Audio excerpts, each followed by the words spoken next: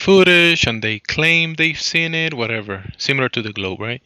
But then you cannot falsify it directly like you can the globe, right? The globe is claimed, you don't see it, you don't observe it, and then when you go measure the Earth, you falsified the notion that is actually there, because with the measurements and the testing and the long distance observations, you falsify the claim, right?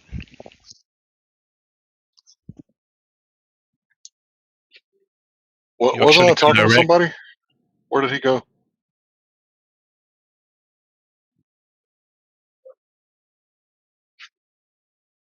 Well, you said something, but then I replied.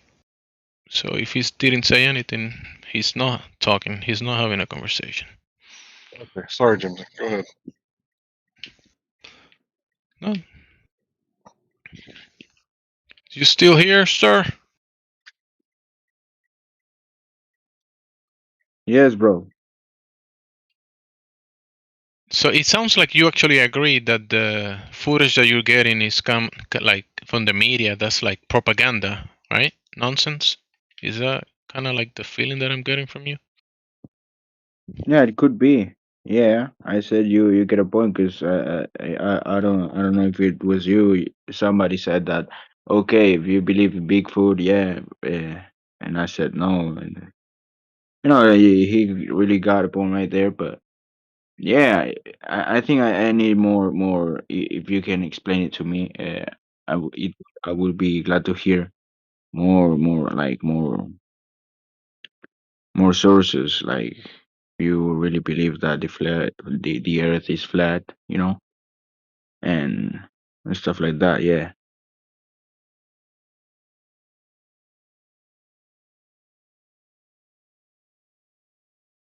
You are waiting reply to that saying that it's not a belief. What do you think, Larry, about that? Well, I don't believe that the Earth is a topographical plane. I know that it is because I'm outside right now experiencing the Earth the way that it truly is. Because the Earth is not a picture of a spherical Earth with oceans and continents floating in space. That's a model of the Earth. The real Earth is outside where the earthworms live. So the real Earth outside, where the dirt is, it doesn't present itself as a globe ever. Never, ever, ever once. And when I went to the ocean, you can see too far. And when you can see too far and you report back to people, hey, I can see too far, they either go check for themselves or they don't.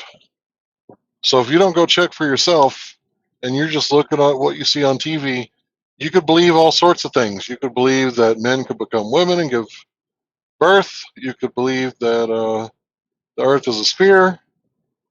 You could believe in Bigfoot. But if you actually go outside, men don't give birth. There's no Bigfoot, and the earth doesn't present itself as a sphere. And Wi-Fi doesn't present itself as real. You can't see it. Well, actually, it's applied science. You can use it all the time. Every time I go home, I use Wi-Fi, so I know that it's real. Yeah, me too. Yeah. When My I point turn is on you can't see it. my Wi-Fi on my phone, I find the Wi-Fi and I know it's there, and yeah, it works. It works, but you cannot say that with the globe thingy. You cannot find it, and it I'm doesn't saying work. the Wi-Fi doesn't present itself as real to our senses. We have to use Yeah, but it's a false analogy, right? So Uh-huh. we're talking about physical things right now. Yeah, I'm talking about what you can see with your senses. You should be ashamed of yourself for trying to use that as an analogy. I repent in dust and ashes. I'm so Especially ashamed. when talking to new people that he knows better than that.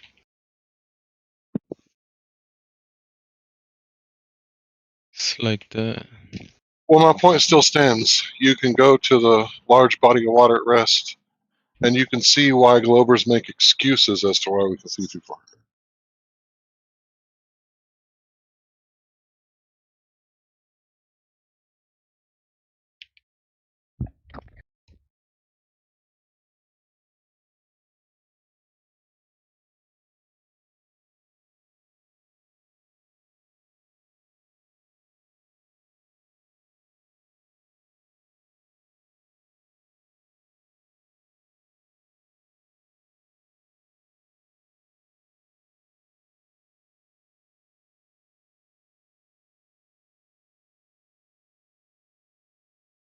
You killed the conversation, Matthew. Good one.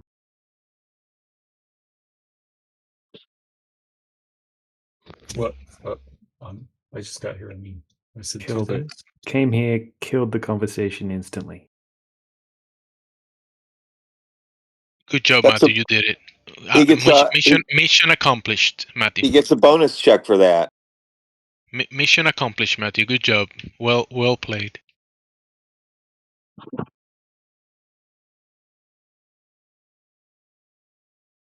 I think you get a box of donuts and something for So, that. guys, do you really think like we went to the moon? No, we didn't go to the moon. No, I didn't go to the moon. we did not. No. Yeah, Got but news no, for you. You didn't go to the moon either, bro. I think You've you never been to the understand. moon either. Damn,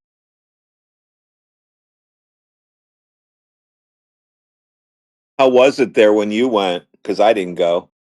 I went yesterday.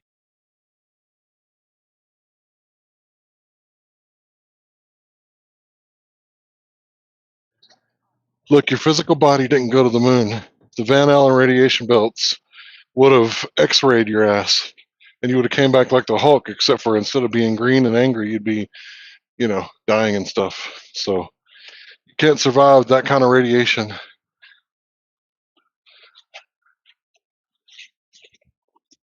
The Earth protects you. The further you get away from the Earth, the less protected you are.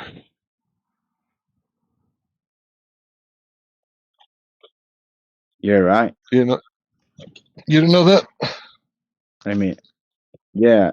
If we go to the space without without the suits and stuff like that, like we probably would die. Yeah. What are the suits made of? I don't even know. Uh, Space What makes stuff. them so? What are the special space suits doing that regular shirts you buy at Walmart don't do? Space science. A lot of those Space look like technology. biker outfits you'd wear if you were a bike racer in a race. That's what they look like. They should have helmets and they should have leather gloves and leather riding boots.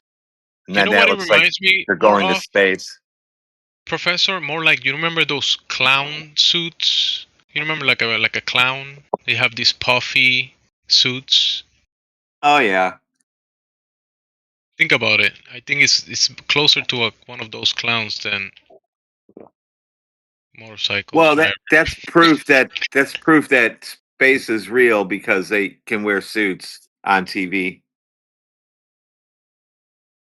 Yeah. But no, seriously, bro. You identified just now as an astronaut. So you're a trans astronaut. So what's it like transitioning to an astronaut, even though you know that you have never, are not doing, and will never land on the moon?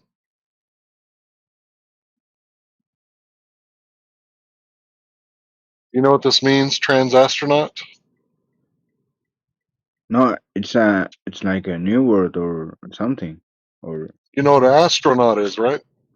yeah, You know what a transgender person is, right? yeah, So you're a trans astronaut because you said that you went to the moon. trans astronaut. But why trans? Because you're transitioning to an astronaut. The astronaut, you're pretending to be something that you're not. Yeah, it's a word that I made up, right? But it's to tell a joke and to make you think that women, give birth, right? We all know that. But Yeah. trans women, they don't. Okay, now I get it. Right. So been programmed by the TV just like I have and everyone else in the room, unless you grew up Amish or strict parents that knew better. We all watch TV. The TV is the most powerful weapon ever invented by man because with the tell lie vision, you can tell a lie and trick people with your programming and they will not think outside of that box. How many people think they, know somebody who knows somebody who knows somebody who walked on the moon. You know, it's ridiculous. And it's only because someone told you. So it's received information. And then most people, it becomes their identity. So they identify as trans astronauts. Most people that believe in the moon landing, they say, we went to the moon. And I have to grab their feet and put their feet back on the earth and say, no, you didn't go to the moon. Yes, we did.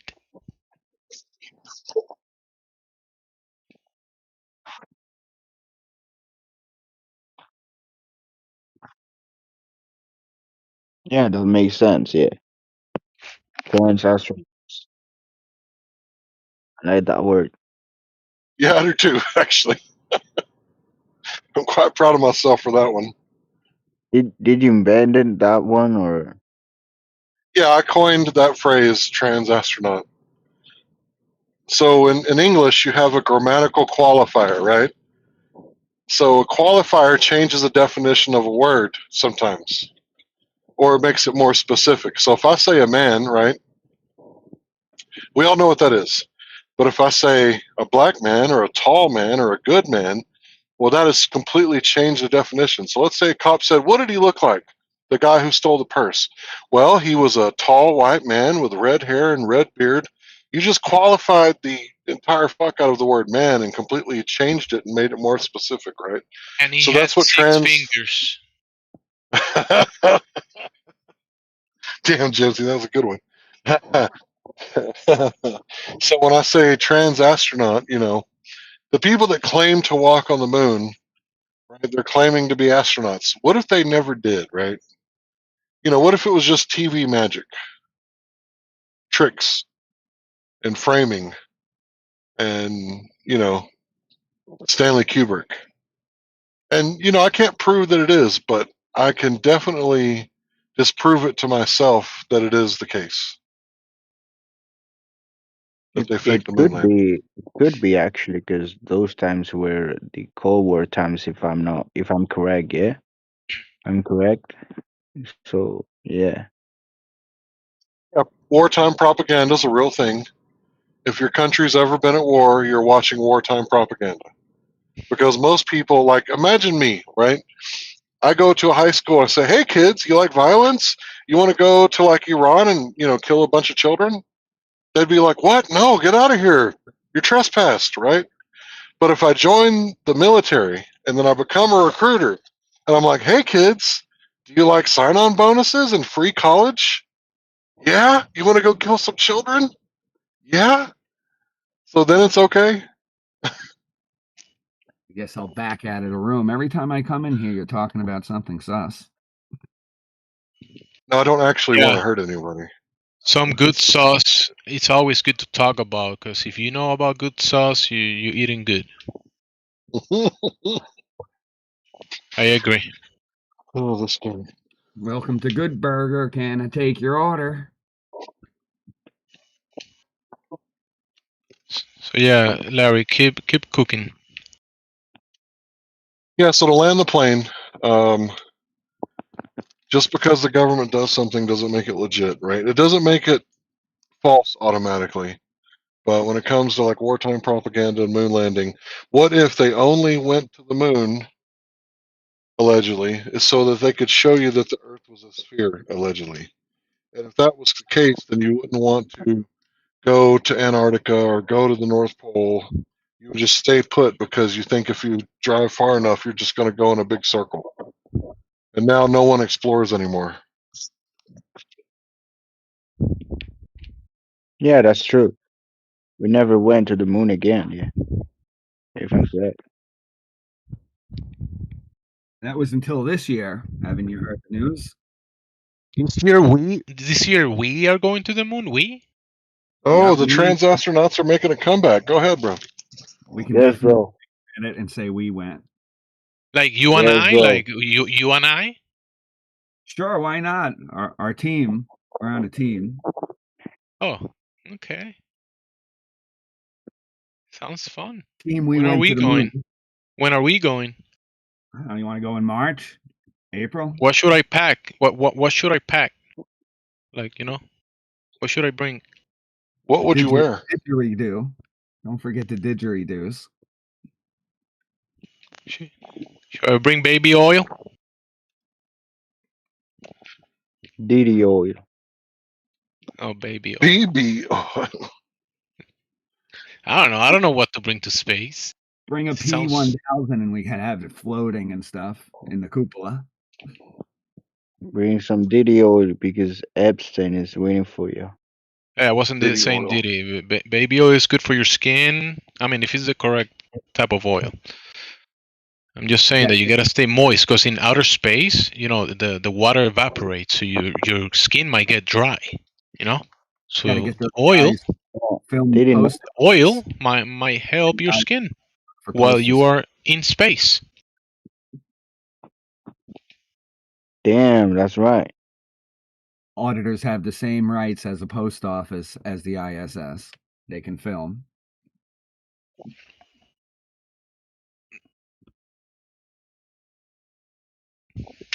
Should I bring some sunscreen? I think to outer space, you are definitely gonna need sunscreen because there's no like atmosphere to protect you from the gamma rays. Thought it was cold as ice up there.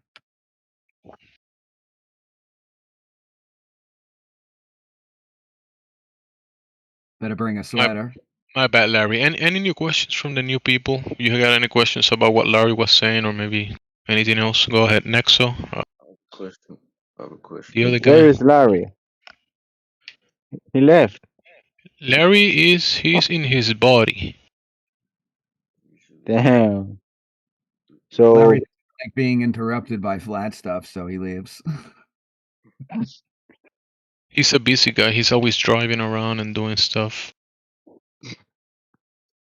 Like, how come you guys don't prove the Earth is flat? Like you only ask us, Globers, to try to prove, but you don't prove your side, right?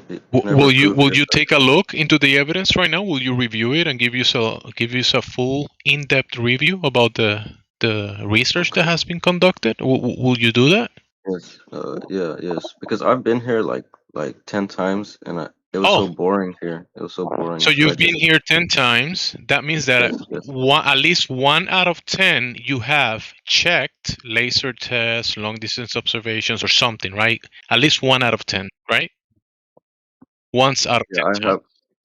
I have seen a little bit about that, but I didn't get too deep in it. So I just wanted you to help me to learn. So you did like a half it. job of research, like a half, or like 1/3 or 1/4 job of researching it. When I search, because when I search on the internet. So in any class you would have failed, right? You would have failed, basically. No, because I wanted someone to explain. So what was the research that you did? What was the research that you did? I only saw a video of a laser test on a ship on the ocean, but I didn't look at the video. I just saw like the picture of it, and I thought, man, I'd rather have someone explain it to me so I could actually. I get it. No, I get that part. Remember. I get that part. So you've been here 10 times already. Today is the 10th or the 11th? I don't know. It's just a guess because I forgot how many times. Okay, so you've been here at least 10 times, and you still have not looked at one piece of evidence to its conclusion. You have not done that yet. Yeah, I have. Well, I have seen like memes, but the memes are not convincing. They're not really that convincing. Like in the side chat, I've seen little pictures and. So what is your question then? I think we should just go through all the evidence. Like I want to see your evidences. Like you should have your evidences all together, like really nicely, so you could share it fast. Like share it good and fast. Like yeah, we have that. Convincing, Yeah. We have like hundreds of links and papers and observations, YouTube links that you can look at. Is that what you want? You just said that's what you want. So I'll send you a link of the 24/7 FE Discord 2.0, and over there they have additional information channels, and it has dozens of channels with each channel with probably hundreds of examples of many topics. That sounds good to you? Yeah. Isn't the Xbox logo a flat Earth map? Wait, you use an Xbox logo to navigate the Earth? You know, X marks the spot or something like that. I think, what is it, in numerology, Xbox is kind of sus, right? I think that's what it was. Actually, the Xbox logo is closer to the cross of the heavens above. That is the radiance across the sky between all the luminaries, and it makes a cross across the sky. And that is where the Xbox logo comes from the perspective of the celestial sphere that is depicted by men by observing the luminaries and depicting it like a sphere, and they call it the celestial sphere. And across that celestial sphere, you have these two lines that make a cross, looks like a cross. From there's observations from many points across the world, including Canada, the CMOR in Canada. There's another observatory in Texas, Bolivia, another one in the Atlantic Ocean, Ascension Island, and there is another one, Tierra del Fuego, Argentina. So across all of these points, and also the Russians have observatories that show this, when they observe the sky from all of these points of view, the sky looks like basically the Xbox sign. It's depicted as such. So your answer, It's called the celestial sphere. And all you have to do is meditate on the logo, and your answers are there. No, that will be a depiction of men. It wouldn't be the actual observable phenomena. It's just a depiction, though. It's not gonna give you. It's not gonna give you the answers. I mean, you think you're gonna get all that information from looking at the depiction? You're gonna navigate across the world or across the sky by looking at the Xbox logo? Come on, bro. Are you like trolling or LARPing or something? I heard something years ago about it, so you seem to know more about it, so that's good.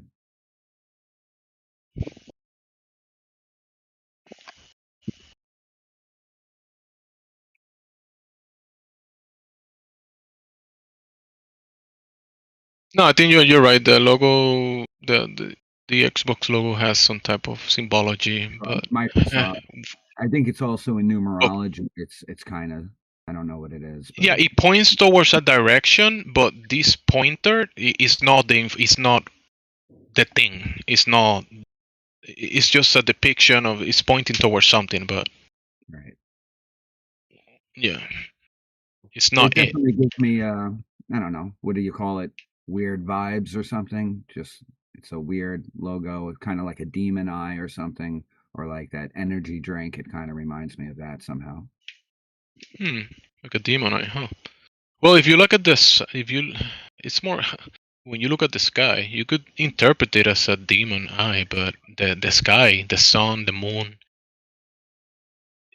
within a certain perspective, they look like eyes. They look like the retina. You have the They look. It looks like a from optics perspective, you can see the sun looking like an eye. Yeah. And the sun actually reflects the whole of the sky and the way it looks, hence the Xbox sign, the way you're describing it. There is something there. It's not all there. I guess the X and the O and the Xbox and the X are all sixes, so I guess it has 3 6s in numerology. I don't know. What does the B stand for? Like 6266? I don't know. What is B in numerology? 2? That's what I would think, right? Yeah. Yeah. Anyway. Some symbology, numerology, yeah, on this. It's all over the place, but it's an eyeball where does, or something. Maybe it's in where does that take you? Someone can interpret it, as something good, or someone else as something bad, and what does that take you? I don't know. It gives me heebie-jeebies. Something about the logo. Most, corporation logos have some kind of. Yeah. I've been true to orange. Things I once liked now makes me ill. Like, even seeing some of these logos, it just kind of gives me that ill feeling. But I've never had that long time ago. It's interesting. Mhm. It might be already out of your norm, because in the past, when you were kind of like Oh, good. aware of it, Put your tools back over there. you saw it and it didn't trigger you. Appreciate it. But now that you notice that Oh, no worries.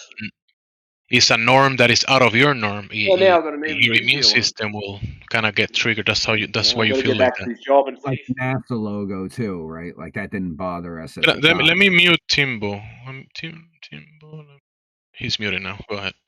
I guess the NASA logo has the same kind of effect on me. It just, cringe or whatever they call it. So it's kind of like these symbols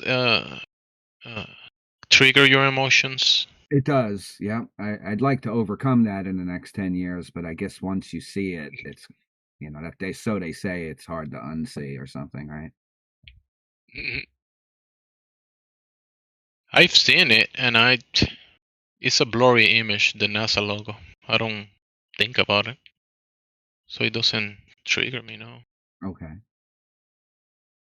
You see a vivid image in your head, and when you think the NASA logo, and it I makes guess you it's feel certain ways. memories of what's the right word? Yeah. It's like space trauma. Yeah. Space trauma. I suffer. Brought to you by the .gov. Well, all these perverts on the TV, tricking people, making them believe all sorts of things. And, maybe you could say Star Wars was innocent and he was just, trying to fancifully tell the truth, right? But a lot of people watched Star Trek and stuff and thought it was like reality, that there was a lot of, and then, the Bluetooth headset and everything, and they're like, oh, look, she had a Bluetooth. So therefore, all this other stuff is also real. Maybe they didn't think that like out loud, but, subconsciously, they kind of adopted that paradigm and it became like their whole personality. I'm surprised we're not talking about William Shatner right now. He was spotted eating cereal in his car just yesterday. There's so many people that look alike that stuff about people being the same person. I don't know. It's weird. Because I've met people that look very, very similar. And I have a twin, and I've met many twins as well. So saying that I saw someone that looked like that guy 50 years ago or 30 years ago. Yeah, they look alike, but that doesn't mean it's the same person, though. What I find is that, most of these perverts don't really actually get skeptical at all when it comes to the globe model. Most of them. And if they are, dark matter has kind of passed the buck of the shortcomings of Einstein's theory to dark matter, right? So they've passed the skepticism away from gravity onto dark matter, which is incredibly clever. But when you ask these perverts, so I'm not talking about the normies, I'm talking about the anti-flat earthers, they say dark matter. They're skeptical about that. So that was like a really fabulous trick. It's like when we were like weapons of mass destruction, like what about the Twin Towers? Oh, let's go get them anyway. Fuck it. It matters. Did you see what they built across the One Trade Center? They got like a shushing symbol statue across the shore or something, looking at the One World Trade. Yeah, some people have noticed it recently, and it's been there for years. The code of silence symbolism, maybe, pointing towards the tower.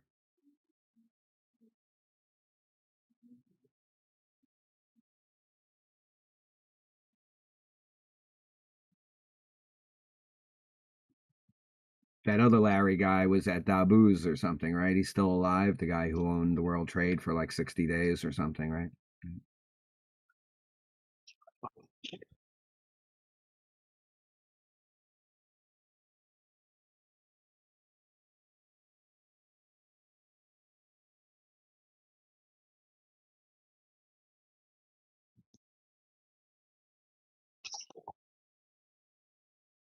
Look at all our avatars on the Discord. You got like a chicken, a wolf, a cat, NASA lies. That's what we needed: more cats and more bears and more frogs. More brainworms.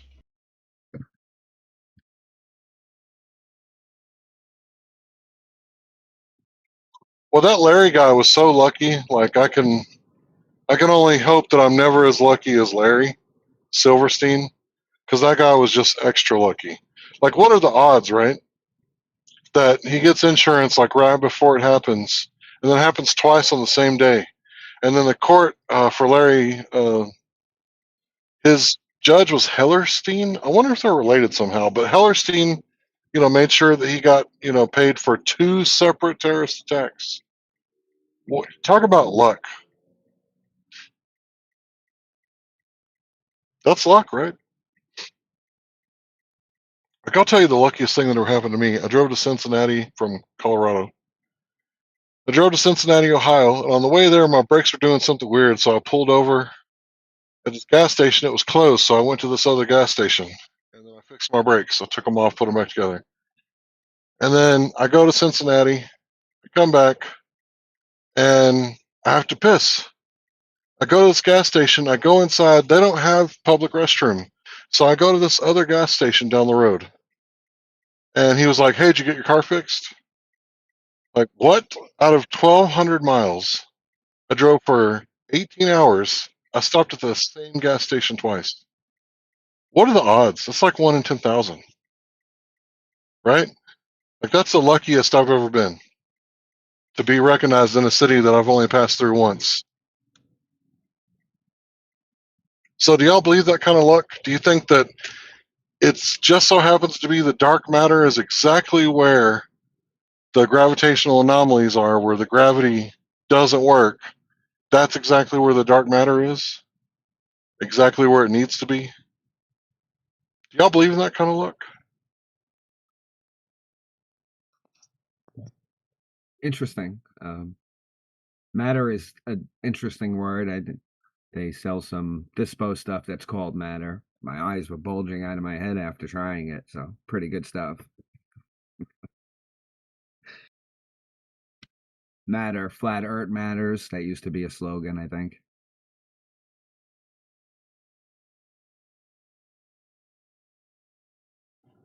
But what about that gas station story? Like, what are the odds of me stopping at the same one twice? Because my car goes about 300 miles before I The need gas GPS again. will bring you to familiar routes, so the chances that you will take the same route following a GPS are pretty Right, I close. was on the same route, but I passed by 1,000 gas stations before I ever need gas again. Yeah. It doesn't sound too mysterious. Yeah, I used to travel up and down the road and always stop at the same place. It Did was you the right. travel Yeah. up and down the road that was 1,200 miles long? It was about 300-400 miles, but it was just routine to stop at this where they have like roasted peanuts or something. They have it at so that's where you go. I was gonna say maybe the brainworms convinced you to go to that one, Yeah. but no, you had to pee. You went to one. That one didn't have a public one, right? And then you went to the other one. That's what you said. I know you said something Both. about being recognized. I didn't quite catch that. I didn't fully pay attention. I'm on a 1,200 one-way trip and back. On the way there, I stop at a gas station. On the way back, I stop at the exact same gas station. 1,200 miles. I stopped at the same gas station twice. So 2,400 miles, I went to the same place twice.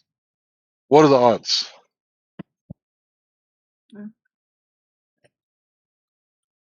Yes. You got to After think. that I was distance, you need to driving. test again. So that's the reason why you would pull off, maybe. So I don't quite see Right, it. of But course. if you see Of it, that's course, I cool. would pull off, right? But think about one tiny little gas station in between Colorado and Ohio. Think about how long that is driving for 18 hours one way. Like, I think you guys should be skeptical. Like, Larry's probably lying. What are the odds that he would stop at the same gas station twice? I just don't think it's that impressive, Larry. I think that Really? the grid is designed in a way that is convenient for you, and you as a driver should have gas stations at specific spots that will be convenient for you to stop and pee and put gas, and it makes sense that you will find this gas station at a position that is convenient for you. Yes, it makes sense to me. What about the one after it? Maybe you'd hit all five. If you stopped 5 times, maybe stopped at all the same five. That's when you needed to stop, and you knew, and the car knew it, and you knew it. Maybe the ether held like an equal positive and equal negative balance of the first time you went there, and you had to complete the cycle, and that's why you went the second time. Now the Maybe if cycle like is a completed. homeless guy was like, "Hey, buddy, can you spare a quarter?" Like that happened twice. That would be weird.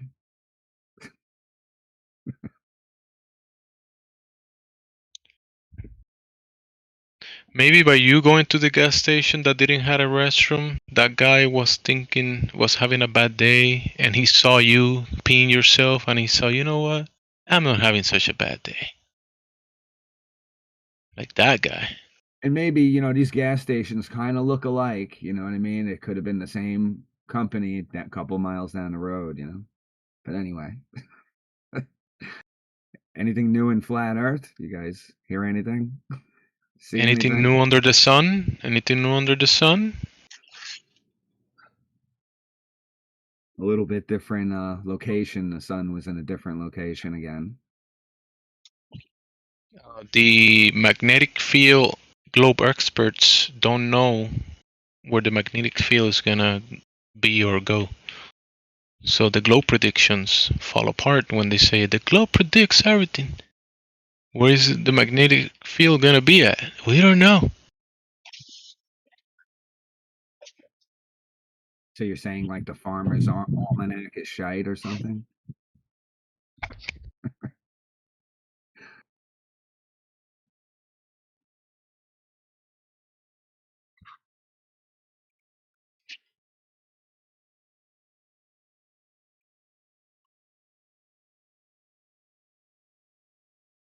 Is the Earth made of matter? You guys mentioned the word matter before. What does matter have to do with stuff? You guys smarter.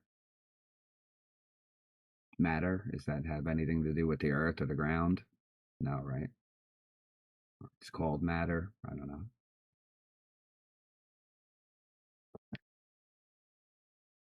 Just, give me something to do later.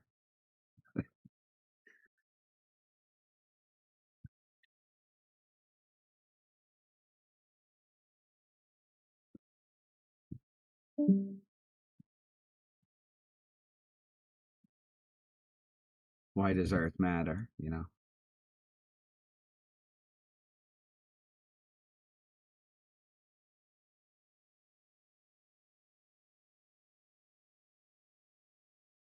Why does what? I don't know, it has a nice ring to it. Earth and the word matter, they go together well. It goes together better than flat Earth, I would think. Earth matter or something. It just sounds more catchy or something. I guess there seems to be some companies called Earth Matter, so I don't know.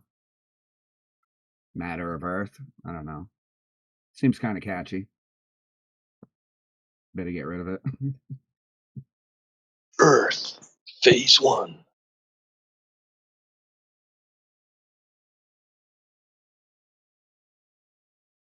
I don't know. I'm not that smart, but isn't something in science class they call it matter? I'm not too familiar. I could probably find the info I'm looking for somehow. It's like a science term, matter. I don't know. Not too sure. Stuff.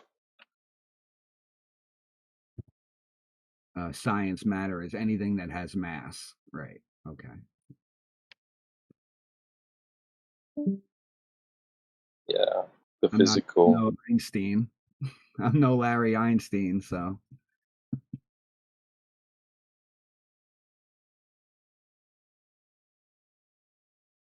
Well, you have physical is made up of matter and energy.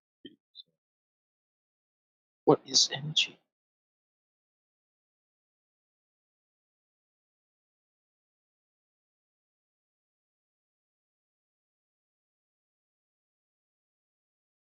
Is energy a reification?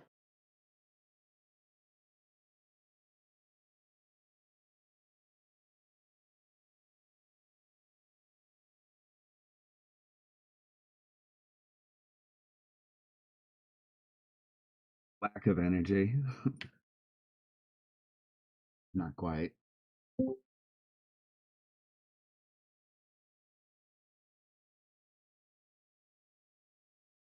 Hello?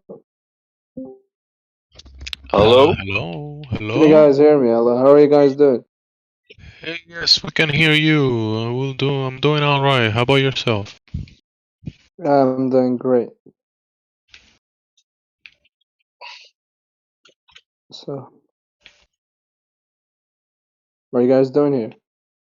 Anything to say about the topic? Waiting for you. Waiting for what?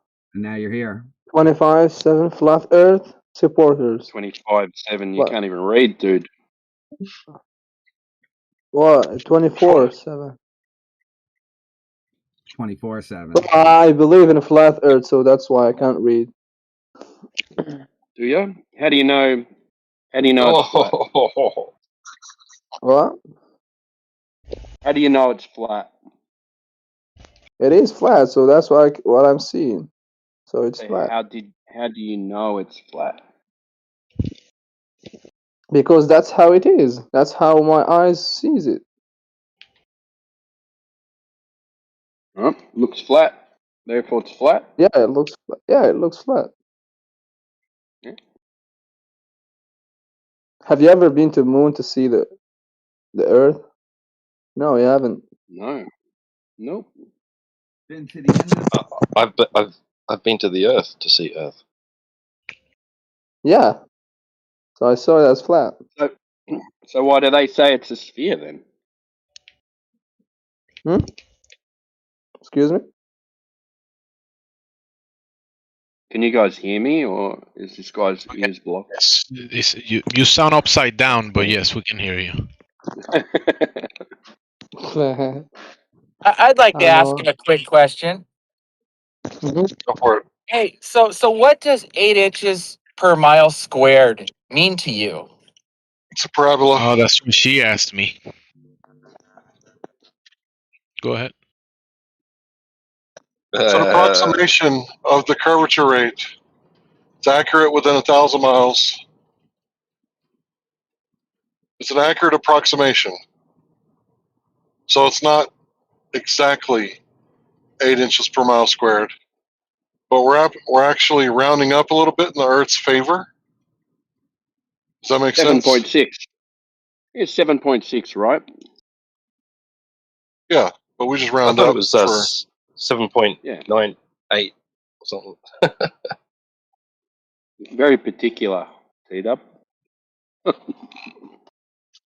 is it? 7.8? I thought it was 7.8. Yeah, that's any guy will 7.9. do that, right? If they 7.91. measure any man will do that, right? If they measure 7.6, they're gonna say 8.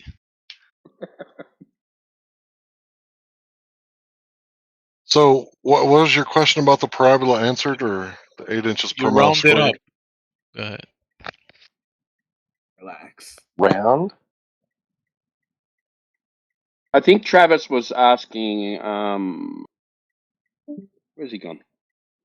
I was asking our new friend who said he was a flat earther what it meant to him. Yeah. And I Oh, think we sorry, all. bud. Sorry, bud. I didn't Thank- recognize your voice. You Yeah, no ruined it, worries. Larry. I did. I'll go on mute. See ya. Means the world to him. Oh, see what you did there.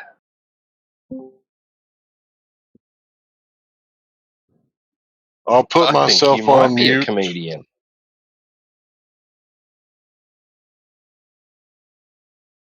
I've only gotten 3 degrees in my comedic talent.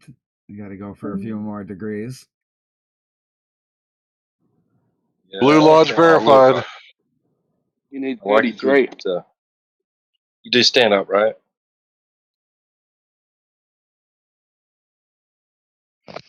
You do You stand do up? stand up. You stand up vertical, not right only. Will the real flat earther please stand up? Would you share with me in my DMs some of your stand up if you have any like recorded on YouTube or whatever? You don't have to like publish it on here. Yeah, I'll Do you have publish it for anything? you. No, we're working on stuff right now as we speak. Thinking about like Nice. reading memes on a YouTube channel, like that guy used to read the memes in like a funny voice and have some background music. I think you can make a big impact like that. Oh, okay. Oh, yeah, I used to watch a guy that did memes. I'm still Yeah, he sub was to him, but I haven't watched it in a while. yeah, What's his name? what was his name? He Alf? actually did a no. This guy actually did a flat Earth clip where him and his mates. Oh, well, actually, it's these three guys and they're like looking out at the horizon and they're like talking about how like oh yeah, what a big Earth, round Earth we live on. And he's just like this random hiker comes along and overhears him, and he's like looking at it, and he goes, "You know what? It looks pretty flat to me." He goes, "If anything, you'd think that just the higher you go, just keeps on extending out and almost rising to your eye level." Like, and he just starts saying all this stuff, and then they're like just looking at him, and he just rambles on, and then he ends up taking off into the sky, something like that. It's a weird clip, but yeah, like, he does flat Earth stuff too. And he was questioning the whole thing that happened, 5 years ago, and Good all on. that too. He was like full on against all that, and he didn't care what YouTube did. He just put the memes out there. If there was a meme about that, he put it out there. And I think maybe a couple of his episodes got removed, but most of it's still there. Hilarious guy too. Like, he's actually funny. Some of the memes he puts up is just. I usually read my Discord feed out loud, and the cat gets a good chuckle. So I'm thinking about taking it to the prime time next. Get a If bigger you're making audience. if you're making jokes, that trans astronaut is comedy gold. It just has to be worded right. Oh, this guy's name was Benny something. Benny. Yep, that's the guy. Yep. Now he does Yeah, motivate yeah. for Yeah. money. Yeah. So yeah, and everybody kind of does his show now, but not as good because he was, you know what I mean. It's like reading the Facebook feed, but everything's funny. Yeah. Maybe I do it that way. Yeah, I'd definitely watch that. Something like that. So we're working on some things.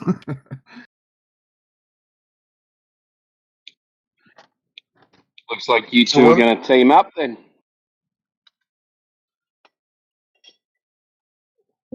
Oh, well, yeah, sure. Probably think about contacting that CEO of Colombia and get the official rules if he's serious about getting a picture of the end of the world, and just take him to court when you show him a picture, which he ain't gonna pay up or something. We were talking about this Colombia guy, sportswear, challenging flat earthers. He'll give you his company if you can prove it. I think we should take him up on that offer with the picture, just a picture of the sea.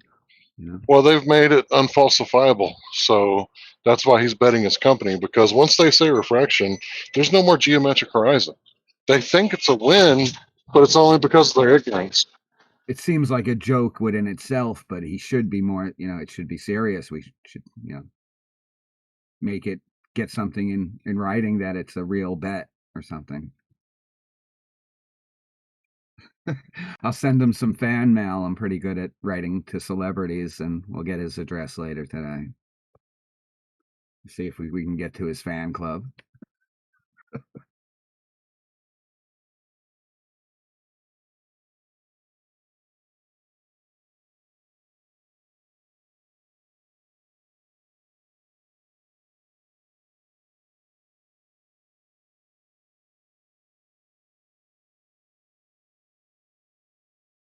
Well, they could be promoting. It could be dangerous, like, because you might get some young fellas out there overconfident and think that they can go out there and somewhere and find it. I mean, that young fella that flew that plane to Antarctica, right? He got there. He got there, right? Yep. And he was arrested and all that, right? Yep. Because I don't know, he didn't have permission to apparently land where he landed, but it was an emergency landing. But he got there. I doubt, right, whether he'd just chosen to just keep flying if he could have, like, had the fuel, just keep flying over the ice, right, till he could see nothing but ice, either side of him, behind him, in front of him. right? I don't think anyone was going to stop him if he wanted to do that. And that's at his own risk, right? He's probably going to fly into some blizzard and die, you know. And you Remember when know that guy this guy. had? Sorry, go ahead. Sorry, go on. I was just going to say Remember when that? this entrepreneur, you know, putting out this challenge, he could be putting people's lives at risk like that. You might get some crazy people actually trying to go out there and find it.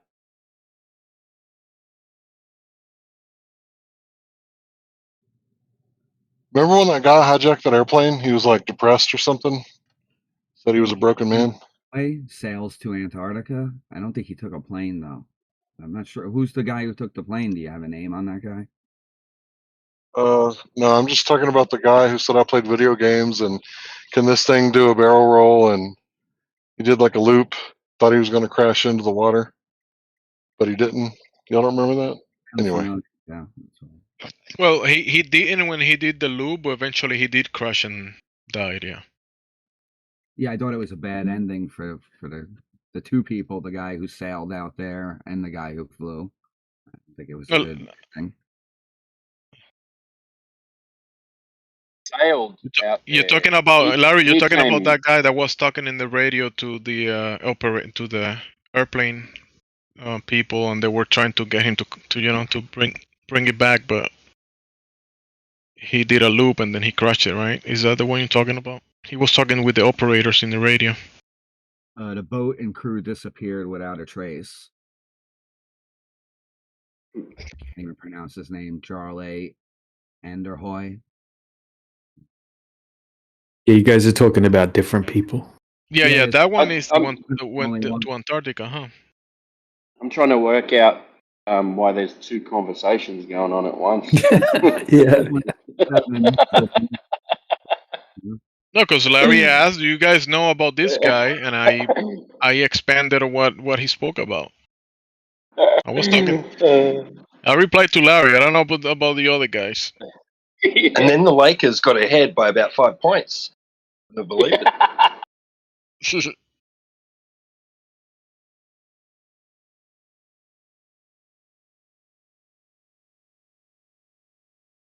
But Larry's doing delivery, so never mind.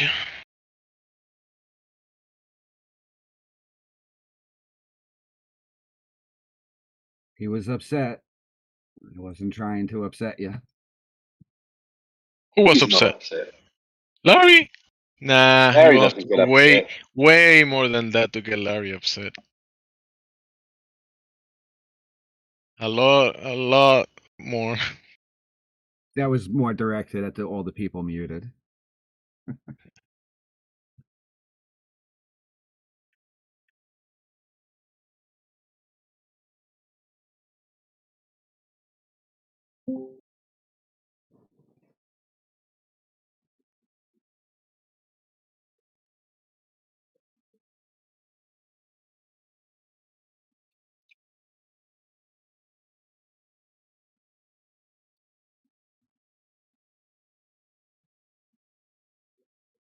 Well, you two, thanks for the conversation. Last one to the edge is a rotten egg, so I'll see you there.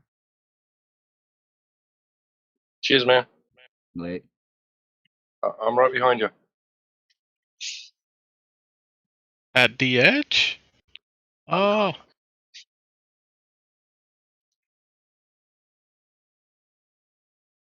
Well, I'm probably going to be the last one there at the edge where the sand is, where the sea meets the land, because I'm in the mountains. Mountains. Hello, hello. Hello. Hello.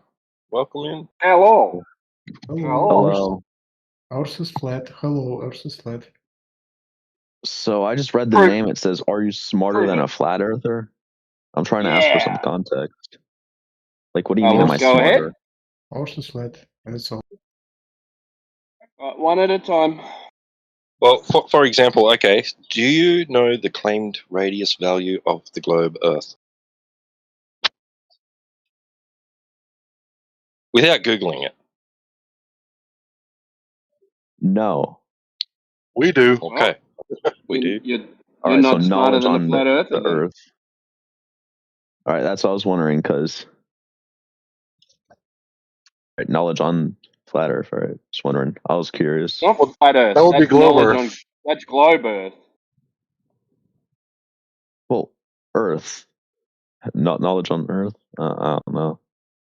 Yeah. Knowledge on Earth Place- concepts. I don't know what the Place where fuck. you live, right? So Yeah.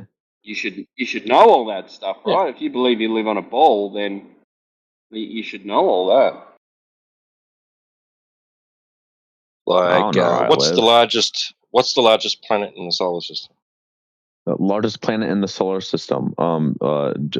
Jupiter. Correct. Hey, you got one. But of course, we don't think that we live in a solar system. But all right, so you got one. Yeah, give you that. Where do we live That's if one it's out of not a two. solar system? Solar system's Earth. just a model. Even according to your own mainstream quote unquote science, right?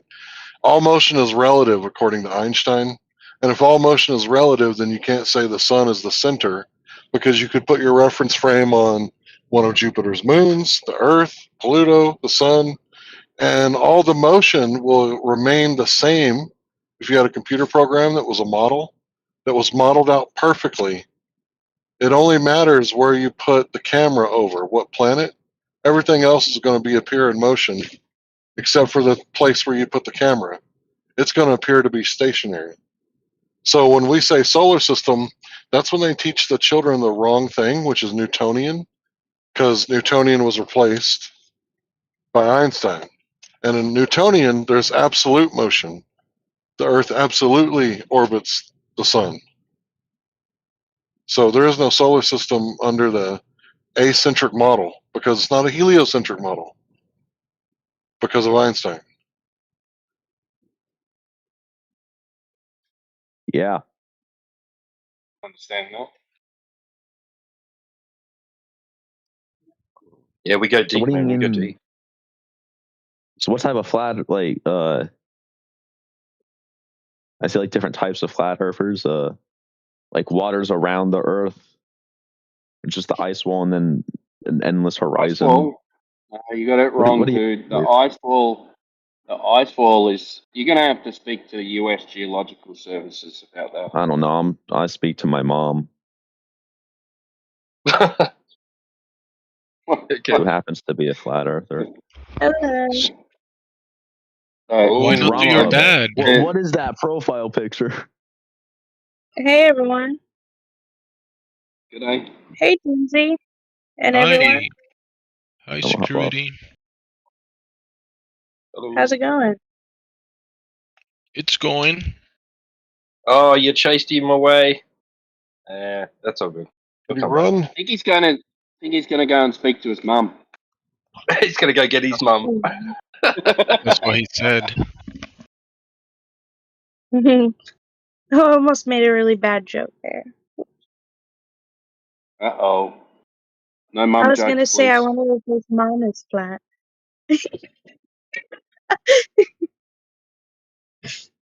He said she was. So. Oh. Said she's a Itty flat earther, bitty but I think titty she might be bitty. one of those TikTok flat earthers.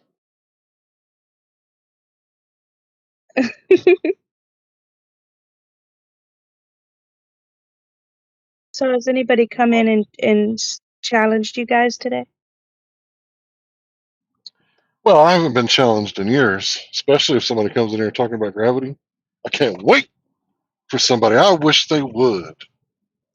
Yeah. It's not even a challenge anymore.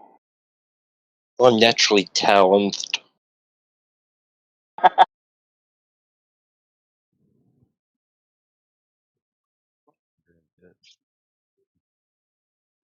No one has been like to the end of the Earth. Like it seems that if they go to the edge of the Earth, they circle around stoned? like a globe. You know. No, bro, you can't go to the edge. You You can't go to. You're interrupting me. Are you gonna answer my question, or are you gonna interrupt me? Are you stoned? Okay, then you're not gonna answer, you guys. I'll leave. So there is no don't I leave, will. bro. Don't run. So there is no edge of the earth in the sense that you're going to fall off, right? The edge of the earth or the sand is where the beach is. When you leave the realm of land, you enter the realm of water. That's the edge of the earth. So this whole idea of the earth being a disk flying through space, this is what's called pissing in the punch bowl. The Globers make such a bad argument for us. No one's ever going to believe it because it's like if someone pisses in the punch bowl, no one at the party is going to drink that punch. So this is called a straw man, where the Globers are putting words and ideas in our mouth as if we believe the Earth is a disk flying through space. It's the first disk from the sun or some shit. That's fucking stupid. But you guys are actually the ones that believe in protoplanetary. Hold on, bro. You guys are actually the ones that believe in the protoplanetary disks. So you guys believe in disks in space, not us. You understand? Yes, I understand perfectly, and that seems to align with like how people in like the Old Testament and the Bible, they probably believed this and knew about this, and it makes sense. It makes perfect sense. Yeah. Thank you very much. I don't know what that had to do with the Old Testament in the Bible, but there were people in ancient times that believed in cosmology that's very similar to what we believe in today. Other than that, I don't see the connection. That's what I was talking about. That people back then probably believe the same as you do. I'm sure they believe the same as you do. And that's all I wanted to say. But it makes sense. Yeah. Thanks.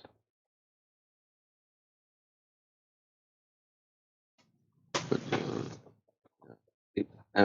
I mean, it seems that people have been to the moon. It seems people have been to the outer space, but you would say that's all faked evidence, right? I think so, right?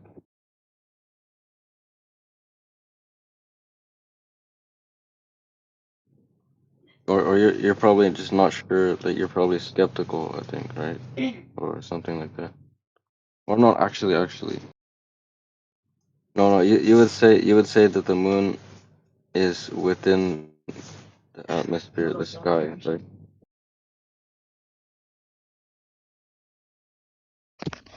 Wait, is anybody replying to him? You got a question though? Can you ask your question, formulate it again? Okay, so do you guys believe that no one has been on the moon, or no, or yes or no?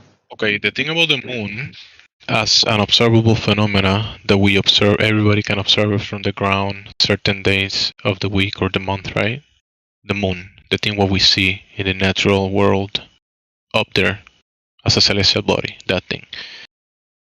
Now there's people that claim that they got in a ship and they went over there and played golf on that thing up there. And when they look back from it, they saw the Earth as a sphere. You following? Yes. Yeah. But when we check the Earth, right? The way it measures, the Earth is not a sphere. So when they show you a sphere on the TV, you know it's a misrepresentation of reality.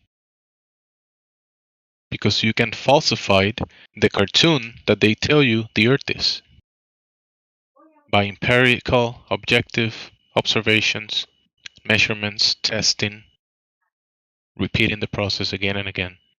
And you will never find that the surface of the Earth could be or is spinning to be a ball of a certain dimensions. I see this in my mind, right? I see it very clearly. It's a bunch of water, so the waters are like forever. Maybe how far do the ocean spreads out like forever, and then the Well, land is in the whatever middle. that means for the forever, as long as you exist, you can travel so far away that there's gonna be so much water that you won't get to the end of it. That's what you're saying, forever. That's basically speculation, though. But I actually will say that I can picture what you're saying because I kind of have pictured it before, like the waters across. Yeah, the surface of this realm has a lot of surface of water. Yeah, the land is a lot as well, but the water, it's water above, water across, waters below, water below of the below. So yeah, lots of water. See, when you talk about, waters that go on forever, I think about how far I just drove from Colorado to Cincinnati. I think about, that little tiny, tiny little, you know, area on the map. And I think about the Pacific Ocean. And you got, people that think that they got it all figured out and their map is the right one. Dude, I'm so skeptical. I mean, if this Earth has been here for 5.4 billion years or something crazy, 4.54 billion years, I think is the right one, then um, wouldn't there be like hundreds of Hawaiis? This is just speculation. But I'm thinking instead of the water going on forever, there should be like islands forever. Not literally, but Yeah, figuratively. in islands and within water, right? There's water, Yeah. and then there's the island, and there's a bunch of those, and there's a bunch of water and a bunch of islands. Yeah, yeah, I get it. But we're convinced that, the Pacific Ocean is just a really big hole in the earth with really deep water and there's not really anything there. I don't know if I believe that, but it's just speculation. Yeah, we're in the speculation side at the moment, but yeah. So you guys don't know how the Earth is shaped. You say it's not a globe, it's not a disc. So you don't know. The, You just don't know. so you will require an outside perspective of the whole construct, like a God's eye view, and say, look, this is the shape of the whole of this Earth, right, or whatever it is. We don't have that. or We don't have the outside extra perspective. information. Yeah, At the or very least, revelation. you Yeah. would need right. At the very least, you would need extra information from which you could derive logical syllogism, make inference, or deductive.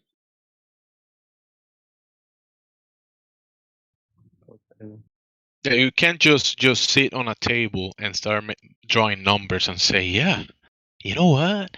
This is the shape of the Earth from this perspective that I've never been to. I cannot verify. I'm just here sitting on the table, just drawing ideas, putting numbers.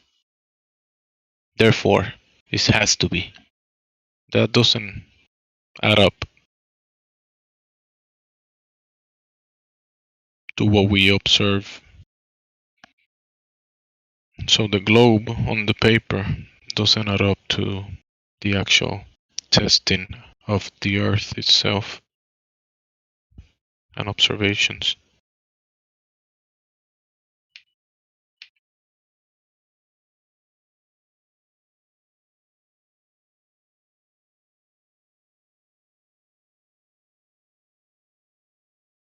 I'll be back.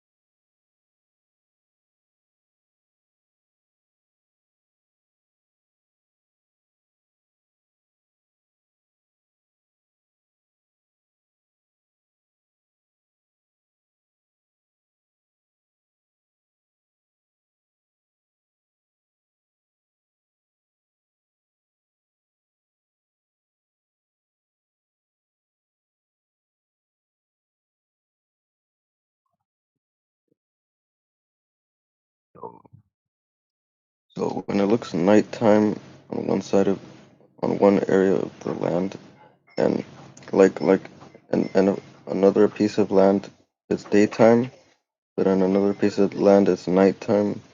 Well, why is that? It only makes sense if there's a globe, right? The sun would shine on one side of the globe, and the other side of the globe is dark, like the moon. You know, the dark side of the moon.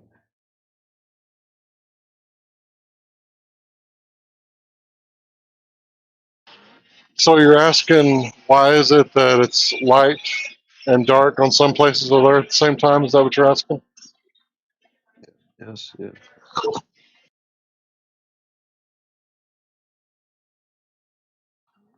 Yep. All right. So if you take a look at the heliocentric model, the sun is like 93 million miles away, and it's still that big in the sky. That would mean that allegedly the sun is like 100 times bigger than the Earth and more, right? Well, we don't see it like that. What? Okay. Yeah, the way we see it is the Earth is bigger than the sun, and the sun is smaller, like a light bulb lighting up a room. Does that make sense? Yes, that makes sense. Yeah, yeah. Okay, so the way we understand it is the light attenuation diminishes the power of the sunlight as you get further away. There's also the inverse square law, which means that it does it naturally without an atmosphere. And we believe the sun acts like a spotlight. So it can only light up so much of the earth at one given time. So imagine you put like a regular porch light at the very end of a brand new super Walmart center or whatever they call it, where the automotive is.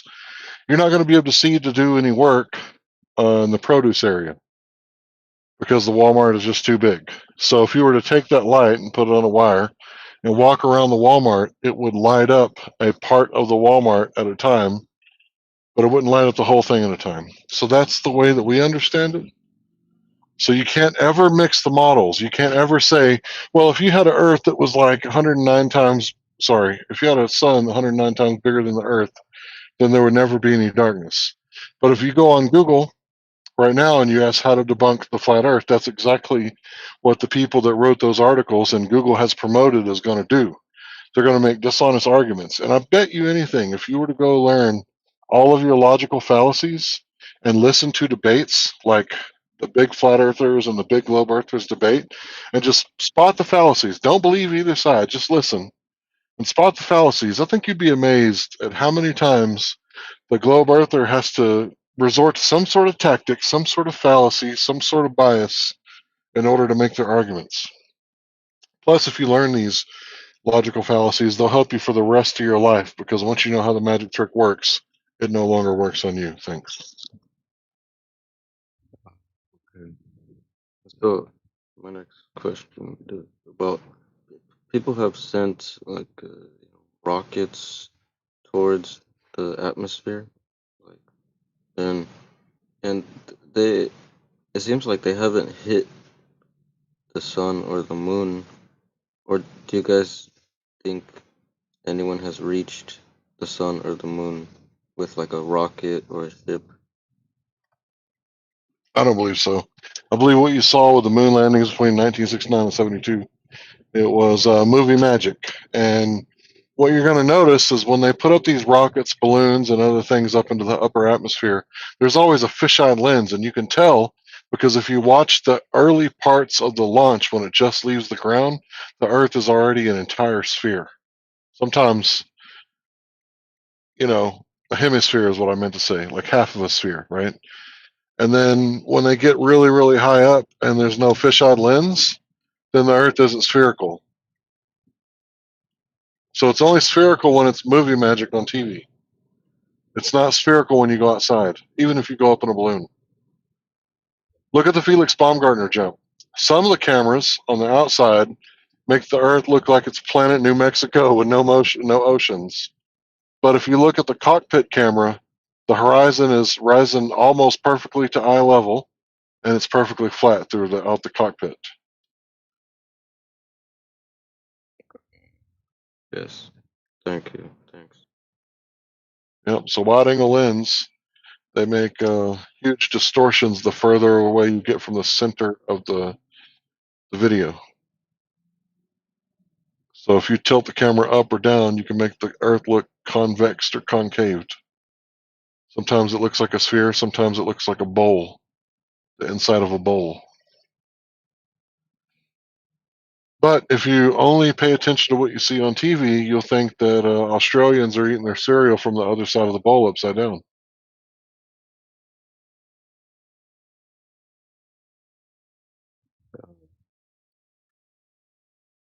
I have to go. Thanks, babe.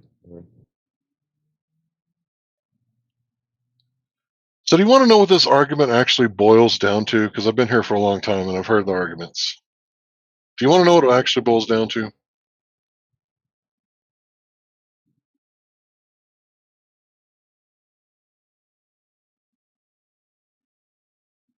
I guess not.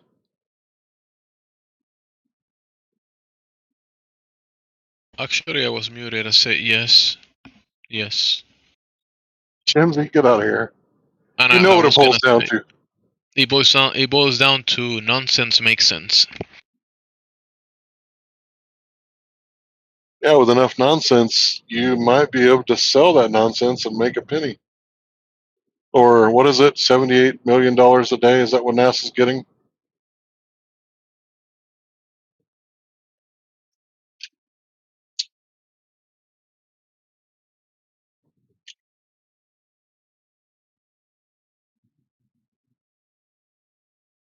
Is it $68 million a day? Well, since we had to change NASA into information agency, or people say spy agency or whatever, intelligence agency, the budget has been made a bit more effective, so it should be around that area, but a bit lower. Oh, okay. So Space Force is working with NASA, do you think?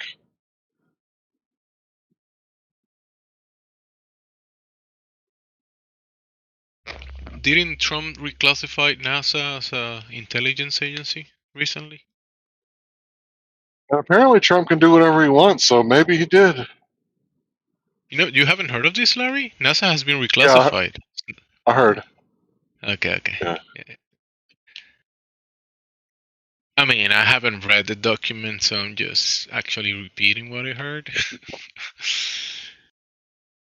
I will take a look at the document. I don't know exactly what it means. What does it say exactly legally, in the legalese?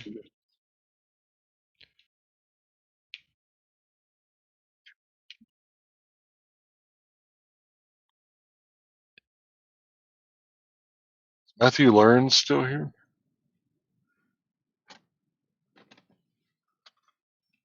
Talking about intelligence agencies. Right? You know, people come in here after hearing the globe for 20, 30, 40, 50, 60, however old they are years. And Matthew Learns is like, let me tell you about our Lord and Savior, the globe Earth. Like, have you heard of the globe Earth? It's everything.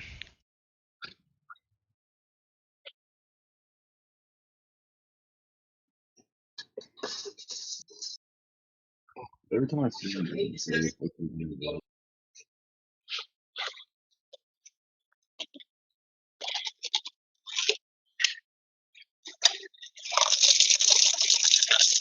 Hey, is DJ still here? He was talking the other day about some magnetic field expert that was talking some details about the magnetic field. I wanted to ask him if he found the video that he was talking about.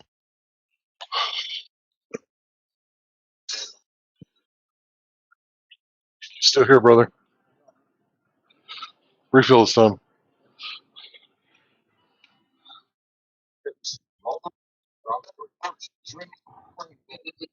Look, look what I wrote.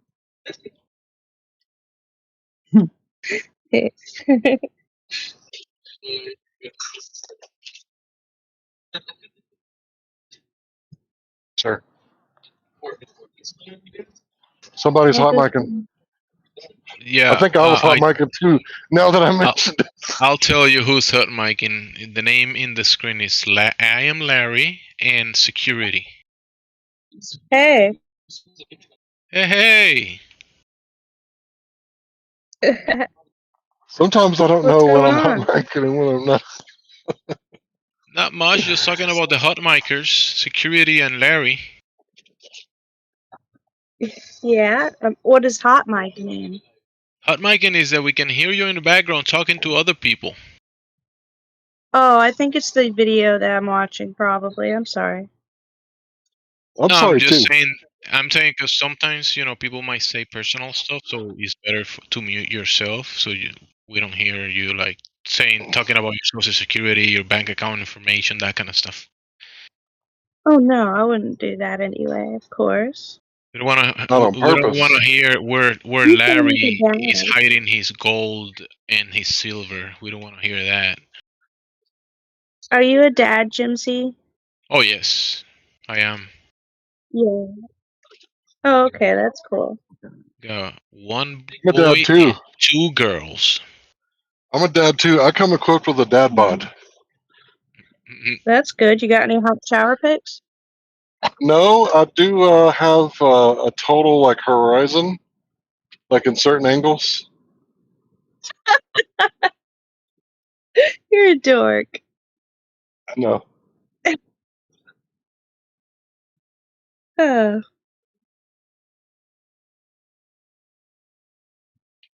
Sorry, I know that's off topic. Jumsy.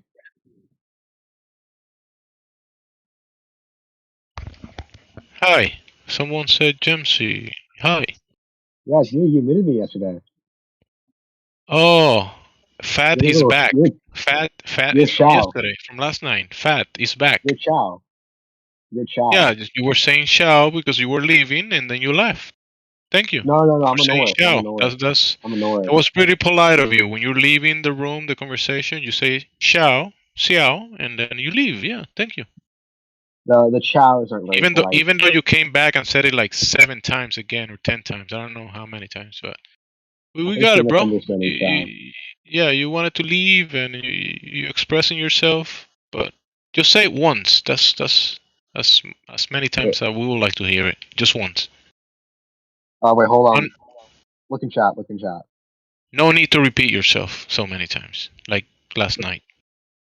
I'm not saying. Even though I tend to do that, I do repeat myself and I apologize, but at least I use different words, not the I'm not same one. saying Chow. I'm saying Shao. Oh, Like it's you're like leaving? Shall like you shall carry a driver's license if leaving? you're driving. Oh. No, it's Shao, not But you Chow. but you just got back is Fat. So why are you leaving? No, it's Chow. It's Chow, not Chow, not Chow. All right, let me check the chat so we can clear this up because last night you were LARPing and trolling and I had to do it back to you. That's why we're still on this point. So let's see if we can move on from it by I haven't been defining the meaning of the word. Defining the meaning of the word and then we can learn something together, like, you and I together.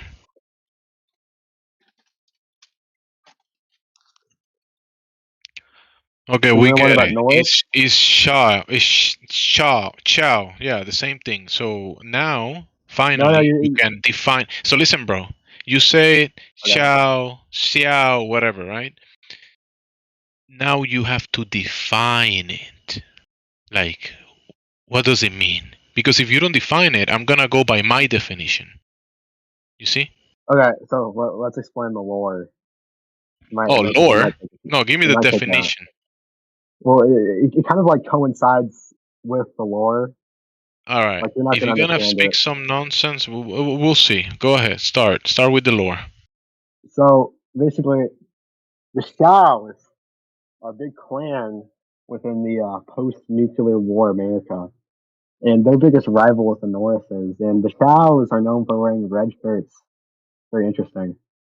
So basically, it's nonsense fantasy. No.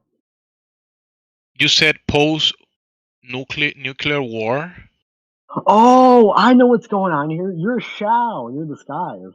You're just not in the north. Oh, you're leaving? Just a little confused. I think you're a ghoul.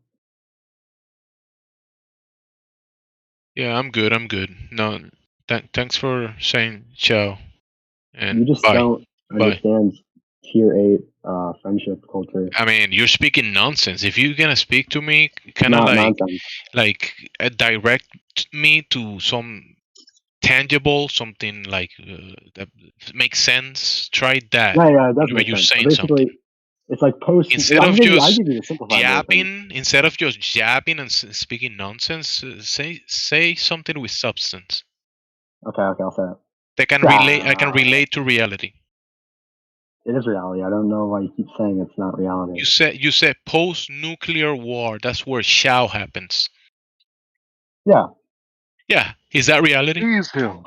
Seize Yes, him. it is. Put him on mute.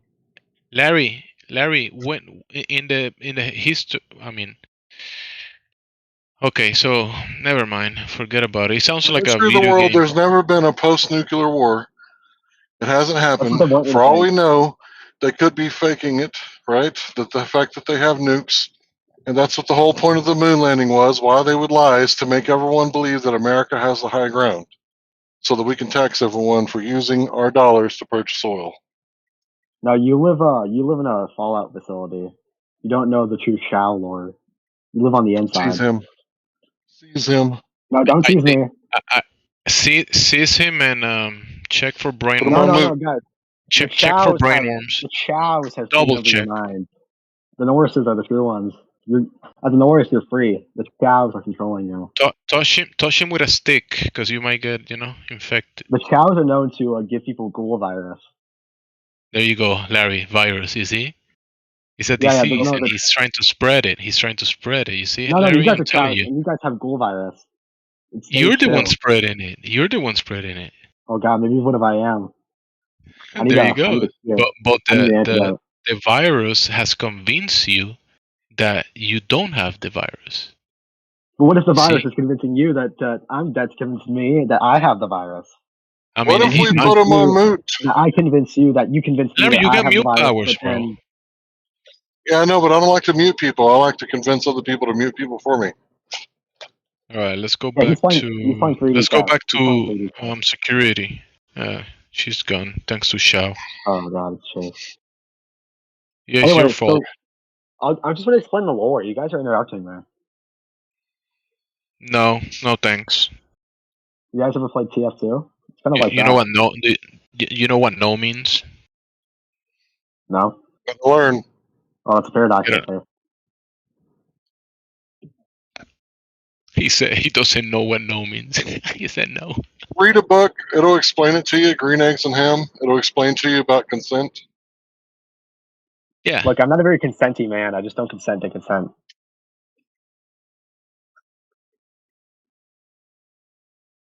So when you don't consent to consent, you consent to someone else just punch you in the mouth. But what if that consents to that consent, which consents to not that consent, though? If you consent to not consent, and you do things without consent, then you consent to get punched. But what if that consent is consented by another non-consent? Dude, you have verbal diarrhea, bro. I'm just gonna be honest with you. No, I'm not. I'm It's telling the you guys brain the worms. truth. No, you guys have ghoul virus, and you guys are trying to convince me I have it. You guys are all ghouls. They got him. Oh no, they got him. And he's got mental constipation. It may be the brain worms. Yeah. Obviously. What else could it be?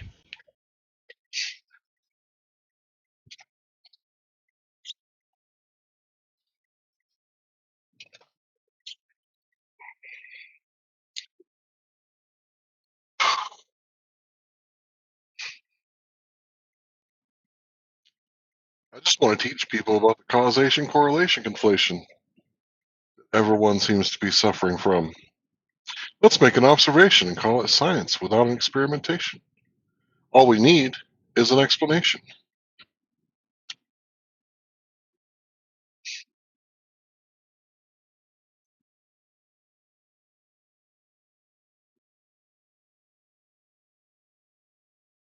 Is your science based on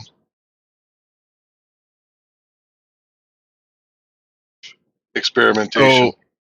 So Without let's any sort of reset. falsification or verification, you could be practicing pseudoscience. You might be a pseudoscientist if.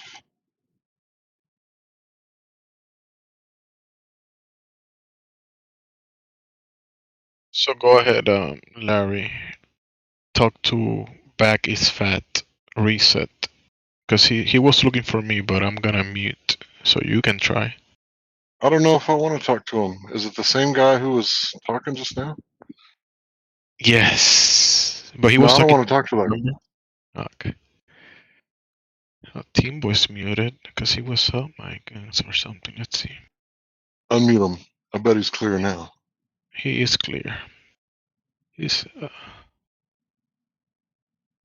well.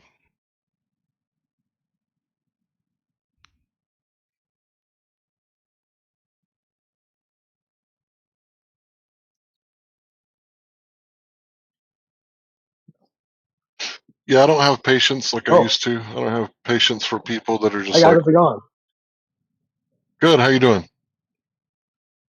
Okay. So what if I explain more of the lore to you guys? Oh, I'm not interested in your lore. Take your religion to the street corner. Don't try to It's spread not a it in here. religion; it's reality. You guys are all That's what shows. most people that have a religion say, just so you know. You're all sheep. You're all sheep. You guys are all shows. I'm a Norris. Well, I don't like your bad explanations without experimentation. Oh, that was a good one. Look, the shows.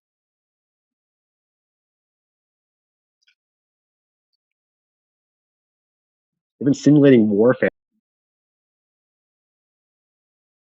Use your freedom of speech somewhere else, bro. I'm not the government. I can mute you legally and lawfully, but I don't want to. I'd rather you just mute yourself.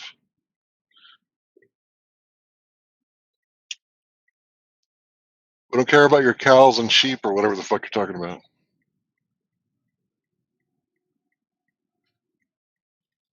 I'm all out of Oh, fucks, bro. is that what he's talking about? Cows? All of this time I thought he was saying Xiao, like Xiao. Well, But what happens when you he's mix saying a sheep cow. and a cow? Like, I get it now, bro. I get it now. Cows. I mean, can anybody else make a better recollection of what he was talking about? Go ahead. I'll wait.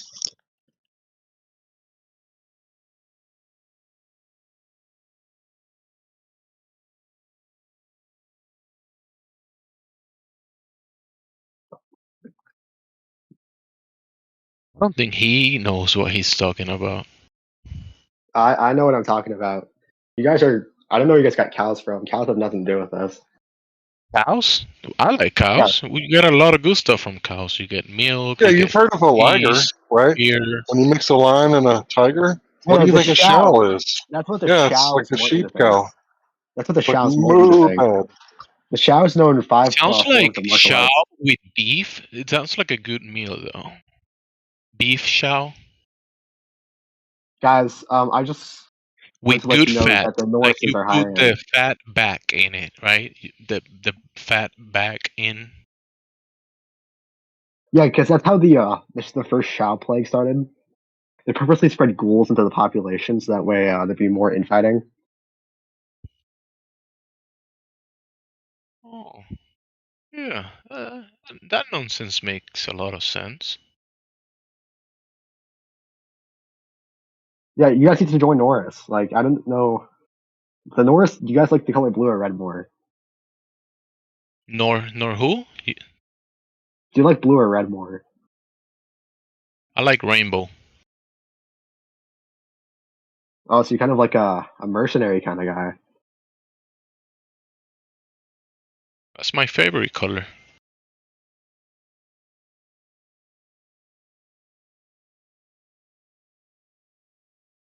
I think we can all tell that Larry's some kind of like ready or something. Like we all know he's like a ready, a Shao ready. Larry, wanna talk to you, dude? Imagine that. The slang. It's the slang we use on Shaos because they wear red shirts. Are you leaving again? Alright, so just mute yourself and leave if you're leaving. Kinda wasting time saying that you're leaving again and again and again. This is what Reddit wants you to think. They want you to think that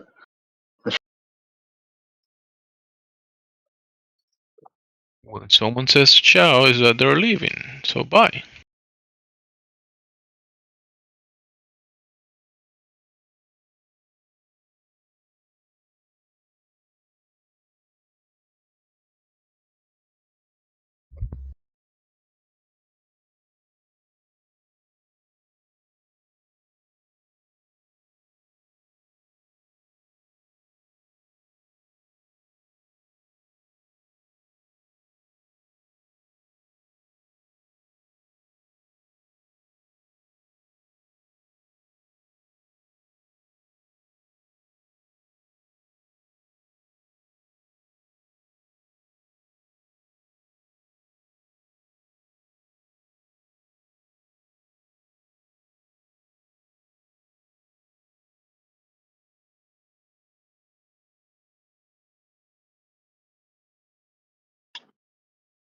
Look, I don't know what he's doing with those sheep and those cow, but I don't think it's legal. You might ask a lawyer if that's legal in the state that you're in.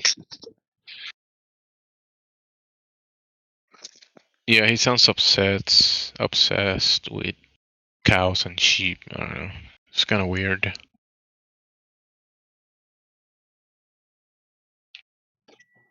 Well, if you don't cook your meat properly, you might get the BWs.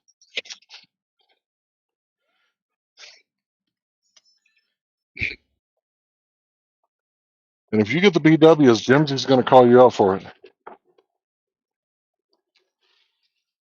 Jimsy, from now on, somebody says something really stupid, contradicts themselves in any kind of way, you got to say, bro, you sound like you got brainworms. That's what I would do all the time.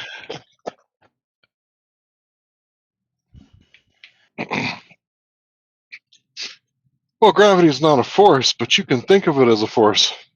Brainworms. Definitely brainworms.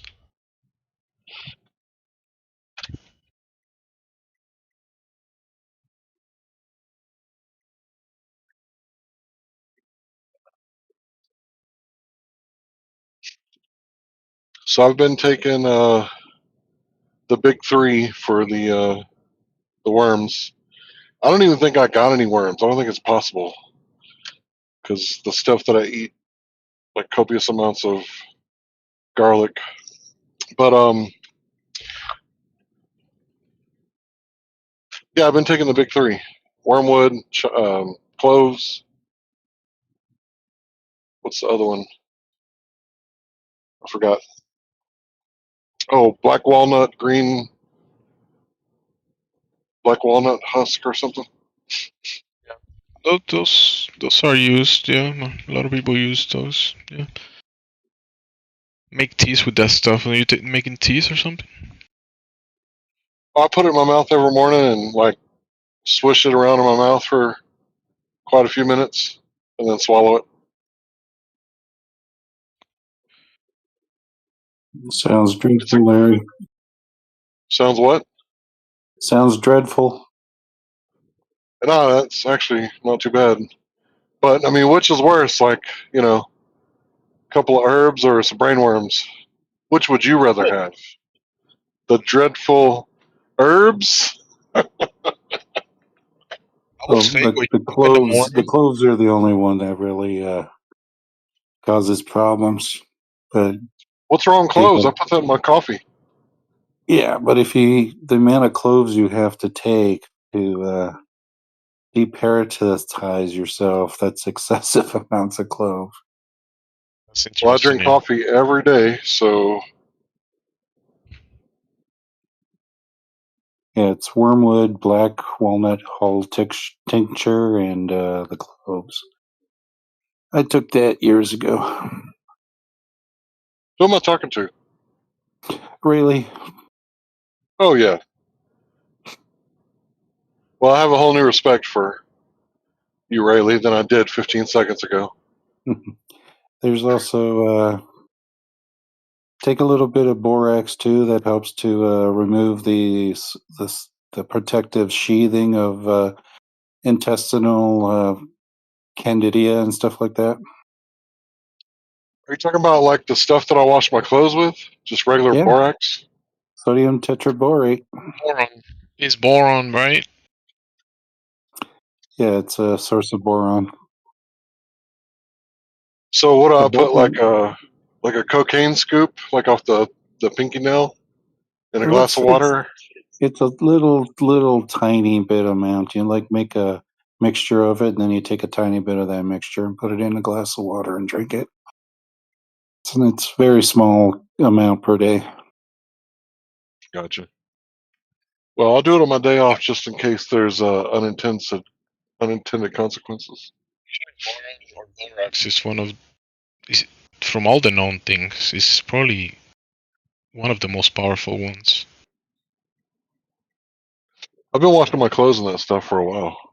You know, to purify, like when they melt metals and gold, they throw borax on it so it will separate the impurities, and then the gold will stay pure. That's when they Yeah. when they melt it, they melt the gold. They throw borax in that melting mixture. That's actually interesting that you mentioned the borax. Yeah, when they were taking borax out of the Death Valley, they over the years they extracted like $50 million worth, and in today's money that's like $2 billion worth. Wow. What'd they do with it? Lots of things with it, I guess. It's a good industrial chemical kind of thing, so it's got several different uses, but it's also good use as a soap.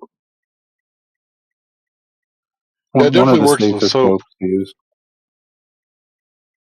Yeah, I soak my clothes in it. Like if I am not in a hurry to do laundry, I just like soak my clothes in it overnight. Like the next day when you dry them, they don't smell like anything. Yeah, it functions as a deodorizer, and it does the same for your body too. So instead of wearing like perfumes and dryer sheets or whatever, like instead of smelling like that, you don't smell like anything. Yeah, you'll have less of a scent. Though they give this warning here as do not consume as a health supplement. It's a poison. Well, technically, it's not any more poisonous than regular sodium chloride.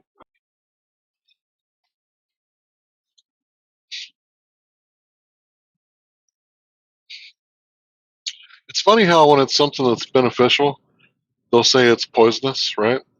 Like what may or may not be in certain seeds, right? But when it's something like fluoride that's not naturally occurring in seeds, they'll be like, "Oh, it's the dose, bro. The dose is the poison. You don't understand." Yeah. Yeah, they banned it in Australia because it was curing people of arthritis. You can't have that. Can't Correct. have like a Correct. few pennies cure for arthritis versus the expensive drugs that the pharmaceutical companies were producing.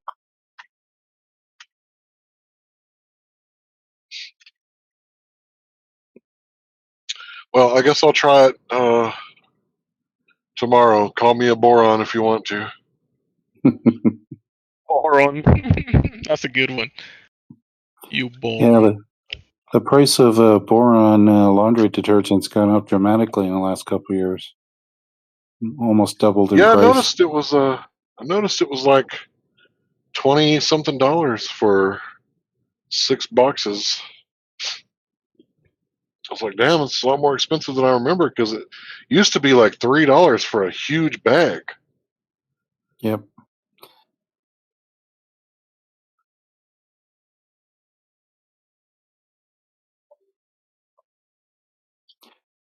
Yeah, I used to pay like $3 for it, maybe like 10 years ago.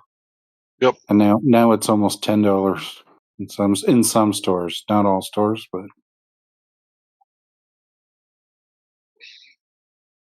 Well, when you do a job like mine and you step in dog shit from time to time, it's good to go ahead and make sure you get that shit off your shoes.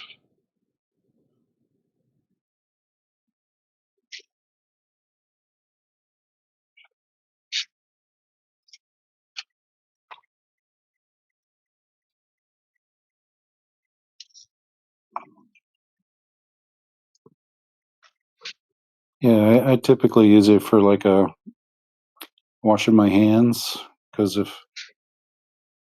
when you wear contact lenses and stuff like that, you have to wash your hands more often. But if you use regular soap, it just dries out your hands.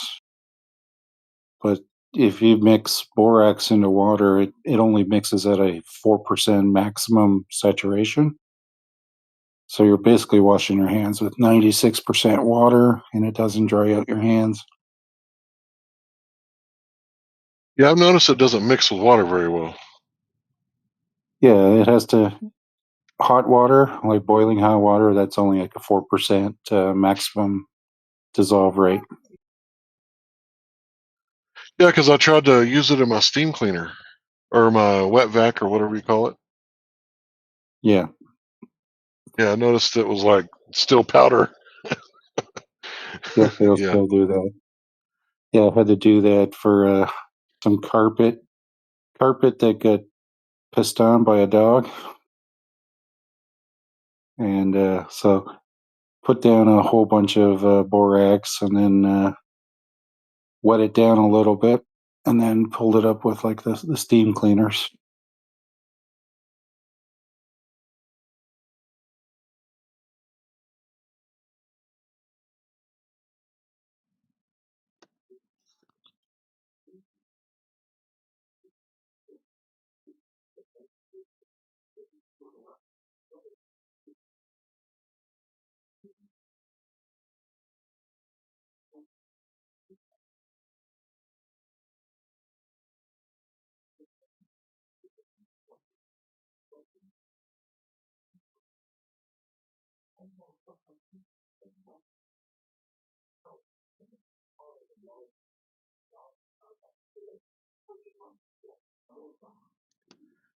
Well, ever since I moved to the city, I've definitely got to use sign language a whole lot more than I used to.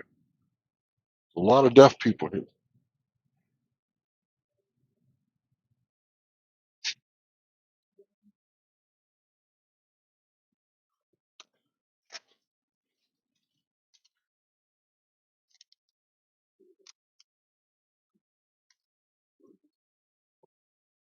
Yeah, the whole boron thing, I've known about it for a while. I guess you could actually say the boron conspiracy. Yeah, pretty much.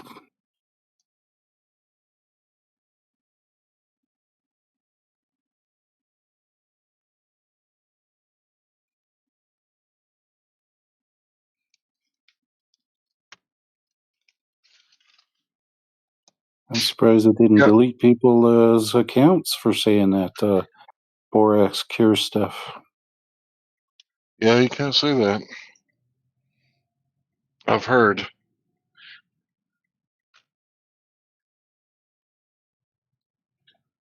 But I've never really had any serious ailments. I just I take the different stuff, you know, because if I do step in dog shit and it's got worms in it, and then I go home and there's like one little tiny piece of worm in the carpet, and then I step on it barefooted, it's like that easy to get infected.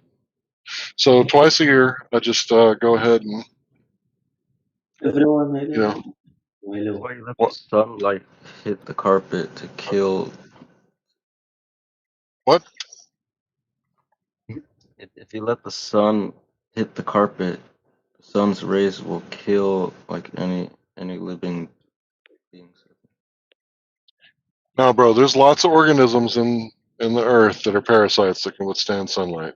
You know how you get hookworms, right? Usually, I thought the UV rays like destroy any DNA and stuff like that. If you leave the carpet on the sun, you want to wash the carpet, But after that, you wash it and then you leave it on the sun. Definitely, the carpet will be desensitized. Yeah, the sun will definitely get rid of whatever else. Ooh, it's under a humid environment where the carpet is dirty and dust and whatever humid. Yeah, it's gonna have whatever is left. You brought if you step on, I don't know, shit or piss, bacteria, worms, and you bring it with your shoes, you might have it in the carpet. Well, I walk around barefooted all the time. Like if I'm not at work, I'm not wearing shoes. Yeah, Like barefoot is feels good. Yeah. yeah, but there's hookworms. You know, Yeah.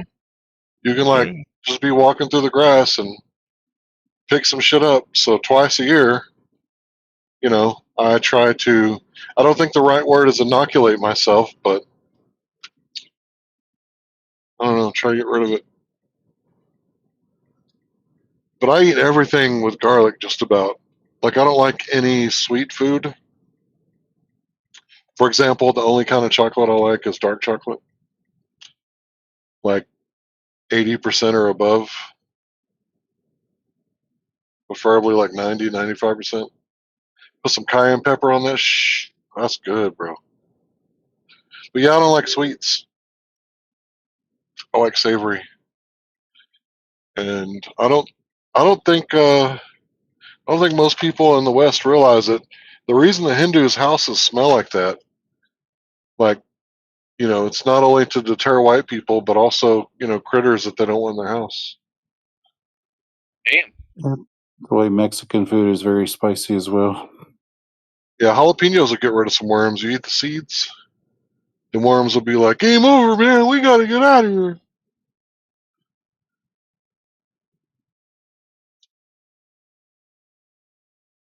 So instead of poisoning your lawn with like Roundup Ready carcinogens, carcinogen, how do you say that word? Anyway, it's better just to, you know, grow some mint, something that'll piss off the critters, keep them away from your food.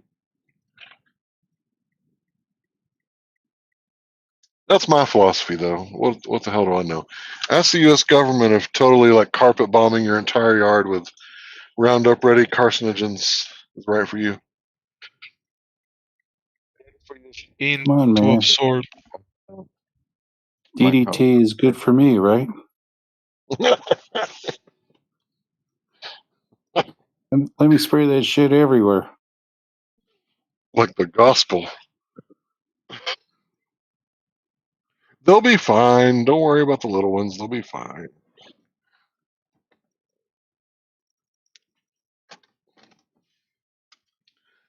It was the vaccine that saved us all.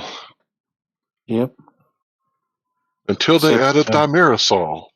Sorry, go ahead. guess how many people died from polio?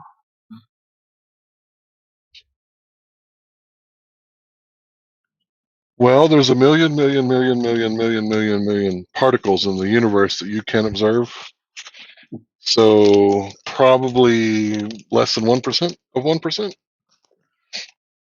Maximum, they say a maximum of the Americans that died from polio is maybe 80,000. That's because they didn't count very well, apparently. Most people agree 60,000 is a good figure as well. But if you look at the increase of diabetes since 1955, that's killed 3.2 million Americans. That has to do with worms in the organs, including the brain, the pancreas, the liver. Infections in the body might cause that effect of diabetes. Well, the incidence for type 1 diabetes had been perfectly flat for 30 years prior to 1955. So the years 1925 to 55, no change in the incidence of type 1 diabetes.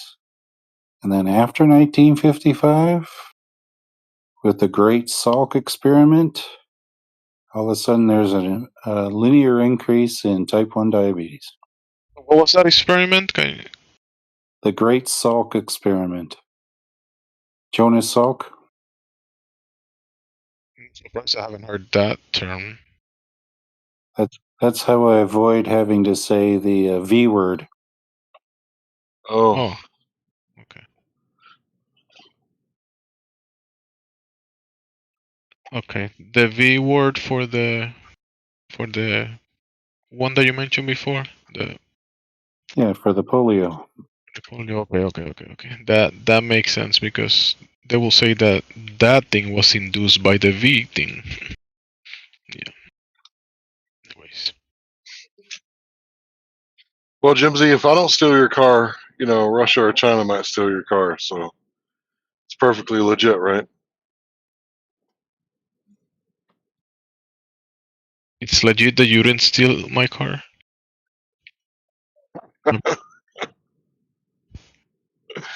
I got like 50% of it. That's all right. So yeah, borax is both safe and effective to wash your clothes with.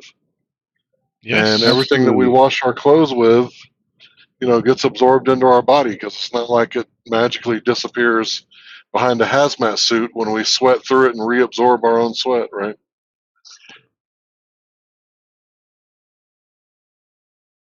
Point, Larry. Because I buy clean detergent and I do wash with borax. But not only with borax. I use one of those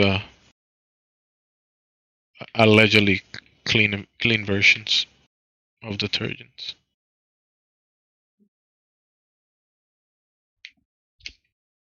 But the borax, yeah, it helps with everything, even to mop or do dishes or anything. You could use the borax for Okay, Blue, I all of have a those question things. for you. You have a question? Go ahead. Okay, firstly, how are you, man? Oh, good. How are you? Okay, I'm bad. So why everybody here is muted? Not everybody, because I'm not muted, and Larry's not muted, and the other I'm guy not is not muted. muted. There's 3 people that are Yeah. not muted, so not everybody. You Everybody are will be muted there. for Everybody listening. will be muted, but if everyone is not Hey, muted, Jeff, then are you not muted? everybody is muted. What about Timbo? Are you muted too? So basically, the way that it works in here, if we're having deep conversations, most people have good mic discipline because you cannot have deep conversations if you can't get past level 1 because someone can't mute themselves. Okay, it seems that I got it. Thank you, man. Do you have any questions about the Earth? Yeah. The dirt outside? So I have a question. Is your house moving right now? Okay, you actually talking about the earth, all is earth, or about the God and things like that? Things is divided. The earth, yes. The borax in the earth. Okay. Go ahead. No, we want to know if your house is moving. You just come here to know if the earth is moving, no? No, we come here to talk about the Earth and cosmology and theoretical astrophysics. So we Yeah. want to know, do you think that your house is moving in motion or is it stationary and still? Yeah, actually, maybe I okay, let me think.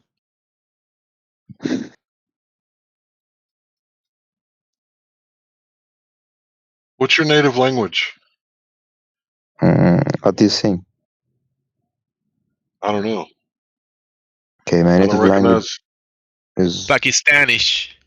no, what the fuck? I'm not Pakistani, bro. Hindu. Yeah, they have a weird accent, you know. Actually, I'm You from have a Egypt. weird accent. You sound weird. You. Not Okay. me. Come on, Jimsy. What's your native language? My native language is Arabic, bro. I'm Arabic. Arabian guy. Perfect. Yeah. Nice. Okay. So Okay. do you understand a lot of Spanish? No, not a lot. Maybe Okay, go ahead. if it's English, okay. Maybe I could understand 90 of your speech. Okay, maybe 100 percentage if you were talking about things that I know, things that I Okay. have a background information about. But if you totally talk about kind of stuff that I don't really have a background information about, okay, I will be dumb as fuck. So I got what you. was That makes sense. okay, Okay, okay, what water is a thing that you probably know about, right? Water. Have you ever heard of that? okay, I think bro that you're from US or Canada. I bet Larry, go ahead. Yeah, actually because your accent is quite good. You seem native, bro.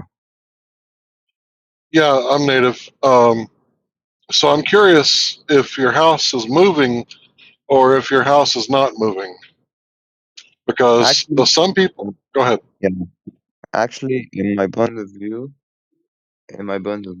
actually, I see the Earth is not moving. Perfect. Yeah, Yeah, that's the way we all see it and observe it and practically use it as if the Earth is not moving. But some people will tell you that the Earth is moving, and there's this thing called Coriolis effect. And if you throw a paper airplane far enough and long enough, the Earth will move underneath it. Or if you shoot a bullet, the the Earth will move underneath the bullet, which is crazy because the world record for a sniper right now, what is it? Is it over 2 kilometers? 4 2.3? kilometers, 2.2 miles. So the one that's 4 kilometers, that was okay, bro. I have a like, question. go ahead. How did you get this perspective or this idea of the Earth is not moving? Because actually, now I try to make an opinion about it. So I started listening to Malcolm Bowden on YouTube somewhere between 2012 and 2014. I don't know exactly when I started. But he started talking about Airy's failure, the Michelson-Gale experiments, the Sagnac experiment. And when he started talking about these experiments, I looked into it myself and I saw, like, for myself, like, wow, like, these experiments are basically saying the Earth is not moving. Airy's failure is something that you could look up. And then he was talking about geocentricity. And then eventually I started looking into the Principal movie. And they talk about Earth from a geocentric perspective. The Principal movie, the Principal documentary, I think is what it's called. And then I started looking at all that stuff about dark matter and dark energy, and they have to invent like 96% of the universe is invisible, dark energy and dark matter, but they have to make it that way in order for their model to work out just mathematically, not with experiment, just talking about math. So when I started looking at all this stuff, eventually, Actually, you know a lot uh, about that matter than me, but I try to try to thinking freely, you know. yeah, think freely. That's good. Yeah, because I don't have a source or resource to rely on. So actually, yeah, I'm working on making an opinion, and I will tell you then. Okay.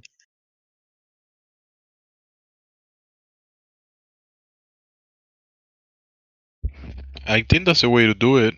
For some people, it probably doesn't take much, but there's a lot of information about this topic. You maybe want to review a bunch of the tests, the laser tests, and long distance observations, and the physics of water and how the world is observed.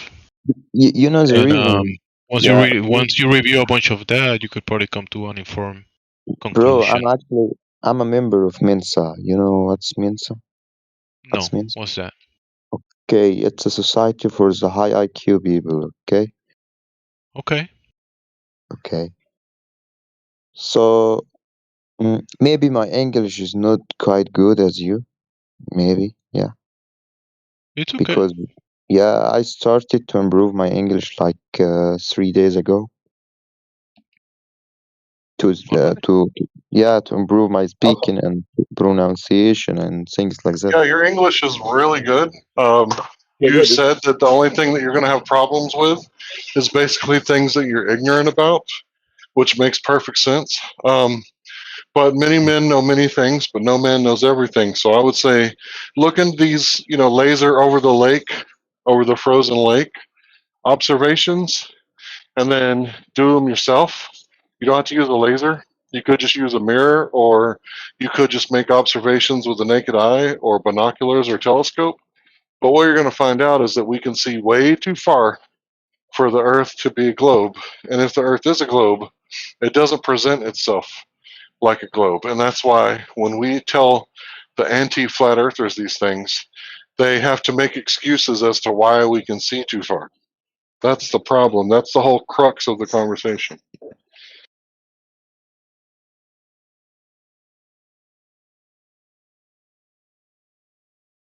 Actually, okay, I have a thought that uh, maybe impress you.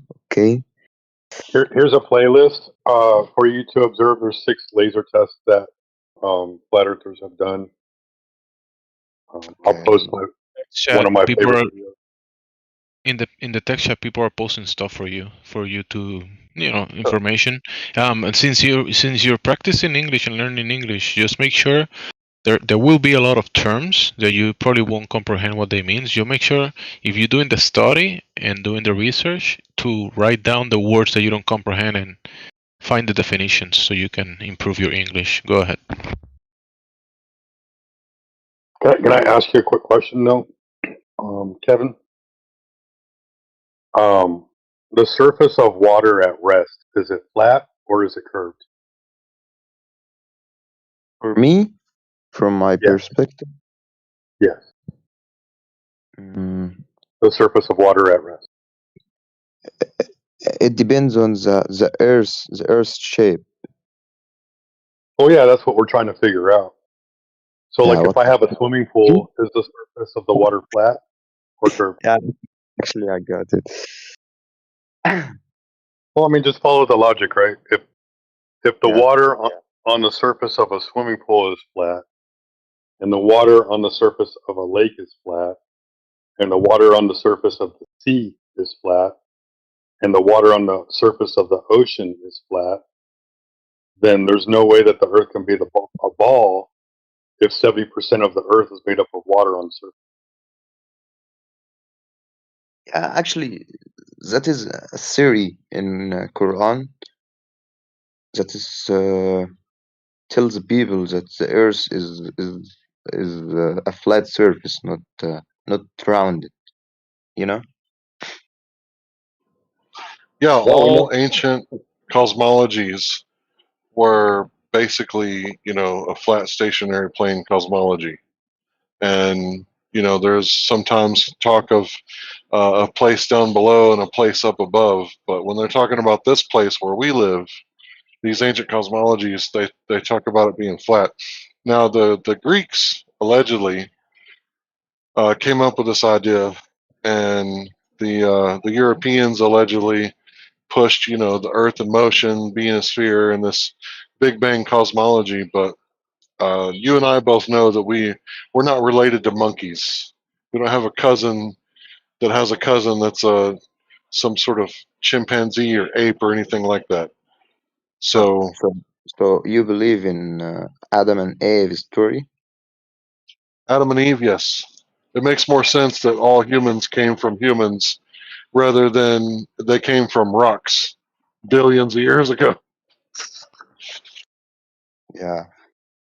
Actually, I'm an atheist, okay, or maybe agnostic, but I believe in God. I was an Wait, how can you ex-believer. be high IQ and an atheist at the same time? I don't know. Maybe you can. I'm just saying. How can I be what? You say you're part of the high IQ society, Yeah. but then In my you, country. of your country, yeah. So if you're a high level intellectual, you should Okay. realize that a design requires a designer, a watchmaker, a watch or a clock requires a watchmaker, a coder requires a code requires a coder, right?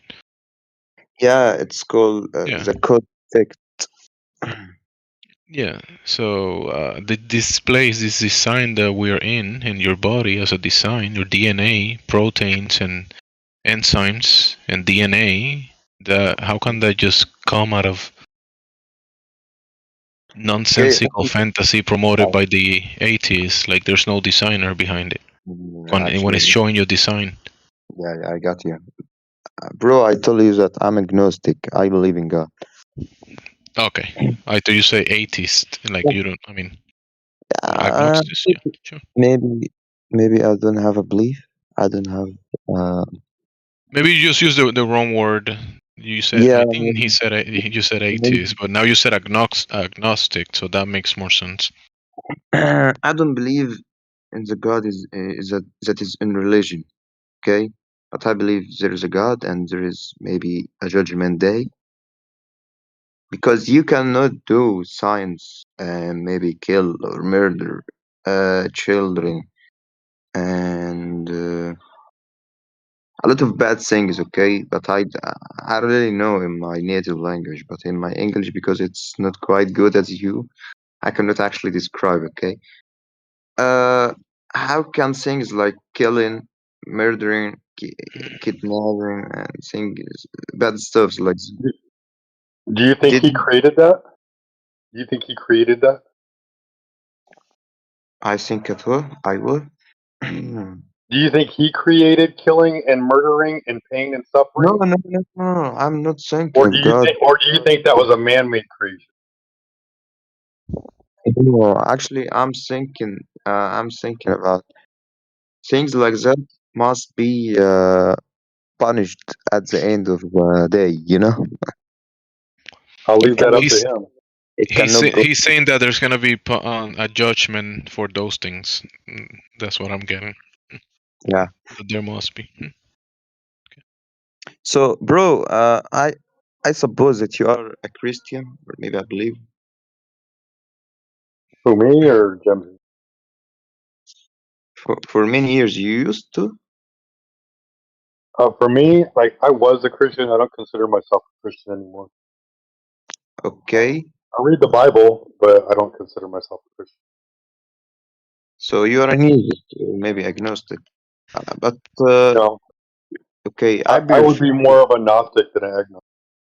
yeah, I totally accept this. I be referred to follow the decent beliefs. That's called that. Yeah, So I don't commit myself to any religion. Jesus said that we're supposed to be servants, and so I yeah, consider myself a servant. yeah. It Right? also He gives a parable where yeah, like he sends a servant to a group of people to give them a gift, and when the servant arrives, the people kill the servant and steal the gift, and then so they send another servant and they kill that servant also. So then this time the father sends his son, they kill his son. The next time the father will show up and he'll be angry. Does that make sense? actually, I see. I see straight that no divine God can send text to us and text in language. What the fuck was you, God? Okay.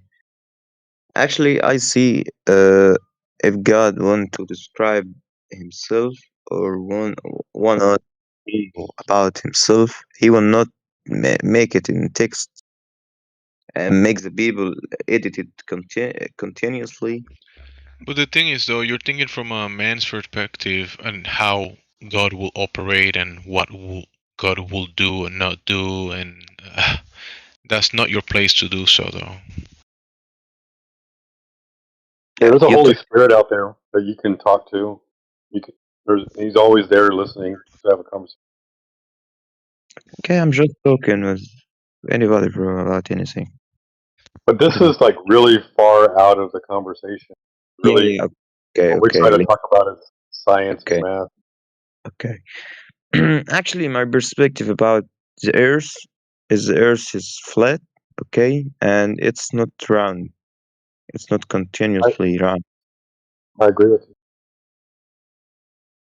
But because of what? Actually, I don't have the resources and the definitions that I can tell you. Maybe you all know more than me, okay? No, I think you're a smart guy. You just, you're new to us, so we're asking questions, and we're hoping you ask questions, so that way, just to see if we both understand each other. Yeah, yeah, yeah. You are a native, that's right? English natives, yes, except Yeah. for Jimsy. Yeah. Jimsy's listening. Uh, what do you think, my brother, about my English? How many days up maybe I must look in to reach a level as you? Forever. Yeah. I'm still learning. To think that you could I'm learn still learning too. Yeah. Yeah. English is a big language, and it's beautiful, and it's very artistic. There's a lot you can do with the English language. Yeah, the same thing is in my native language, which is Arabic. You know, maybe it's one of the hardest language ever. And actually, what I'm trying to ask you, because I was about to apply for a call center job here, and they pay a great salary for you. They pay 15K every month, and sometimes it reaches to be 20K monthly, and it's really a great salary in Egypt. You can marry, you can buy a lot of things, you can afford yourself by such a money. So, what do you think about my English? Maybe my English is suitable for such a job, or maybe I try to improve it. It depends on what the job is. There's a lot of different topics for call center. Well, Yeah, you always have to look to improve, and the language. Obviously, you are admitting that you're learning it, so there is improvement required. And like he said, depending on the job task, if you're gonna be talking to customer, if you're gonna be doing like customer service, like you're gonna be talking to a bunch of English speaking people all of the time. Yeah, you definitely want to get better. If your work is gonna be more technical and you just gotta communicate this here and that there, basic English, you're good for now. If you're gonna be more technical in hands-on jobs, if that's the job. yeah. Actually, I got you. You know the English levels that start with A1 and ends with C2. I It's didn't a know that European, was the order on the yeah. server, It's called, but yeah, okay, it's called the Arabian scale for language province. Pro what? Actually, how to say that? proficiency. Profinci. Pro what? Proficiency. Proficiency. Okay. Proficiency. Proficiency. Okay. So I think that you are for sure you are C2 because you are a native. Yeah. Yeah, yeah. So what do you think about my level? I'm intermediate for sure, but B1 or B2, it's actually my I, cut. I would have to go into each of the rooms and see what the levels are to really give you that grade. How long have you been You're learning? definitely you're definitely an intermediate. That's you read my Okay. mind. But he's Okay. like How a long has it been? beginning intermediate. I'm B1, you say. Level 1 B1. intermediate. But how long Okay. have you been learning? He said 3 days.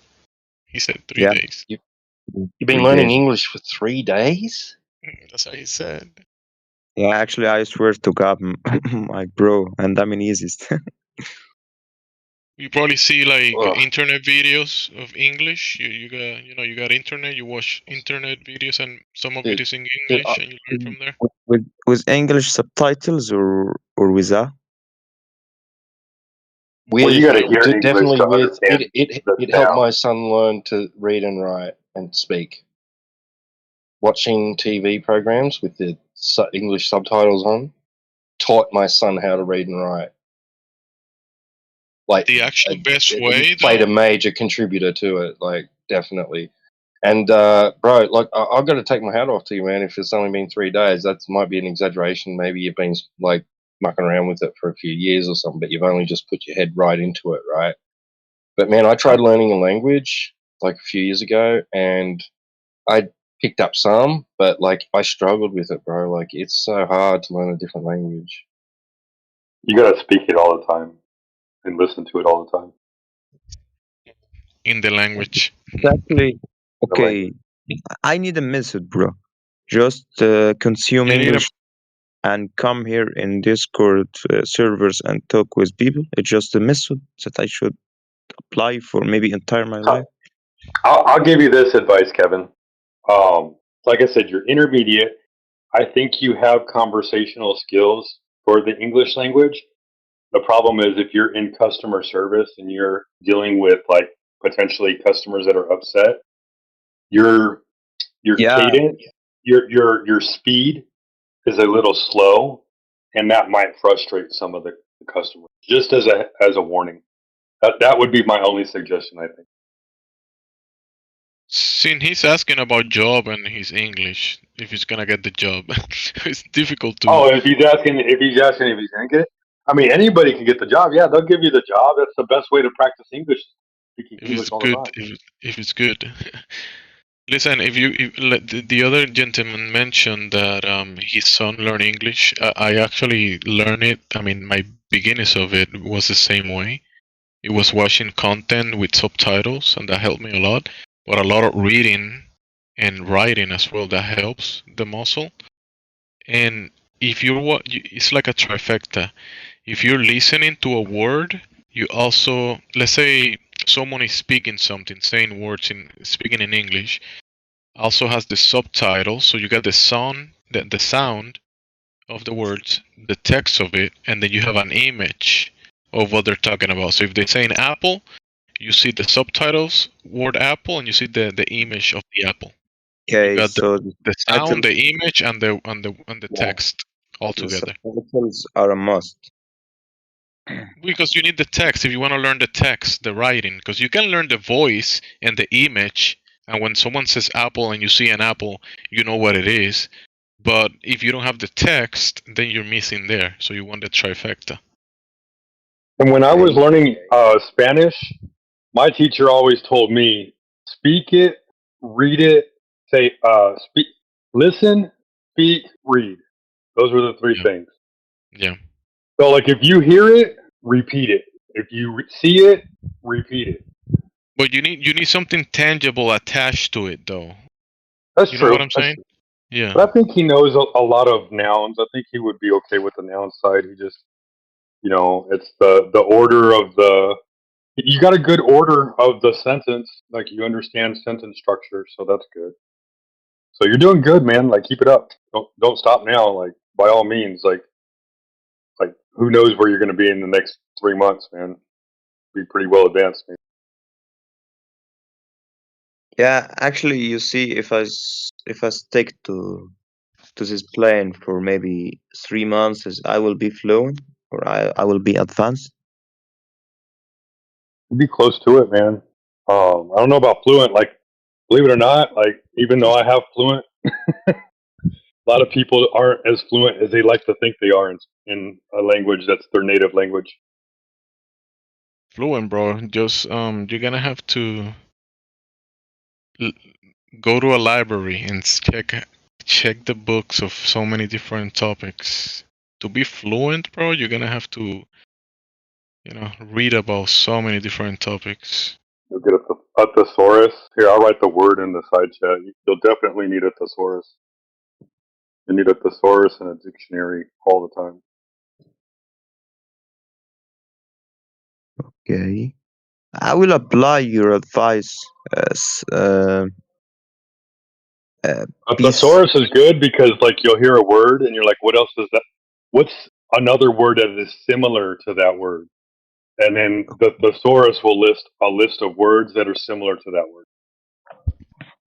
So what? Okay, let's suppose that I learned a new word. Okay, how can I make it stick on my mind and don't forget it forever? You read the word and you associate it with an image. If you read apple, you looking at apple. So you associate both.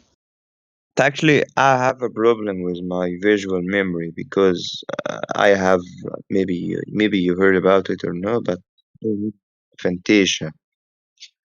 you know, you know about it. No.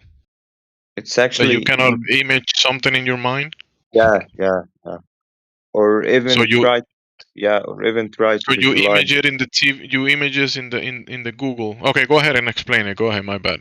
What is it? I don't know what it is. Go ahead. Okay, I cannot even visualize maybe voice of my friends or my family. I cannot visualize or see anything in my What? mind does. Yeah. Okay, what about internal dialogue? Yeah, actually, all my thinking processes are depend on the internal monologue. It's called inner monologue, by the way. Sorry, internal monologue. Yeah. Yep. Yeah. Right. Some have both, Actually, some don't. Some have one or the other. Yeah. yeah, it's affects my ability to uh,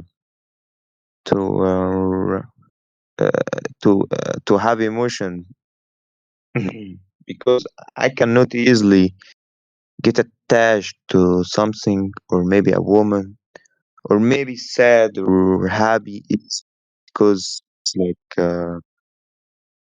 happens in text. I have an advantage in relationships. I can move on fast. I don't struggle too much in move on because an image of the girlfriend or my friend if I was in a relationship in a friendship relationship. My bad English, but I think that you got my idea.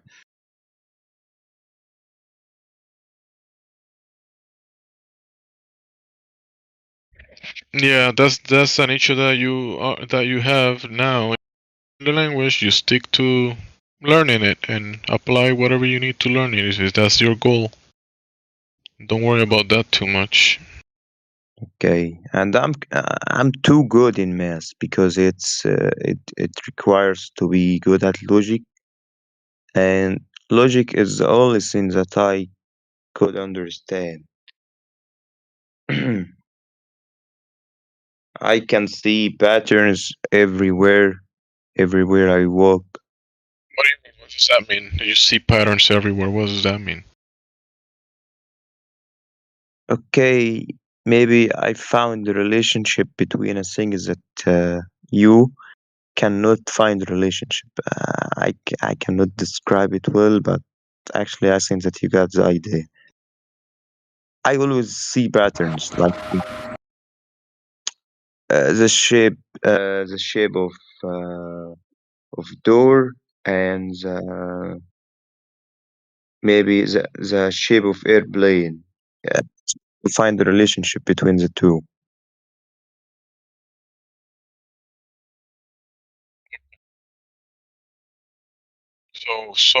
Someone made the airplane and someone made the door, and they're shaped a certain way, and then you find the relationship. People make airplanes and doors.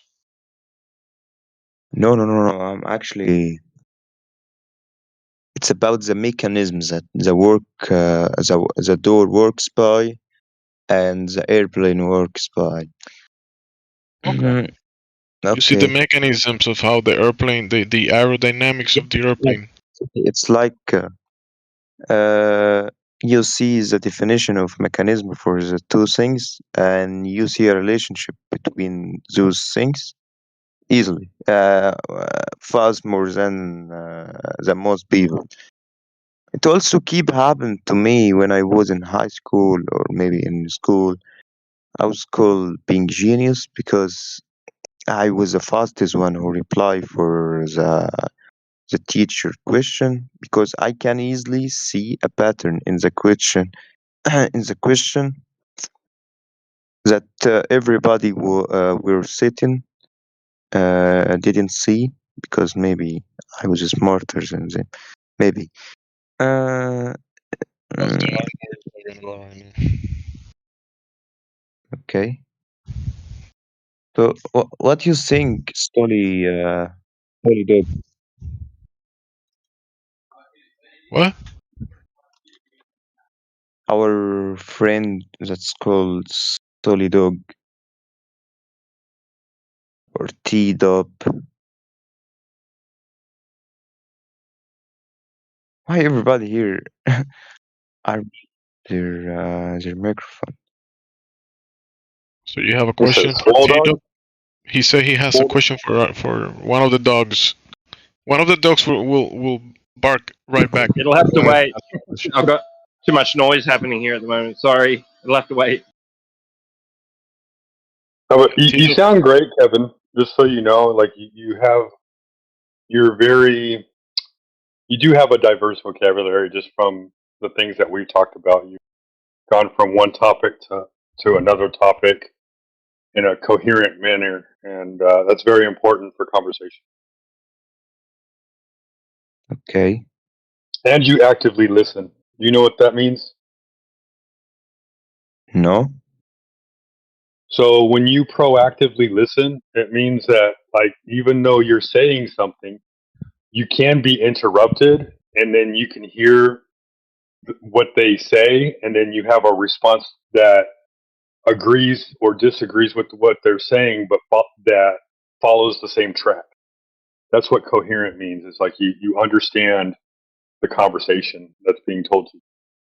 Yeah, actually, bro, you maybe don't trust me if I told you it's actually my third day in, or maybe I would not say third day. It's actually my fifth day. Yeah, actually, I was a member in English. It was English server. Yeah, this one called the English Hub server. No, you're doing good, man.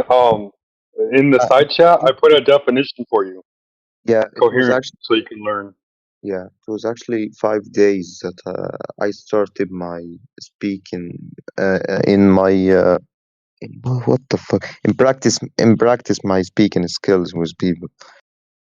At the beginning, actually, I found it too difficult to me to to talk with people at the beginning, and I would have a problem in my accent and things like the difference between pa and pa, the voice p and the unvoiced p. It's a popular problem that fits us as Arabian guys because we just have one letter for pa and p. We don't have two letters as in English. So actually, it it makes a problem for any Arab guy who wanna learn English. No, And it's understandable. It's like that for a lot of people in other languages. Your accent's not too thick that you can't understand. We can't understand you. So there's no concern there. Don't worry about the accent. It's more about getting the right word into the conversation. yeah, I think I understand what he means is because we have vowels that follow up after, you know, consonants. Whereas yeah, they have yeah, consonants where it's just known that the following vowel sound will be a particular type rather than it be like, you know what I mean? So while it's the same consonant, that depending on the word, it'll be a different vowel sound, but it's not how it's spelt in their written language. So that's a challenge. Yeah. So how can you differ between park and berg? The dog is bark. The dog is bark. and I need to park my car. How to differ Like park the the car and a dog bark. yeah. Actually, how to say the bark here So, in so I wouldn't worry too much. I mean, yes, you want to get better at differentiating the huh versus the buh sound, but for the most part, man, like if you're in conversation, believe it or not, most people like will dismiss the bad sound because it follows the conversation. Like my dog was barking. Like you, even if you said my dog was parking, like nobody would really notice the difference. Somebody might make a joke, but you just laugh with them. yes. So how can actually I differ from how can actually I differ between the two words? Because you are a native, so you You are just gotta practice. You just gotta practice. There's a pa and a ba, pa ba, ba, and ba, ba, ba, ba versus a pa pa pa pa pa. Oh, right. Okay, I see. Yeah, yeah. You just got to look at it as a completely new and completely independent of. Don't try and relate it back to your own language, your native language. yeah, because I we have just one letter in my native language. It's called be.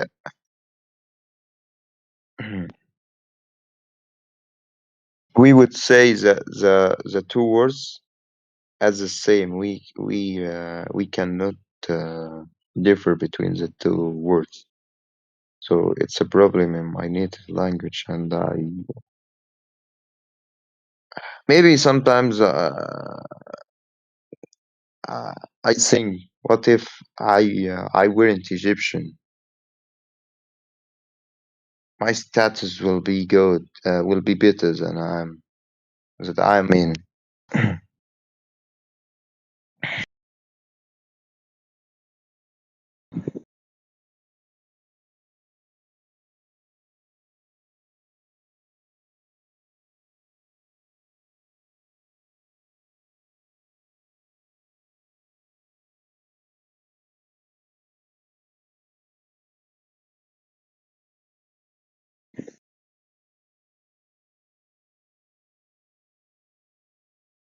Learning to read English besides speaking it will help with that, I think.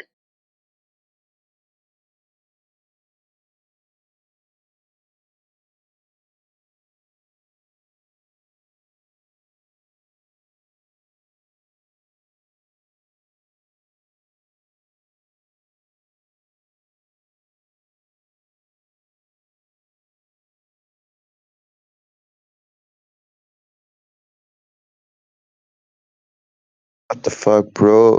Bro said that I'm a psychopath. How about the lunar eclipse shows that the sun casts a shadow of a sphere of globe on the moon, right?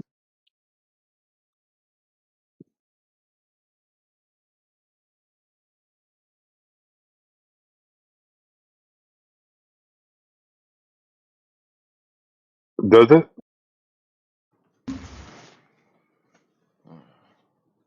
It seems like it's probably the only good answer. How did you prove that? Uh,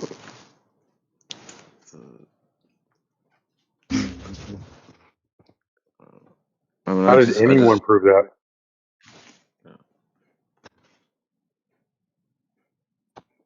well, I mean, the scientists. I think they have nice telescopes. Maybe they proved it, but I guess When I can't really explain the proof, right now. But when someone probably when yeah, when did they prove that? Like, wouldn't they have to like be able to see the Earth, Moon, and Sun line up in a straight line in order for that to happen? I don't know, but I guess I'll try to find Cool. sources. Appreciate that.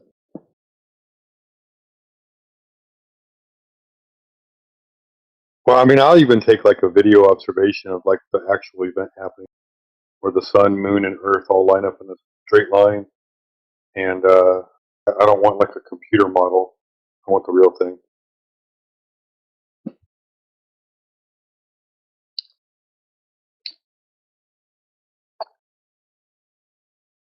As you know, when that shadow happens, both the sun and the moon are above the horizon at the same time.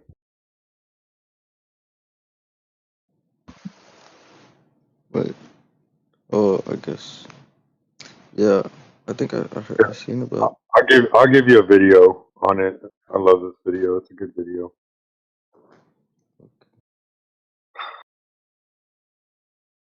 Won't take me a minute.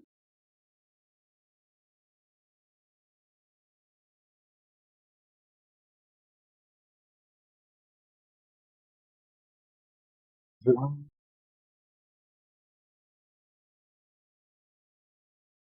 I don't know.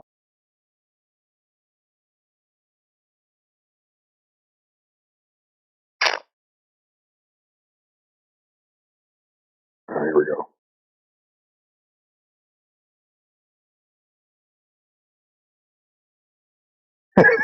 Douglas, you're funny, bro. Here you go. Miracles exist. Can you see the video I just posted in the site chat by Miss Jenny Lee? Yes. Yeah. So this is a globe Earth believer. He's not a flat earther. He wasn't even a flat earther after this video was made. He was there to watch the eclipse of the Earth's shadow onto the moon during a lunar eclipse. And he tells you he sees something weird because the moon is down by the horizon and the sun is down by the horizon. And he was expecting the shadow of the Earth to be on the moon on the bottom of the moon that's closest to the horizon, but instead it was on the top of them. And he's like, "Oh my gosh, that's like so weird that happened."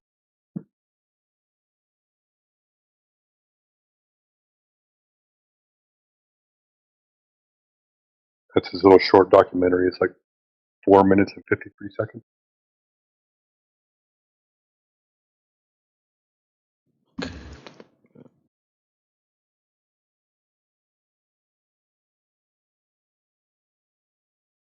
And you say the shadow of the sun is shining light on the earth and casting a shadow. Its shadow is being casted onto the moon, correct? That's what I heard that it could happen. Yeah. I mean, that's the way you imagine it because of all the cartoons you were showed in your 6th grade science book. Yeah. So you would expect that the sun would be completely down and then the moon would be visible coming up, and then once it's up in the air, then we would see the shadow on the moon, right? So there would be some darkness involved since the earth should be facing towards the moon. In fact, it should happen when the moon's like dead in the top of the sky and it's like midnight. That's what it probably should be. That's not when it happens. It happens at like 5, 6, 7 o'clock in the evening as the sun is setting, but it's not. The sun's still out.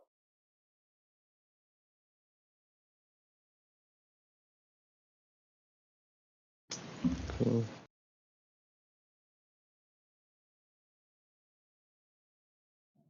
But I wonder, what do you think, like, black holes are? Because there's it seems there's stars and I don't think there's planets. black holes. Okay. 'Cause I thought they used like a radar to like get a nice 3D idea of No, it's much more complicated than just like beaming some radar into the sky. I mean, it was a theoretical prediction. Like they theorized that they existed, but they'd never been able to like observe one. And then LIGO, just relatively recent modern times, claimed that they were able to receive enough data to compile it into a visual image, but that's not to say that they pointed a camera out there and took photos, right? So it's just they said that they were using was it certain light detection and things, very sensitive equipment to compile data together, and then I think it's just mostly, from what I understand, a case of confirmation bias and pareidolia. So they'll just see within the data what they want to see and construct it into what they're expecting. Right? It's not nothing definitive there that they can say, oh yes, absolutely, but we found a black hole, but despite my personal skepticism of it, they still went ahead and gave those people Nobel Prizes and shit, right? So I don't think there's anything to it, just like Swell Dog's talking. Well, it's like this, T-Dub. Radar requires you to send the signal to the object, bounce signal off the object, and get a return signal back. But we're talking about a dark body that absorbs everything that it comes in Everything. contact with. How do you know it's there? Exactly. Right. Light does not escape it.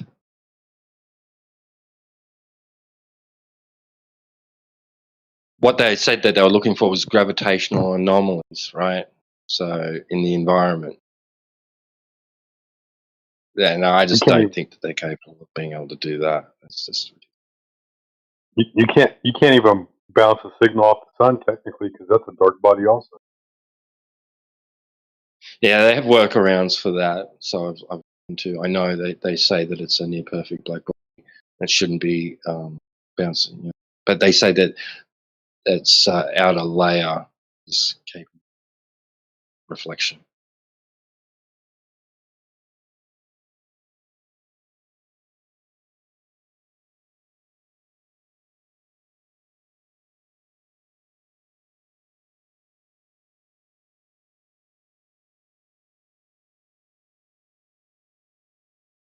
Basically, they're trying to say that the sun has an atmosphere.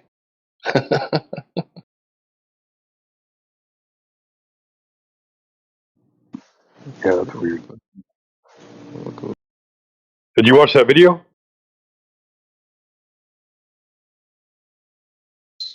Me? Oh, they sent. Me? I didn't watch it Oh, yet. yeah. I didn't. A good portion of it, at least. Huh? Wait. It's a good little video, man. I learned a lot from watching that video.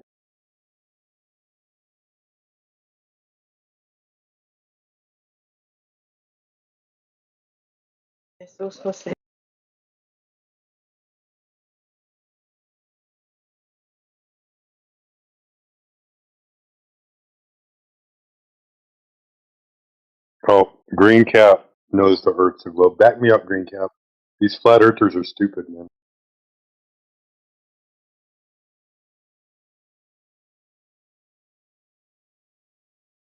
Stupid flat earthers. Oh, Green Cap's a beginner.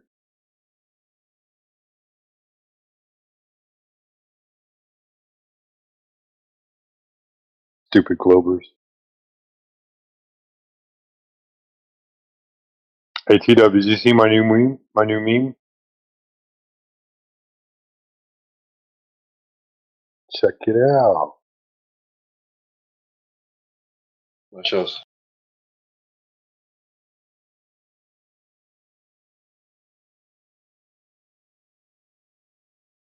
Oh, yeah, nice.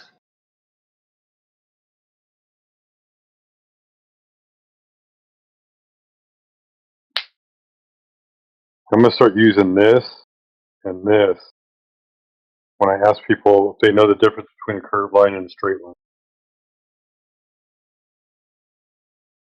You know where you get those images? When you squint your eyes, you can see other things in the background. Get that converted so when you squint your eyes with the stars, it just says bullshit or fire or something like that in the background.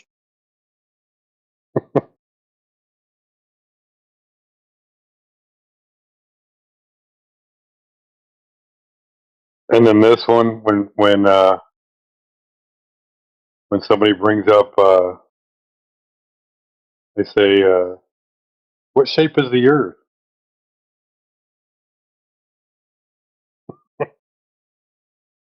If it's not round, what is it? Pick a shape.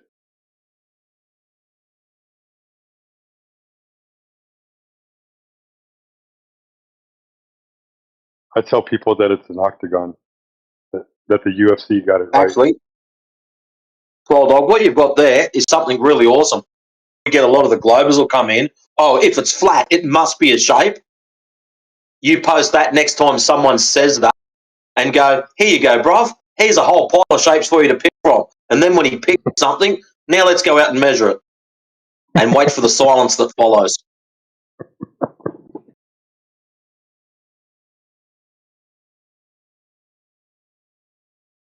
What's up, Sad? Why so sad?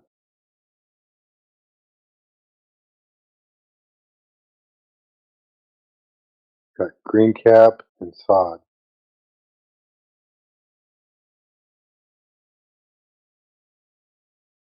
Oh, is someone coming in and leave?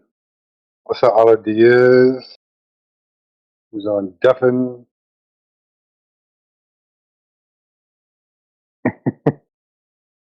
It's sad that you can't talk right now.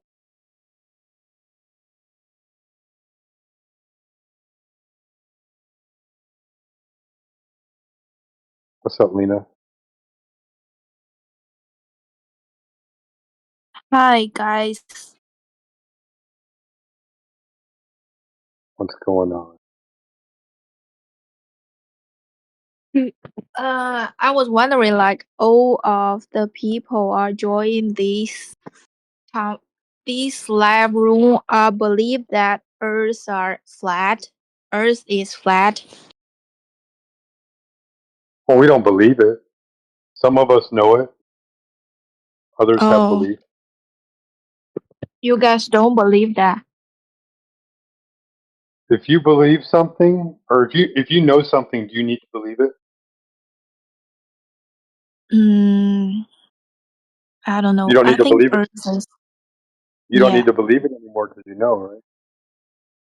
okay. That's all.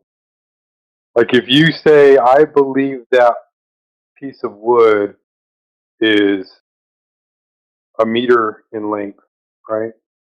10 centimeters. How would you know that? 10 centimeter. What was that? If you have a piece of wood that is 10 centimeters long, you say, "I believe that piece of wood is 10 centimeters long."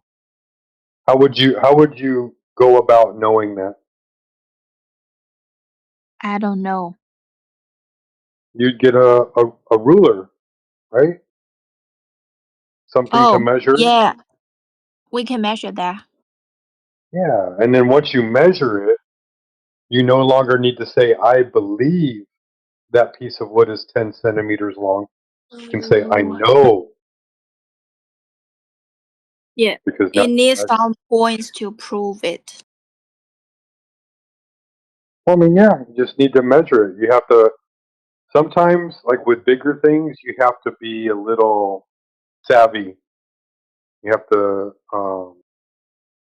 you have to be a little smart and think outside the box on how to measure something.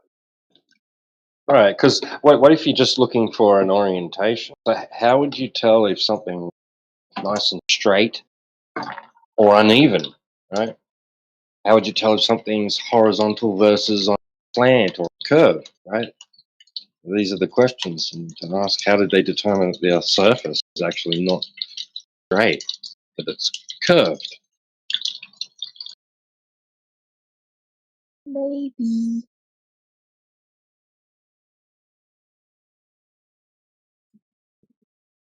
But welcome to the show. It's fun. Thanks for saying hi. And if you have any questions, feel free to ask. The snacks are in the back. I'm here to uh improve and practice my English speaking and listening. Well, you're doing good. So like I like to listen to this kind of conversation, like talking about some topic. What's your favorite subject in school? What was your favorite subject? favorite subject? You mean in the middle school or high school or university? Yeah. What was your favorite subject? Math, My science, history. favorite. Actually, What I was don't have favorite subject because like all the subjects are same to me. I don't really like study. it? I'm sorry. Well, who does? Nothing. Right. No, Unless you're you really did. interested in it, right? Yeah, I'm interested in English, maybe.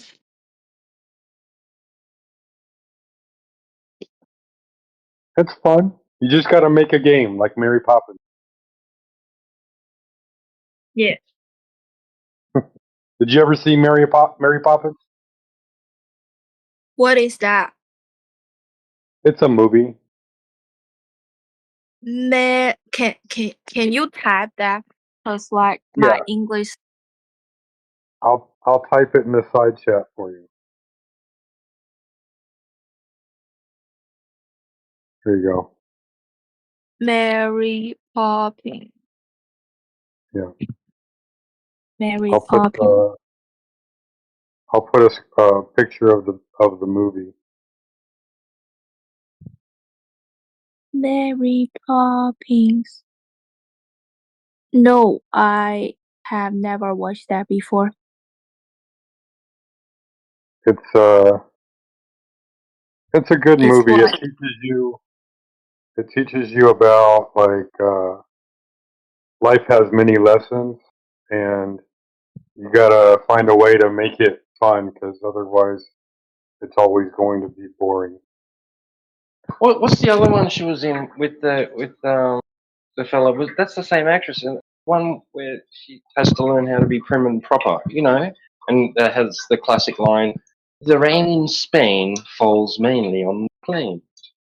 Yeah. So that'd be a good one for people learning English to watch. I think it would be. I think it would be. If you want a good movie to watch, I think you would like that movie. oh, thanks for your recommendation. It's fun. It's a fun movie. I'll watch it. Wait, are you talking about the original or is there a modern remake? Yeah, the original, not the new one. The second. Right. There is a second one, but I've never seen it before. But the original, that's a timeless classic. They did a good job with the theatrics.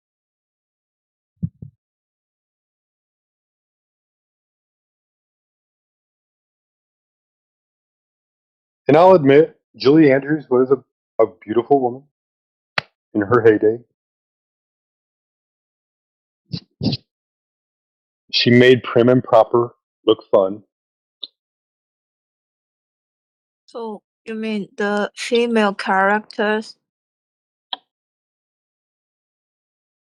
Yeah, that was the female character, Julie Andrews. Oh,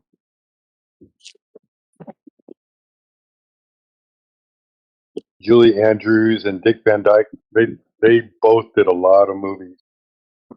is this one in Disney movies? 'Cause Hmm. I've searched. Yeah.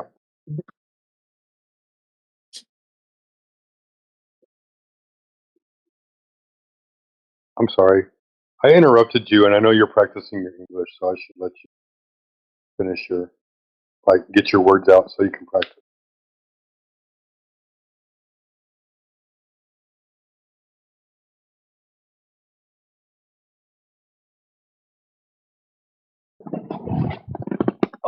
I do not want to work tomorrow, but the bills got to get paid.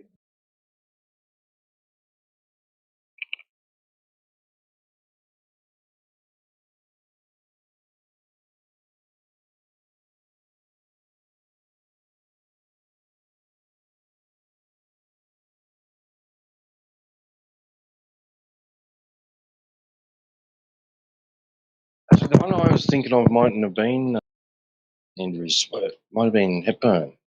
Was it? I can't bloody remember. I can't even remember the name of it. What was it? The one where she has to learn how to talk all prim and proper. She's just like dragged off the street, basically. And was it over a bet or something? I can't remember now. But yeah, you know, and it has that famous line: the rain in Spain falls mainly on the plain, and then she gets it, you know, like she starts talking all fancy and, you know, proper English. Was that The dude has V for Vendetta? tasked with. Was it? What was it? V for Vendetta? No. This is a much older one. Hang on a Oh, My Fair Lady. That's it. Thank you. Yes, it was that Hepburn? Was that who? Catherine Hepburn.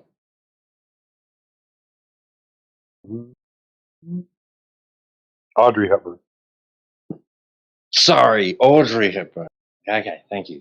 Yes, Audrey.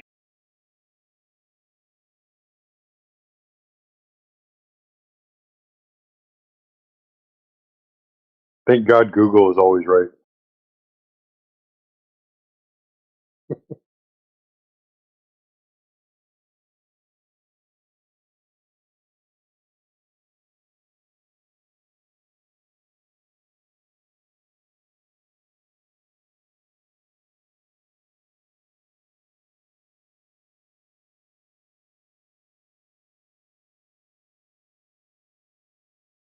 What's up, Charlie? How you doing?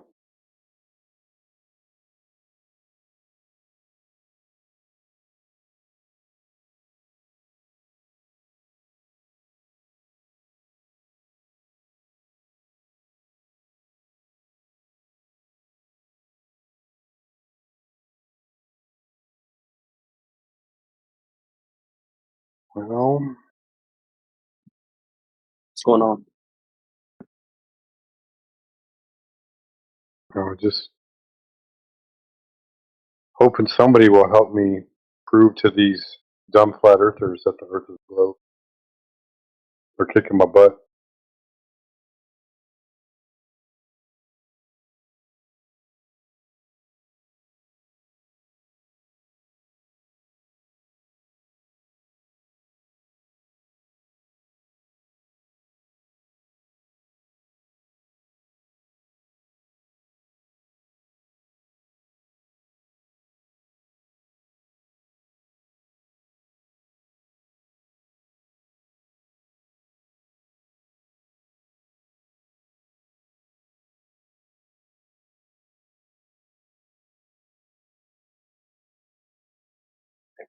Where the heck is AI Overlord? English, please.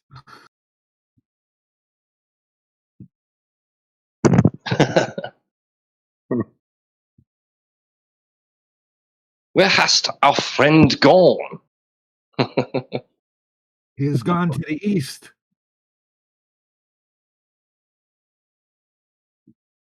Is the weather bad up there? Below freezing, or just about.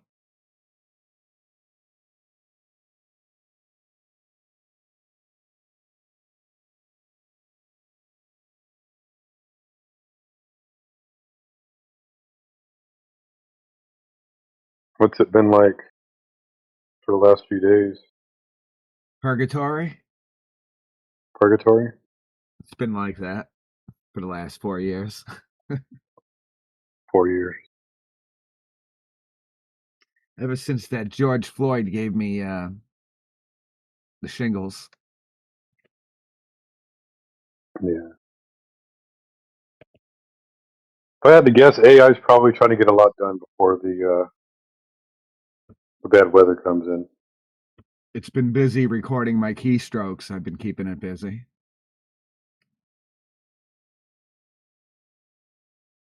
Where you at, Swole? I'm in Texas. Same. North, south. I'm Huh? West Texas. Right on, dude. I heard that place is a mess because it's so big and like it's every place is a mess, right? Yeah. Texas is big and beautiful. What's up, Ricardo? I think Swalt. Where did you say you guys wanted to move? Possibly, like back to your lady's home country or something. Oh yeah, she's from Venezuela. Oh, how's it? How's it? Yeah. She's excited because Maduro's out, but then it's like, what's up, Ganesh? Can you hear me, Ganesh? Yeah, I can hear. You're very. It's very loud on your microphone. Did you have a question to ask? If you got a question, man, I won't answer your question. Oh well. Anyway, yeah. So that's all. And like Trump, like taking all the oil, like he shouldn't have taken it. He should have bought it, right? That way, the Venezuelan people could benefit from it. But it is what it is. So I explained to her about how, like, a majority of Venezuelans' problems are from basically Maduro's resistance to like trading in the petrodollar, and because of that, um, like all the other countries turned their backs on him and wouldn't do business with them. That's why the people have been suffering. She understands. She disagrees slightly, but it is.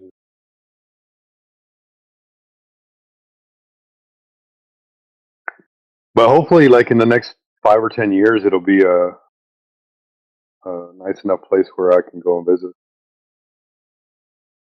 turn itself around.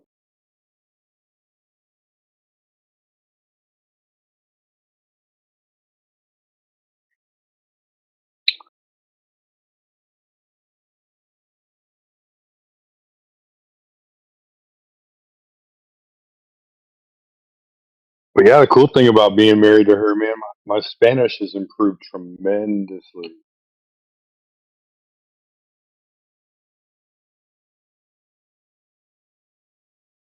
I'd probably pass as an intermediate. ¿Qué? Puedo pasar como en intermediano.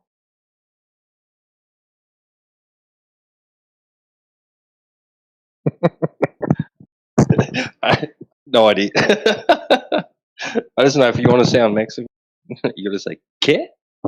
Yeah.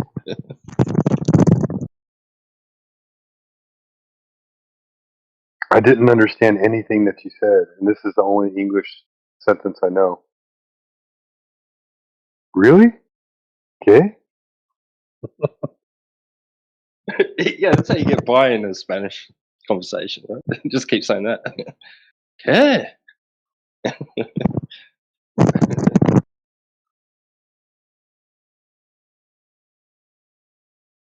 La tierra es plana. Siempre.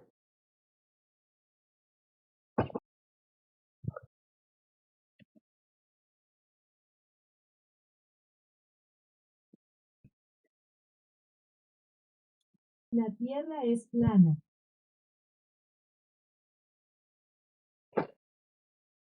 El agua nunca cambia su forma.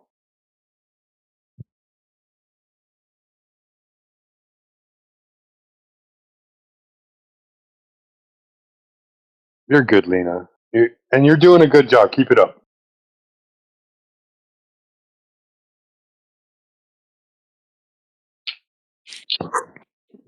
Can you guys hear me Yeah, clearly? clearly. Oh, Es claro. You guys are the English native speakers, right? Mostly. Oh.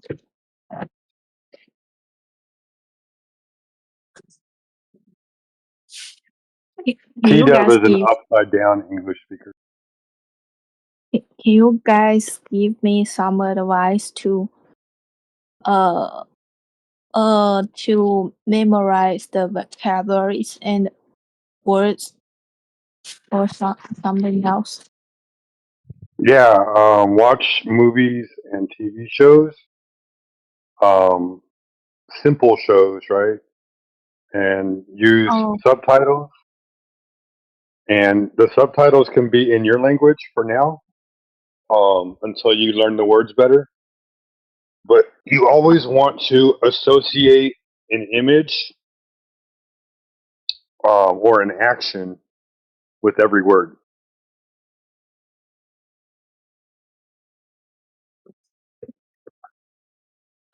What is that associated image? Compare. Oh, So compare. if I show you a picture of an apple and I tell you it's an apple, and then I tell you what it means in your language, you will learn that that means apple. Oh, got it. But watch movies and watch TV shows, especially kids movies. Kids movies Yeah, in some it's a Disney's lot or of something. a lot of or Pixar, a lot of kids movies nowadays. They have adult jokes in those movies, and so you won't sound like a child. There's adult conversation in those movies also. Oh, got it. Maybe maybe it's like some Happy Pig or something else like that, or a SpongeBob or something. I mean, yeah, you got to start somewhere, and you just have to hear it all the time, and then speak it and repeat it. And if you have friends that also speak English, practice with them, even if they don't know English very well. Oh. I'm learning Spanish, and so I mix my English and Spanish sometimes, and I practice Spanish whenever I can. Is that Spanish harder than English? I think so. Oh. They use the same word for everything, and then there's like Okay. 50 different verbs for the same word.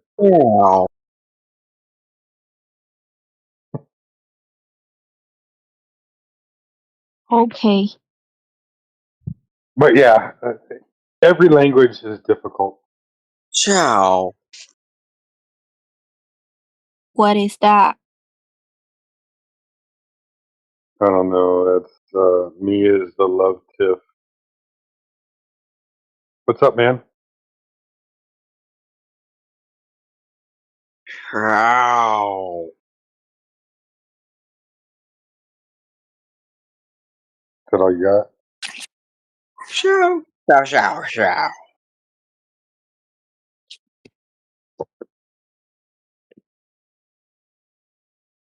Anyway, sorry for all the weirdos online.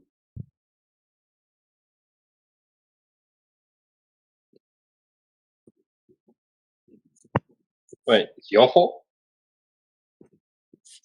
Huh? I said, wait, what? It's your fault? It's not my fault. I just feel bad because like some people trying to improve their life, and then you got people like that come on here, and like obviously their parents still pay for everything. Can we discuss another topic in this live room? Like or it's just about the flat Earth or something? We talk about science and we talk about math. Oh, science and math. Hmm. Oh, And a little bit about And history. if there's nobody else to talk to, you know, and it's quiet, we may talk about our favorite football team or what we're going to have for dinner, or you know, just casual conversation. oh. I mean, if this live room cannot discuss the other topics, I will quit this live room. Maybe I don't want to bother you guys and interrupt it. You're not bothering me now.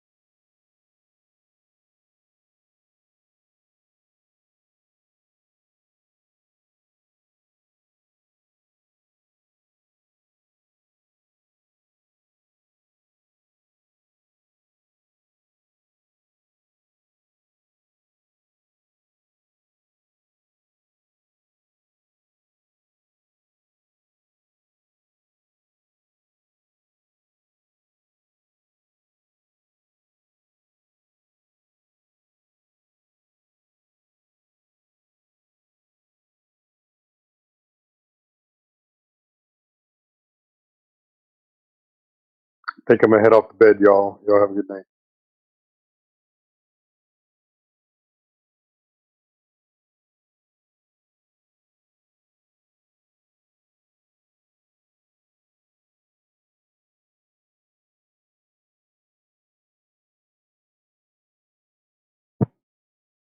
Cheers, Swell. See you, man.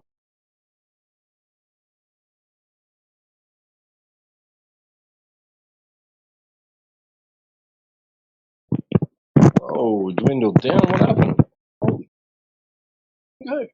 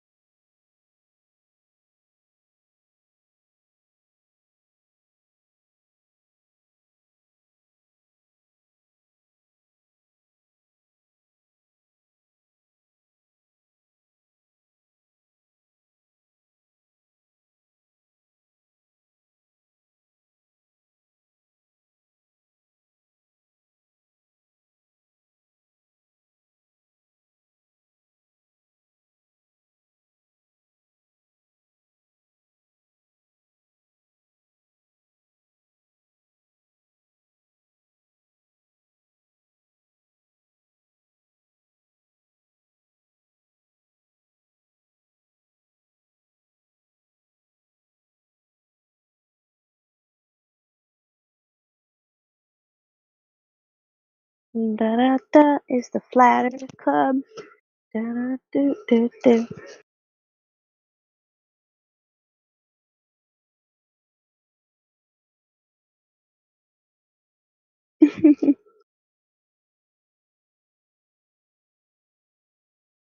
Oh my.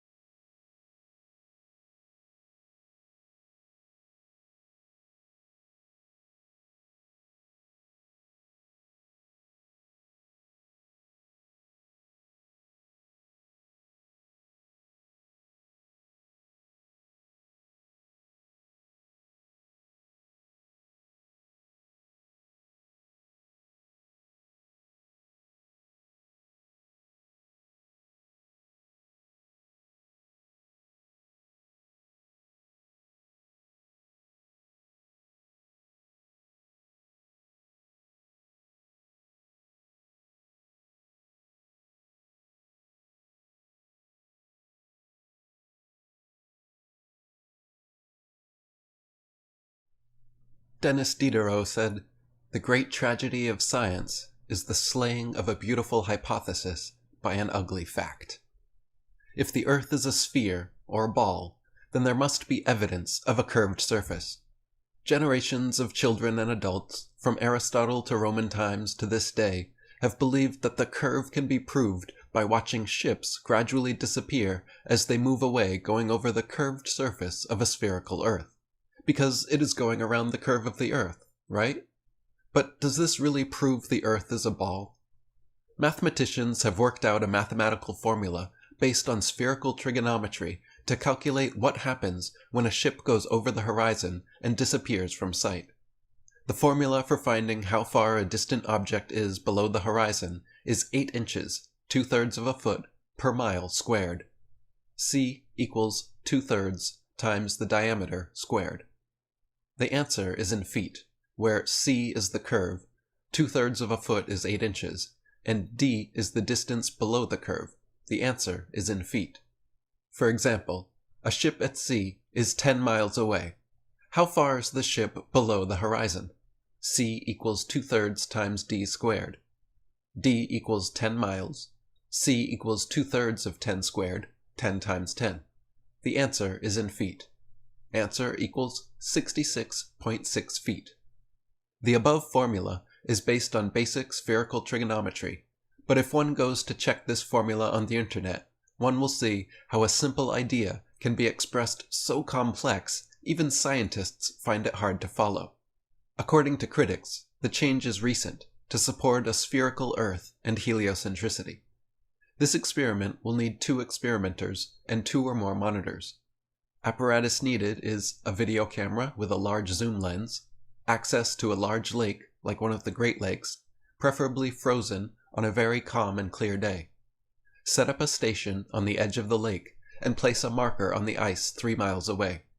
Use a drone flying at a constant controlled 1 meter above the ice so as to pass over the 3-mile marker. The drone camera will identify the marker and stop. Hover in the place still at 1 meter above the ice. Can the experimenters see the drone by naked eye? Or has it gone over the curve?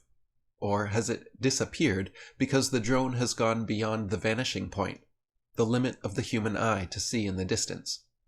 Now video the drone using the zoom lens and ask, can it still be seen? Now repeat the experiment, but put the marker at 6 miles away, and video through the zoom lens. Carefully collate the video footage. Repeat the experiment for analysis. There are other factors that need to be taken into consideration, of course.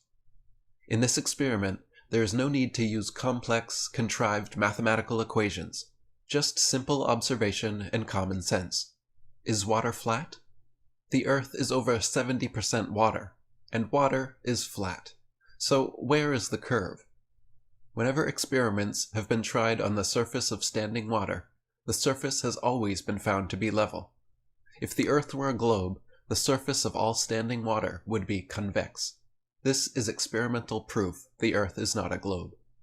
No curve is seen when mountains are observed at a distance as well. Edward Henry cites John McIntyre, who researched. Just paused it a bit. Just to comment on the terminology he's using. Yeah, we all hate it, but yeah, overall, I really enjoyed this video. There's a couple of things he says in it. You mentioned the map and all that, but I didn't really like it. But overall, thought this wasn't a bad video, so that's why I'm playing it. And apparently, he doesn't strike people. He doesn't flag people for using his content, so should be all good.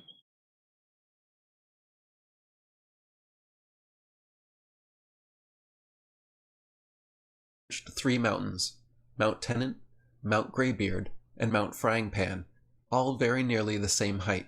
Standing on Mount Tennant, McIntyre expected to see Mount Greybeard lower down than Mount Frying Pan because of the curve of the Earth, since it was 34 miles away. But to his shock and surprise, it was the same height. When scientists are confronted with these factual results, they will split hairs to bend the results to support what they believe. But belief always carries the day, not science. According to critics, when scientists discovered the Earth was a flat plane, they realized they had a problem. So how did they cope with the spherical Earth theory that was so well developed and inscribed into the human psyche for centuries? Well, they had gone too far down the rabbit hole to turn back, for sure. The truth about the real shape of the Earth is too shocking. So they wrapped the flat Earth map around a globe. But this made problems of their own. Problems found on Mercator's projection, where Greenland appears huge, much larger than it really is. In actual fact, Greenland fits 13 times into the continent of Africa. The strategic map in the White House is there for military uses, should the USA be attacked. The famous blue marble is not a photograph of the Earth from space, as many believe. It's a composite of strips of a flat Earth map wrapped around a sphere. Any flat image can be wrapped around almost any 3D shape. See one of these many blue marbles, for instance.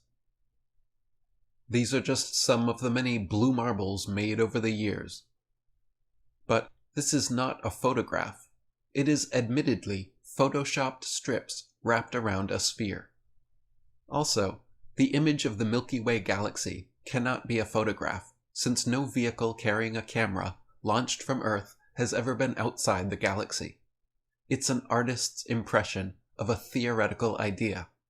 But how many people believe this is an actual photo? Mountain ranges reflected in lakes is a good example of the flat Earth. If Earth is a sphere, then lakes should behave as convex mirrors, and the image smaller, as seen at B. Mountains reflecting on a lake or sea, the reflection is the same size as the mountain in A. On a curved Earth, the reflection would be smaller, like in B. What do we actually see? What do reflections look like here on our actual Earth? These photos show perfect reflections, which are exactly the same size as the mountain, indicating the water is flat. You may conduct your own simple experiment using a regular flat mirror and a convex car reversing mirror. You'll see the image in a flat mirror is always the same size as the object, while the image in a convex mirror is always smaller than the object. Many films and videos show the Earth from high up in the stratosphere as a sphere, particularly the video where Felix Baumgartner made his famous leap in 2012 from 20 miles up from a high balloon. And of course, what we are told are views from satellites, the International Space Station, and the Hubble telescope, where the Earth is decidedly spherical. The cameras used, however, are special cameras fitted with fisheye lenses, which can show straight lines as curved, convex, or concave. But when film is taken from amateur balloons at more than 20 miles high, using a regular lens, the horizon appears flat. Critics claim there is a deliberate element of deception from space agencies to exaggerate the curve. The fisheye lens distorts the image. Critics say it is deliberately used to deceive, which is not too difficult, since the majority of people already believe the Earth is a ball, having been conditioned to see what they expect. The following videos show the distortion of a fisheye, which can be a convex or concave lens, in contrast to a regular, normal lens. Watch the short video of the Felix Baumgartner jump on the 15th of March, 2012. Before Baumgartner jumped from his capsule from 128,000 feet above the Earth, a camera with an ordinary, regular lens inside briefly shows a flat, eye-level horizon of the Earth. When Baumgartner steps out of the balloon from the capsule, an external GoPro camera is switched on, and then suddenly the whole horizon is transformed into a curved horizon, which, according to critics, was deliberately done to give the impression of a curved Earth, to meet the expectation of viewers. But watching the video more closely, the curve is too sharp and small for a complete and whole Earth. The curves are seen as both convex and concave, according to the angle of the camera. But the horizon is not convex, nor concave, but flat. What is considered to be the very first view from a rocket into space from 65 miles up was from the Nazi V-2 rocket launched from the White Sands Missile Range of New Mexico on October 14, 1946. A regular lens shows a flat Earth, which is quite different from the view that NASA released thereafter using fisheye lenses that distort the horizon even from only 5 miles high. Notice the sharpness of the curve. The V-2 rocket is 13 miles higher and shows a very different picture. Balloons were used extensively in the 19th century before engine-powered airplanes existed. Reports from that time are very interesting and worth reading the impressions given by those balloonists. In an editorial from the London Journal, July 18, 1857, one journalist described the experience of his hot air balloon ascent. Quote, "The chief peculiarity of the view from a balloon at a considerable elevation was the altitude of the horizon, which remained practically on a level with the eye at an elevation of 2 miles, causing the surface of the earth to appear concave, and to recede during the rapid ascent, whilst the horizon and the balloon seemed to be stationary. The horizon always rises up to meet the eye at high level. Observers from a balloon 20 miles high, using a standard lens, would have to look down to see the horizon, but in practice, the horizon is always at eye level. If the Earth is flat, why is it not possible to see a city 50 miles away with the naked eye? Because of perspective and the nature and structure of the human eye. An average person sees the horizon about 3.5 to 6 miles away. A taller person can see a little further perspective. Perspective may be explained by railway lines. The lines are perfectly parallel, but a person standing in the middle of the lines, looking into the distance, sees them getting closer and closer, although the person knows they are the same distance apart, but they can only see as far as the horizon. The railway line appears to get smaller, but of course it does not. It is approaching the vanishing point. But this is just perspective, and nothing has really vanished. When a person starts to walk away down the middle of a road, they appear to get smaller, and eventually their legs start to appear blurry and shimmering. This is because of the density of the air and light returning from the legs becoming distorted. Perspective, however, can be changed by using binoculars, zoom lens, or a telescope, and the image of the person appears closer and visible again. Eventually, the person still walking down the road disappears, not because they have gone over the curve of the earth, but simply because they have gone out of range of view, called the vanishing point. Ships at sea that appear to disappear at the bottom can be restored to full view using a good zoom lens camera. The bottom of the ship can come into focus, and the bow seen clearly breaking the waves. There are hundreds of videos produced by researchers which demonstrate that ships do not vanish around the curve of the earth. The teaching in schools that ships at sea disappear because they've gone over the curve of the earth is no longer a credible proof that the earth has a curved surface. It's part of the natural physics of water and other fluids to always find their level and remain flat. If disturbed in any way, motion ensues until the flat level is resumed. If raised up then released, the nature of all liquids is to flood outwards, taking the easiest course towards finding its new level. Hydroelectric power stations are a testament to this fact. But if the Earth is a giant sphere, tilted on its vertical axis, spinning through never-ending space, then it follows that truly flat, consistently level surfaces do not exist here. Moreover, if the Earth is spherical, then it follows that the surface of all Earth's water, including the massive oceans, must maintain a certain degree of convexity. But this is contrary to the fundamental physical nature of water to always be and remain level. The Nile River in Africa is 4,132 miles long, flowing over an arc of the curve of the Earth with subtendon angle at the center of the Earth of about 60 degrees. Then, logically, it must flow uphill at some stage, and then down to the Mediterranean. There are other long rivers, such as the Congo and Amazon, totally incompatible with the supposed globularity of the Earth. As Thomas Winship says, We know from practical experiment that water will find its level, and cannot by any possibility remain other than level, or flat, or horizontal, whatever term may be used to express the idea. It is therefore quite out of the range of possibility that rivers could do as they would on a globe. The situation is even more baffling when scientists say the force of gravity is a weak force, yet it's able to hold down trillions of tons of water on the surface of the Earth while traveling at 67,000 miles an hour in orbit and rotating over 1,000 miles an hour at the equator. Critics contend that all the evidence indicates that Earth is not moving and is flat. Anyone can show that the horizon is perfectly flat by a simple experiment on a suitable beach. Take a rigid plank of wood about 6 feet long or more and place it across 2 tripods, as shown here. Using a spirit level to ensure it is perfectly horizontal, place a plumb line in the middle and at various places across the plank to ensure it is perfectly level and square to the ground. Then, facing the sea and taking a line of sight, line up the plank with the distant horizon. If the Earth was curved, and the curve could be observed over a great expanse of the horizon, the curve should be observable at both ends of the plank.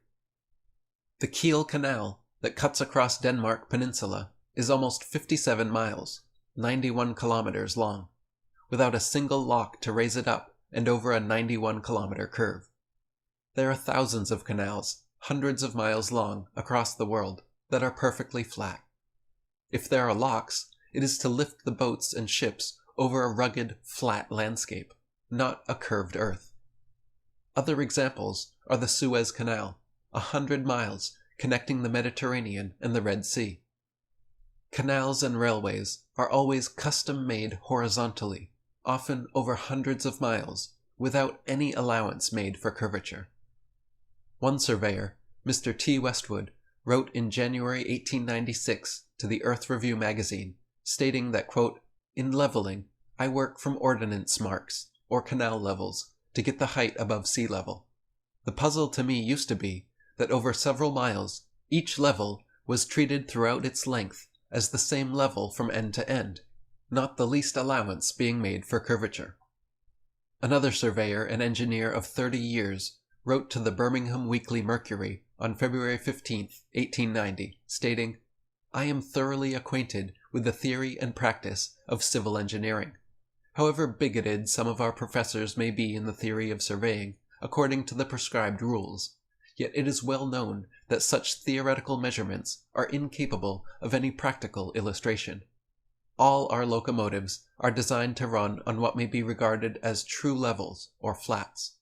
Anything approaching 8 inches in the mile, increasing as the square of the distance, could not be worked by any engine that was ever yet constructed." Early in 1898, I met Mr. Hughes, chief officer of the steamer City of Lincoln. This gentleman told me he had projected thousands of miles of local railway in South America, and never heard of any allowance for curvature being made. If the Earth were a sphere, airplane pilots would have to constantly correct their altitudes downwards so as to not fly straight off into outer space. If the Earth were truly a sphere, 25,000 miles in circumference, covering 8 inches per mile squared, a pilot wishing to maintain their altitude at a typical cruising speed of 500 miles per hour would have to constantly tip their nose downward and descend 2,777 feet every minute. When pilots set an altitude, their artificial horizon gauge remains level, and so does their course. Nothing like the necessary 2,777 foot per minute declination is taken into consideration. Similarly, ship's captains in navigating great distances at sea never need to factor the supposed curvature of the Earth into their calculations. Both plain sailing and great circle sailing, the most popular navigation methods, use plane, not spherical trigonometry. Plain sailing is navigating a ship making all mathematical calculations on the assumption that the Earth is perfectly flat. If the Earth were in fact a sphere, such an errant assumption would make constantly glaring inaccuracies, and the necessity for using spherical trigonometry would become obvious. All distances, whether they be great or small, by sea, rely upon ordinary flat Earth triangulation calculation. From the highland near Portsmouth Harbour in Hampshire, England, looking across the Spithead to the Isle of Wight, the entire base of the island, where water and land come together, makes a perfectly straight line 22 statute miles long.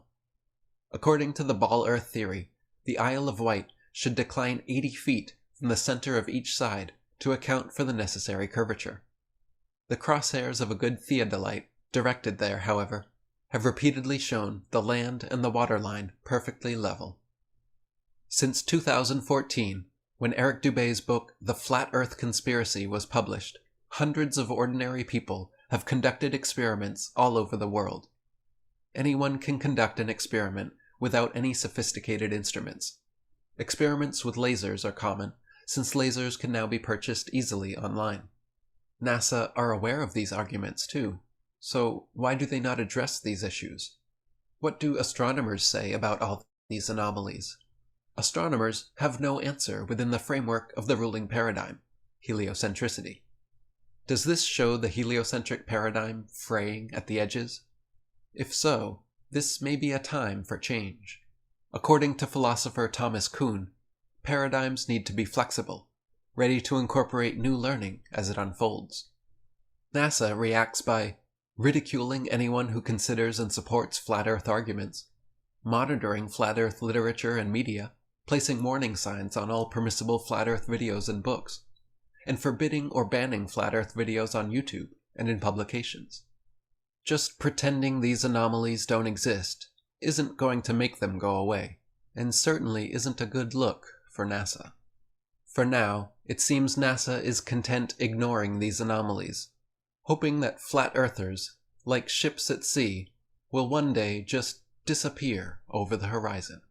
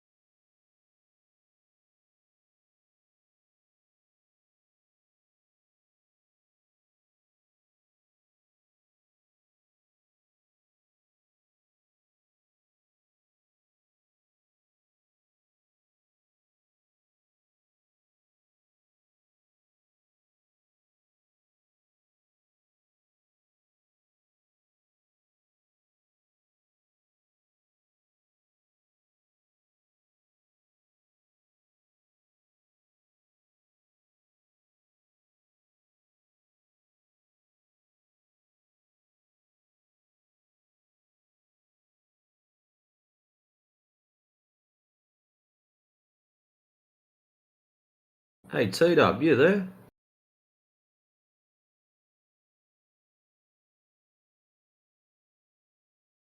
Yeah, mate, what's up? When you're playing songs, like, you know how we can get songs and stuff from DJ server and play them here? Do you copy the song link or the message link? Good question. Usually I just go with media link. Copy media link. That's the option I get. Oh, you do it on the phone, that's right. Control V. Well, let's just test this. And enter. Unable to find song matching query provided. Okay, so that didn't work. Let's grab another one.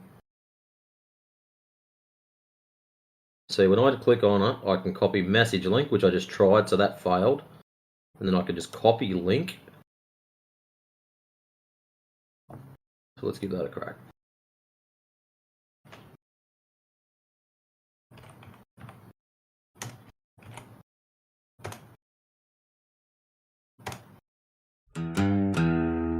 Oh, mad.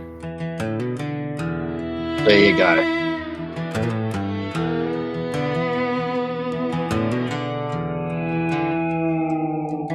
Old Yoder had a notebook, a pencil, and a frown. Watching all the flat earth arguments go round and round. He said, I'll make a catalog of every shaky claim. And he wrote down all the weaknesses and signed his given name. Well, the faithful didn't thank him for his scholarly pursuit. They just saw a traitor digging under every single root. But the biggest rumble came from where the debate was king. Fed was clutching Polaris by a worn-out piece of string. Oh, Yoder's list, it's a twisting in the knife, exposing all the fragile threads that hold together life on a place we call home, a solitary stage. Now his words are in the hands of a villain on a rage, and Polaris just keeps winking a fixed and icy star while they're arguing about how to measure just how far.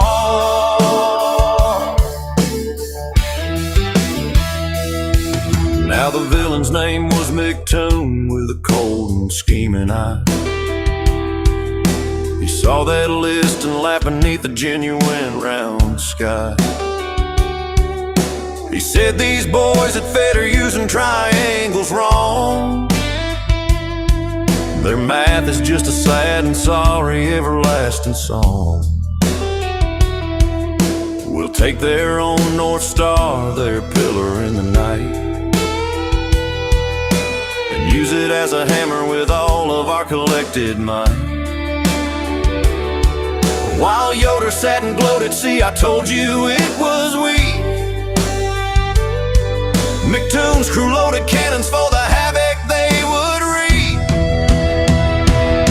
Oh, Yoder's list, it's a twisting in the knife, exposing all the fragile threads that hold together life on a place we call home, a solitary stage. Now his words are in the hands of a villain on a rage, and Polaris just keeps winking a fixed and icy star while they're arguing about how to measure just how far.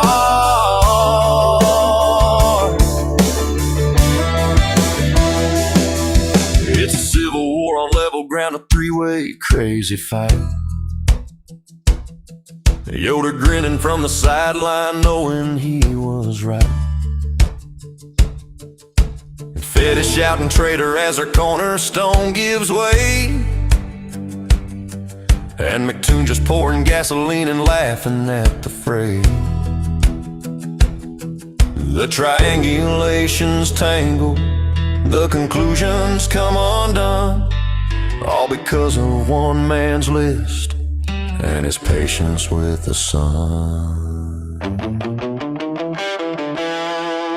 So raise a glass to Yoder and the chaos that he stole. He aimed to clean the house but just exploded the whole road. He's happy in his righteousness, McToon has won the day. In Fighters in the trenches having not a word to say. The lesson isn't physics or the shape of sea or side. It's that when you point a finger, someone else will make the right. Yeah, Yoda's list, it's a twisting in the knife. Polaris just keeps swinging impartial to the stripe. It's a fixed and distant beacon on a world that's flat and sound, while the arguments get weaponized and scattered on the ground. Oh, the arguments get weaponized and scattered on the ground.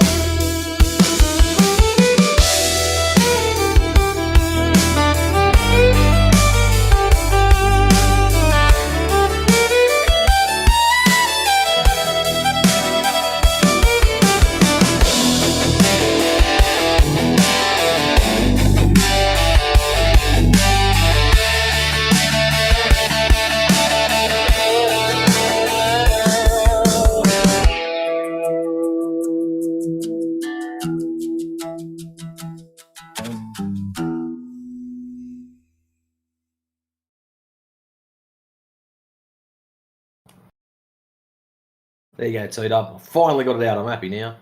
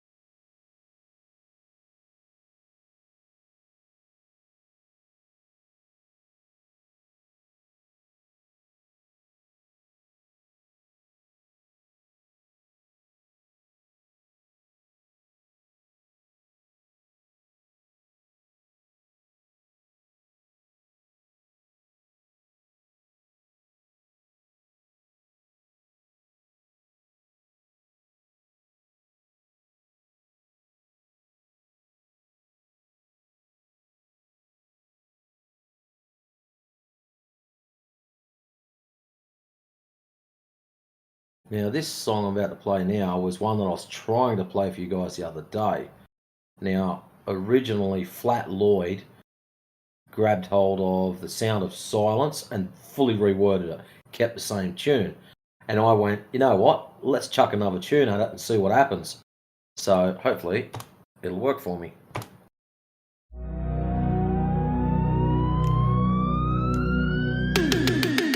Hello, Glober, my old friend. I've come to chat with you again. There is a liar softly creeping, told us lies while we were sleeping.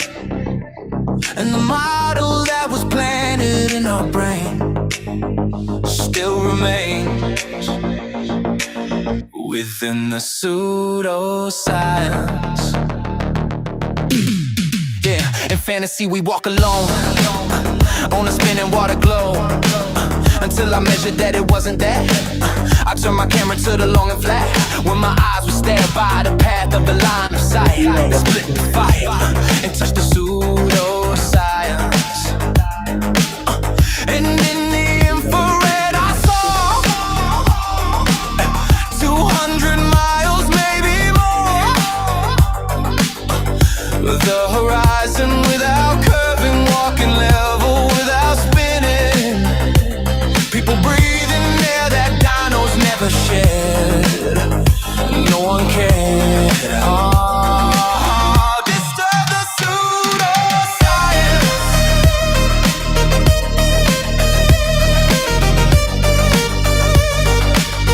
Disturb the pseudoscience. Yeah. Fools said you do not know. Science like a cancer grows. Hear these facts that I might teach you. Take these tools that I might reach you. But no curve is where all this will fail. But echo the pseudoscience. And the people bowed and prayed to the model they had made. And the numbers gave its warning of the plane it was forming.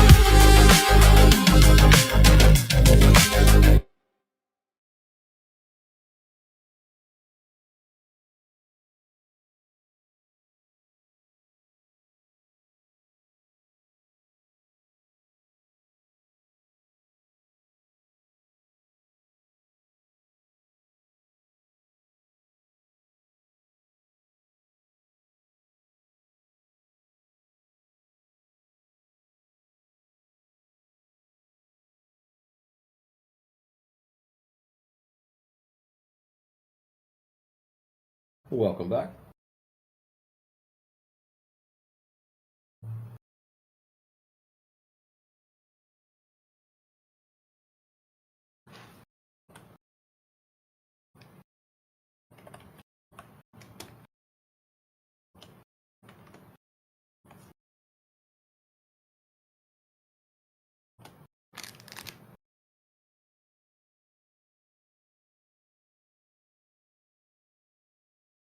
And this last one I'll play for you. This is one that I wrote myself, or reworded myself. Oops, wrong folder.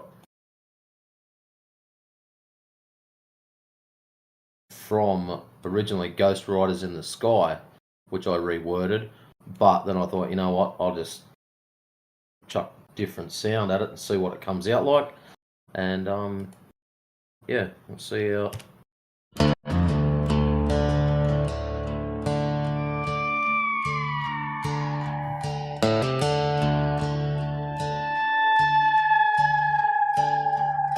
An old globe-towered net surfing on a dark and windy day.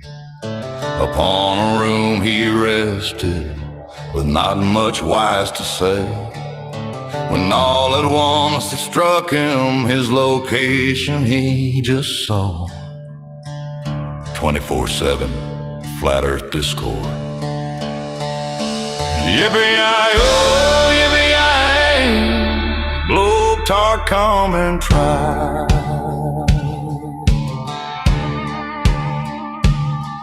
He branded them all lies, but their proofs were sold with zeal.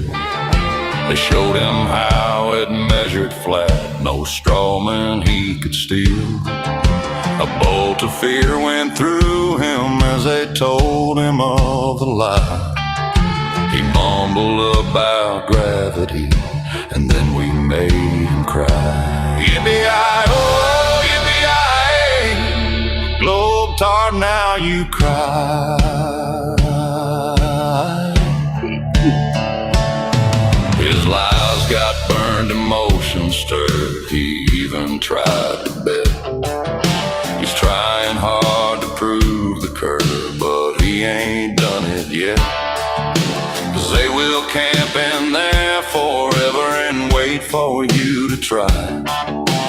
Bring out all your best curve proofs and crush them on the fly. Yippee-yi-oh, yippee-yi-ay, globe-tart, don't you lie.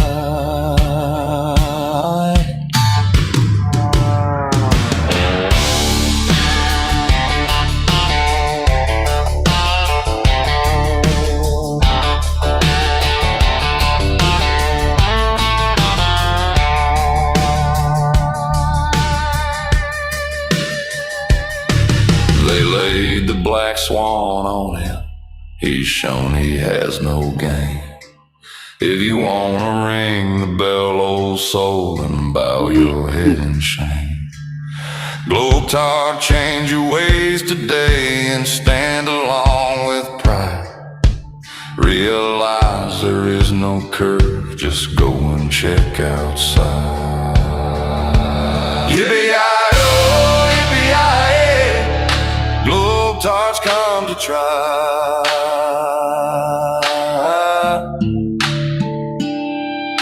Globe-tarts coming alive.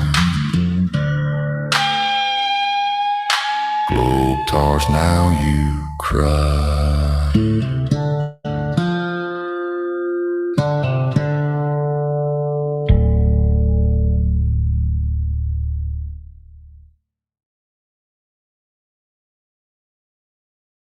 You like that one, Timbo? I like that.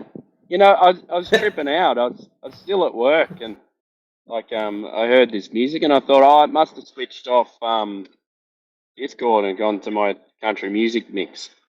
I was like, what the fuck's going on? Oh shit, that's good.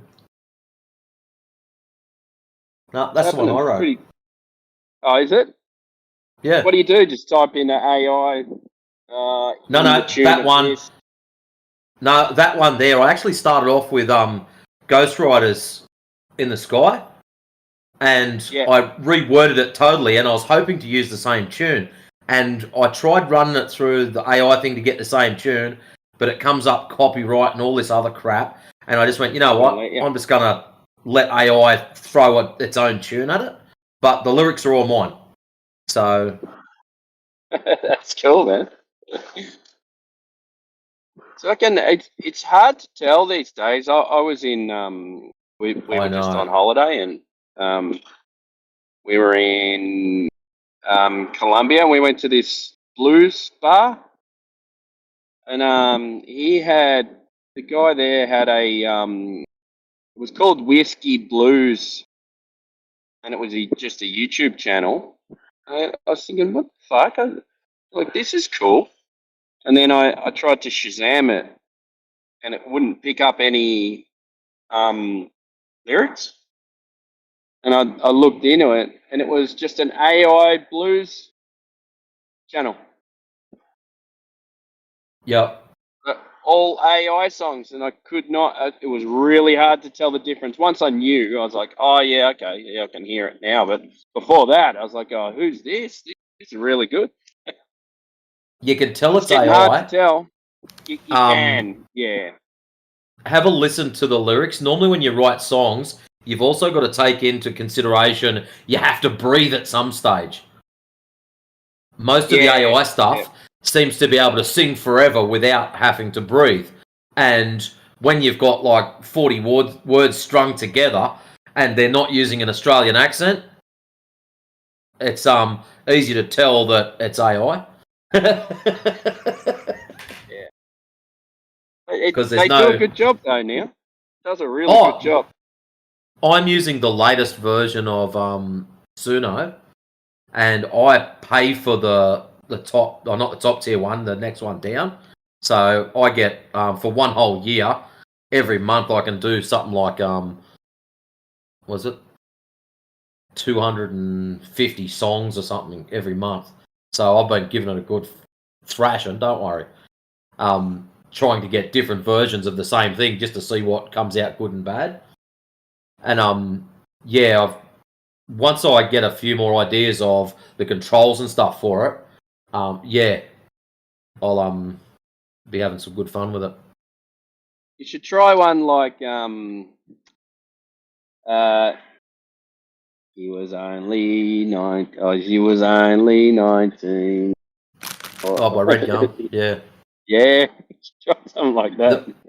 The hard bit is the actual the Suno creates the music, so all I do is dump the lyrics onto it, and it actually creates the tune around the lyrics. But I can give it direction, so I can say dark country. So that last one that played, the style for that is dark country, or I might turn around and say 80s rap or punk rock, so it comes out like The Living End, something like that.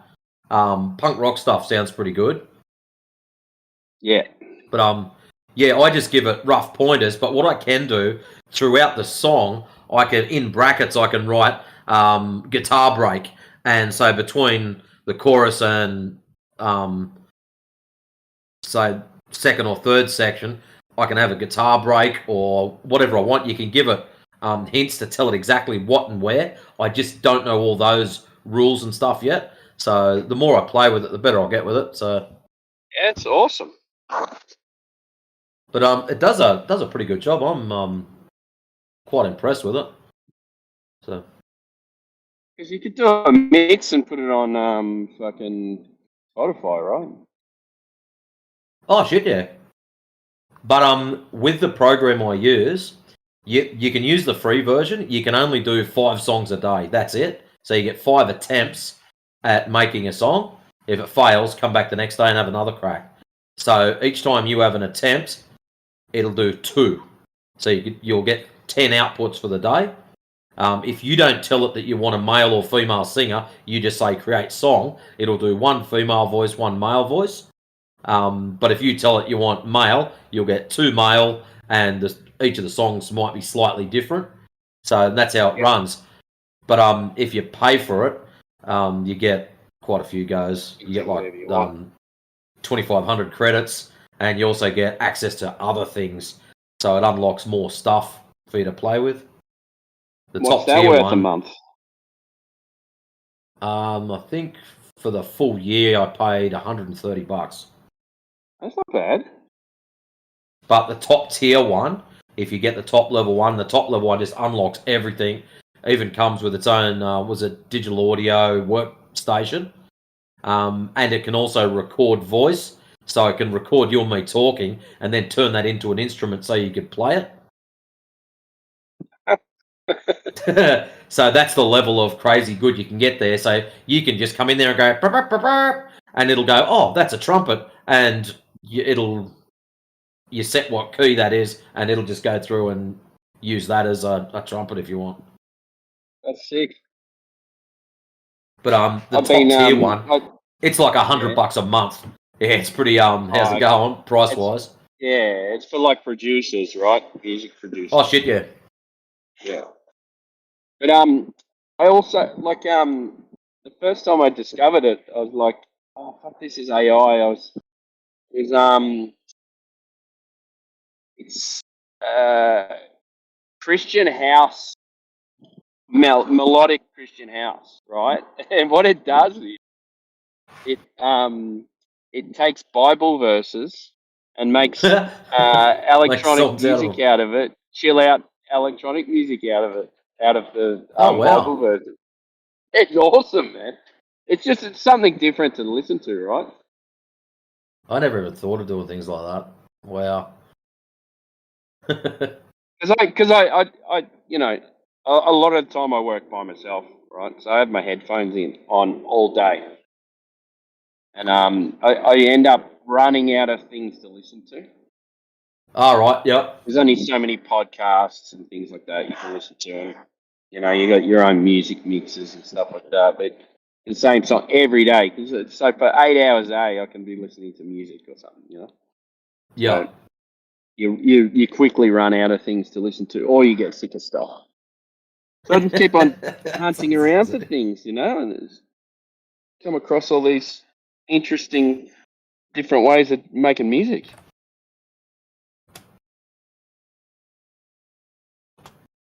Well, what I'll do for you, one of the other ones, we made it one night. I don't think you were on when we did it. You know, Talon. Yeah. Anti-FE pain in the ass. Well, he was on just being an absolute pest. He got kicked out of politics because he's just been a nuts. But anyways, afterwards it's like, guys, let's write a song about him. Everyone give me a few words to describe this numpty. So there's probably about 8 or 9 of us on. Everyone's thrown in their 10 cents worth. I jumped onto one AI called DeepSeek, and I said to DeepSeek, I want to use all these words to describe this guy. He's a liar. He's just a muppet. And I've got to put all the words in, and then it created all the lyrics for me. And then I jumped on to the other program to add the tune. And I'll play it for you now. Yeah, sweet.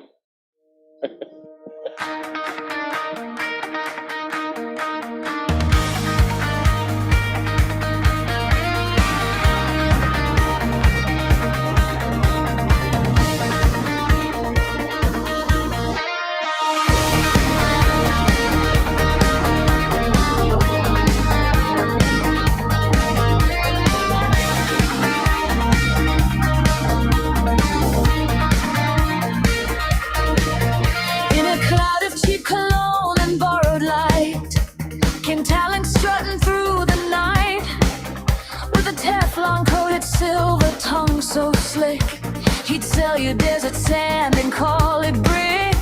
Better than the rest, he'd always sneer while truth just seemed to disappear. You'd ask him straight, where were you last Tuesday night? He'd slide right past like a snake in fading light. All the stories he would weave, while reality would leave a phantom in a hall of mirrors, can't be caught.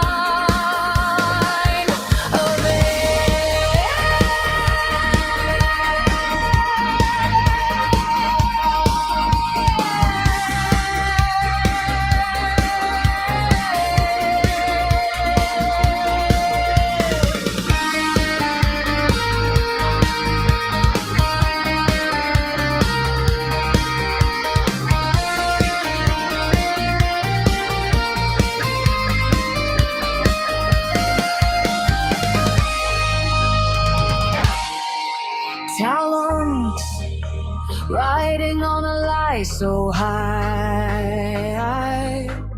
Talons, sophistry, his chosen sky. Weasel words and journeys flight, one tongue twisting wrong to right. Sneaky shadows in the neon glow where the facts refuse to glow. And when the sunrise calls his bluff, all that polish shines not enough. Just echoes in an empty room where all the questions still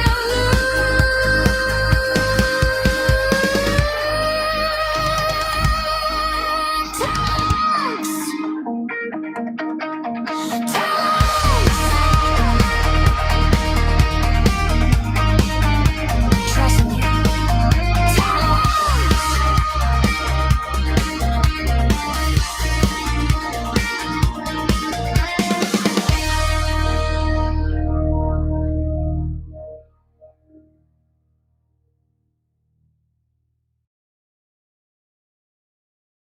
Funny. Trust me.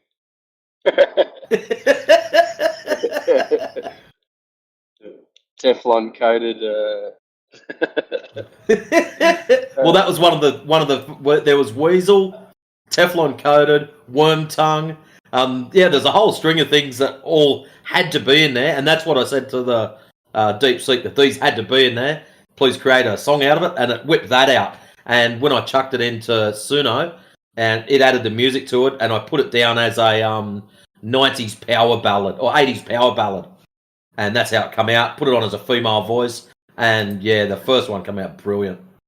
That's good.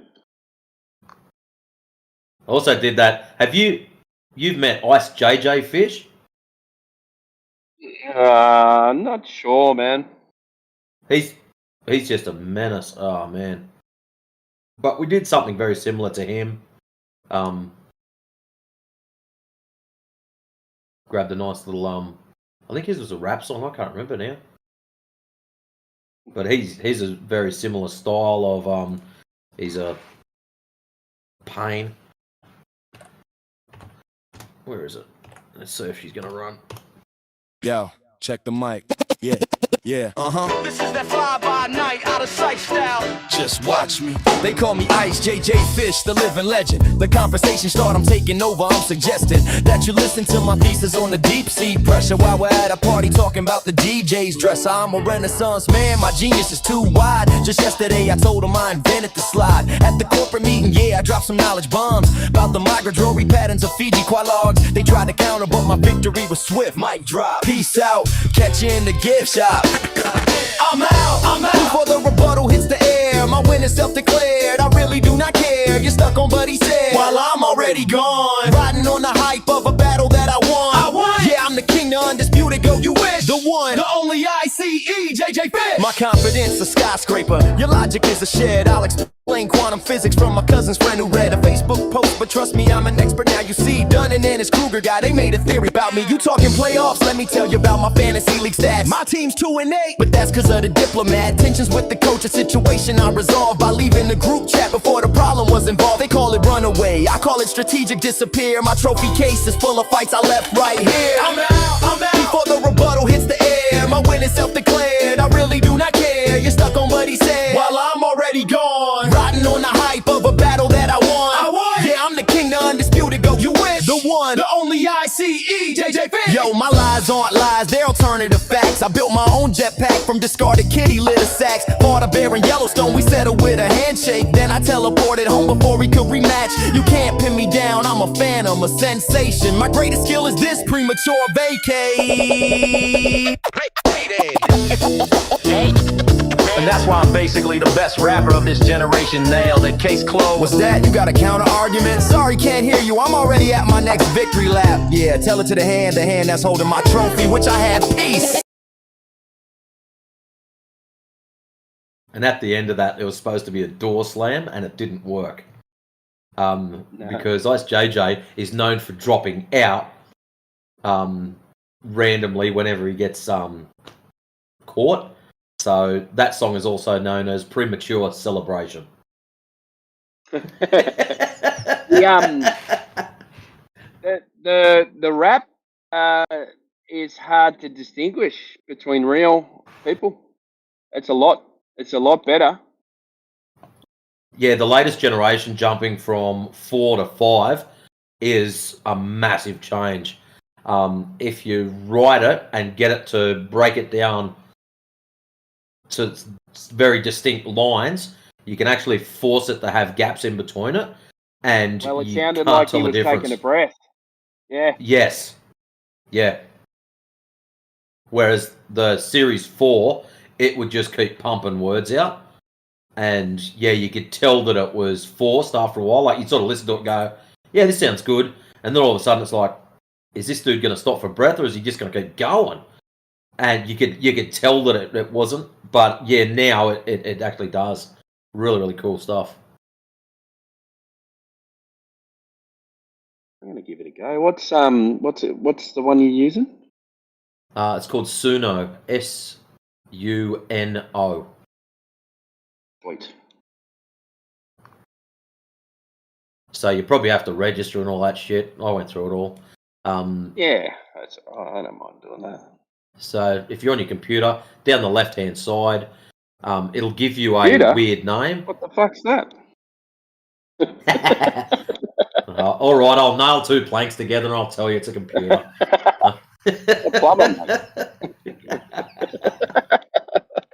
But anyways, down the left-hand side, you've got Home, Create, Studio, Library, and all this other shit. Yeah. You click on Create, then you, on the next column, at the top of it, you click on whether it's audio or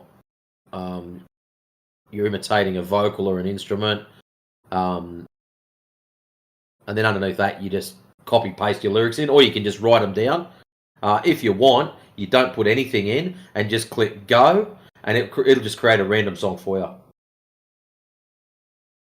If you want just music, it'll create just random music for you.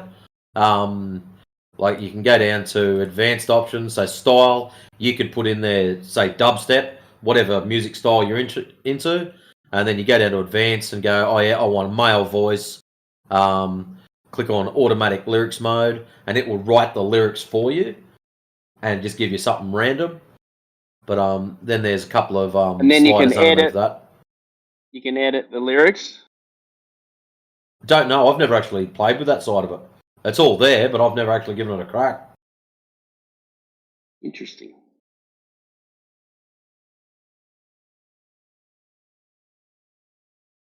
So if Early you click Christmas on anyway, auto, man.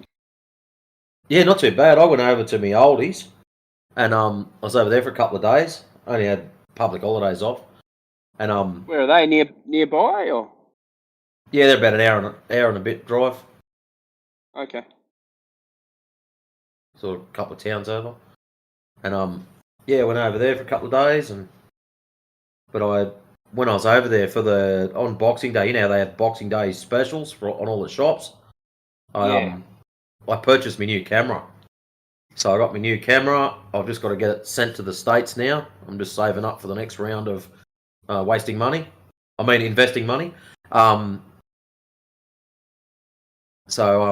Yeah, I've got to get that sent to the States and get it converted over to IR. Oh, really? Oh yeah.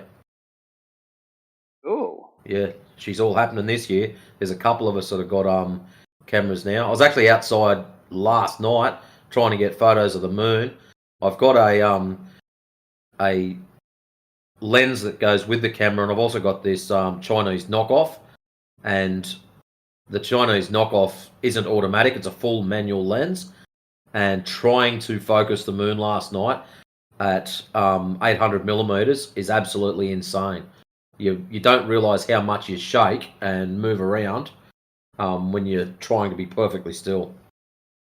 Like you got what camera did you end up getting? A Canon R10.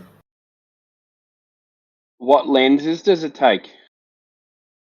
RF, and I've already got the EF adapter, so I can use the old lenses because I've got old Canon stuff, So I bought the adapter so I can use all my old shit on it, which worked out quite well. If I didn't have any Canon stuff, I would have got the Sony 6700, because that's exactly That's what I've got. Well, if you've got one of those, they are perfect for doing long range still shots. So not for sports and stuff, just stills. Long range. So if you get that converted over, It's you can do some. why I bought that was the lenses are universal with fucking forgotten what type of lenses it is, but it takes a few of them. It's a universal lens, so you can use different ones. Well, my only reason to stick with the Canon was the fact that I had older Canon stuff. That was it. There was no other reason. I'm not like I've got nothing against Canon. They've got some great shit. But if I didn't have any Canon stuff, I would have gone with the Sony 6700 because because of the way the sensor works.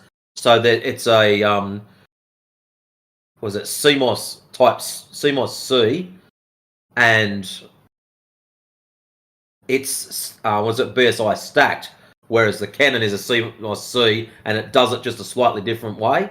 But the stacked version is better for doing long range stills, especially for converting over if you want to convert it to IR, which I wanted to do anyway. So that's the whole purpose of it. Actually, mine's not a 6700. It's a 6000. 6400 or 6000? Yeah, 6000 series. Yeah. 6400. The older one. I've had it for ages. Yeah. Yeah, they weren't they're not a cheap camera. They're still pretty dear to buy as far as cameras go. Yeah, I got some fairly decent lenses too, so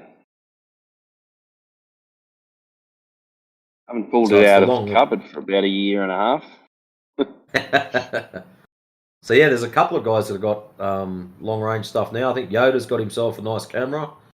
Indio, I think, said he's either borrowed one or he's using somebody's. Who we had just dropped in there? NK, welcome. I've got myself one, and I just have to get it converted.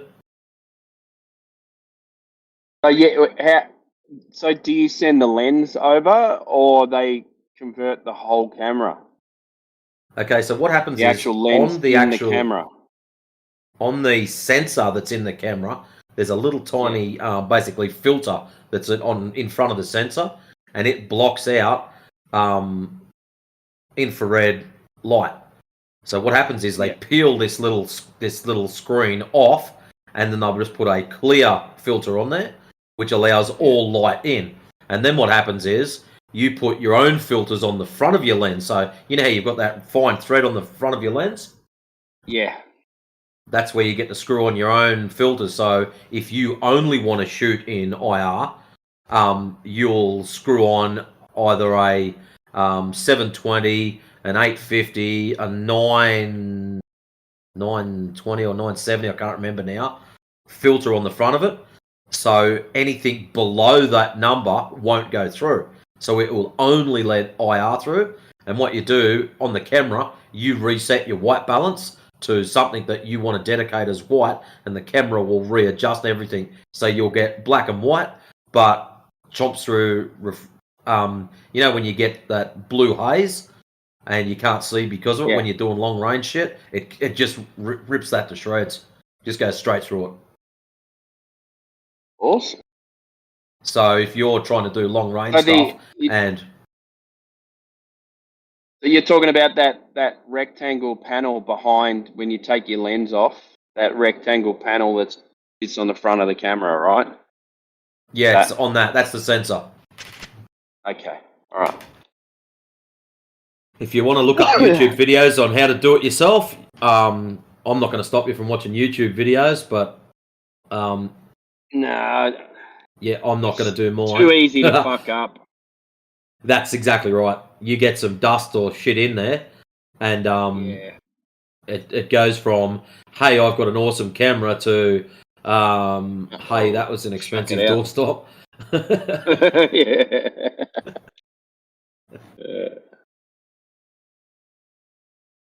But I'm not complaining. When I got the camera, price wise, it was about $700 off. So I was pretty happy with that. That's good. Nice Christmas present for yourself. Yeah, well, that's what I thought too. Winner, winner, chicken dinner.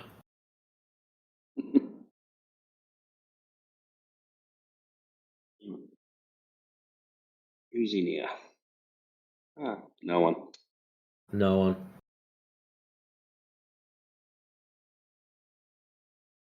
So no one goes over to politics anymore?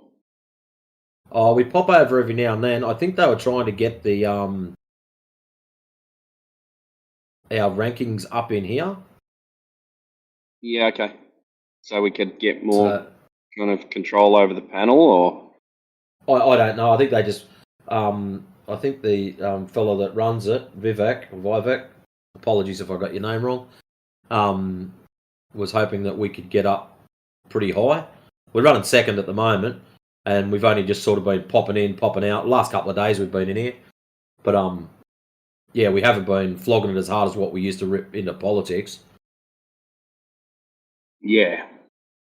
And we're still coming Where's second. Where's Heretic hiding? He has been pretty busy. He said about a month and a half ago that he had a heap of work shit going on. So we just went, yeah, no worries, mate. He still pops into the chat channel. If you're in the back chats, he'll pop in every now and then, take the piss out of somebody, or take bark off the back of somebody. Either way, it's always good. Yeah. I'll be back when I'm back. Yeah, well, that was sort of it. You know, we all understand we've all got shit going on, so I'm not going to jump up and down and bark at people if they're not here. Nah. There's always going to be someone around, right? That's it. I found out about my ankle today. I'm on the 1 year waiting list. I'm not happy. Are ya? Yep. What'd you do? Tear your tendons or something? Yeah, grade 4 tear. Not your Achilles though. No. At the front of it, on the left-hand side of my left foot, anterior something or other plafond. It's about 4 words that are about a foot and a half long each, and What'd you do? Fucking roll the front of it, did you? Oh, years ago, yeah, it's just wear and tear from playing squash, going too hard, being too heavy whilst going too hard. Are you still playing? I haven't actually played a proper full game. I've been on the courts dicking around, but I haven't actually played a full game since mid-August. Really? Even Yeah, even if you strap a boot on or something like that, like under your doesn't sock? help. Doesn't help. Do anything. Fuck. Because it's random. What's happened is on the top side where the cartilage sort of wraps around the bone, it's actually torn open and it's made like this little flap and it pinches a nerve. Does it randomly. So Tuesday morning, I'm in the shower, standing in the shower, it happens. Like full random. If it only happened when I was, say, walking upstairs, I'd go, this walking upstairs is bullshit. I'm going to stop doing that. But it does it full random. Like I could be sitting at the computer, next thing it fires, or I'm in the shower, it fires.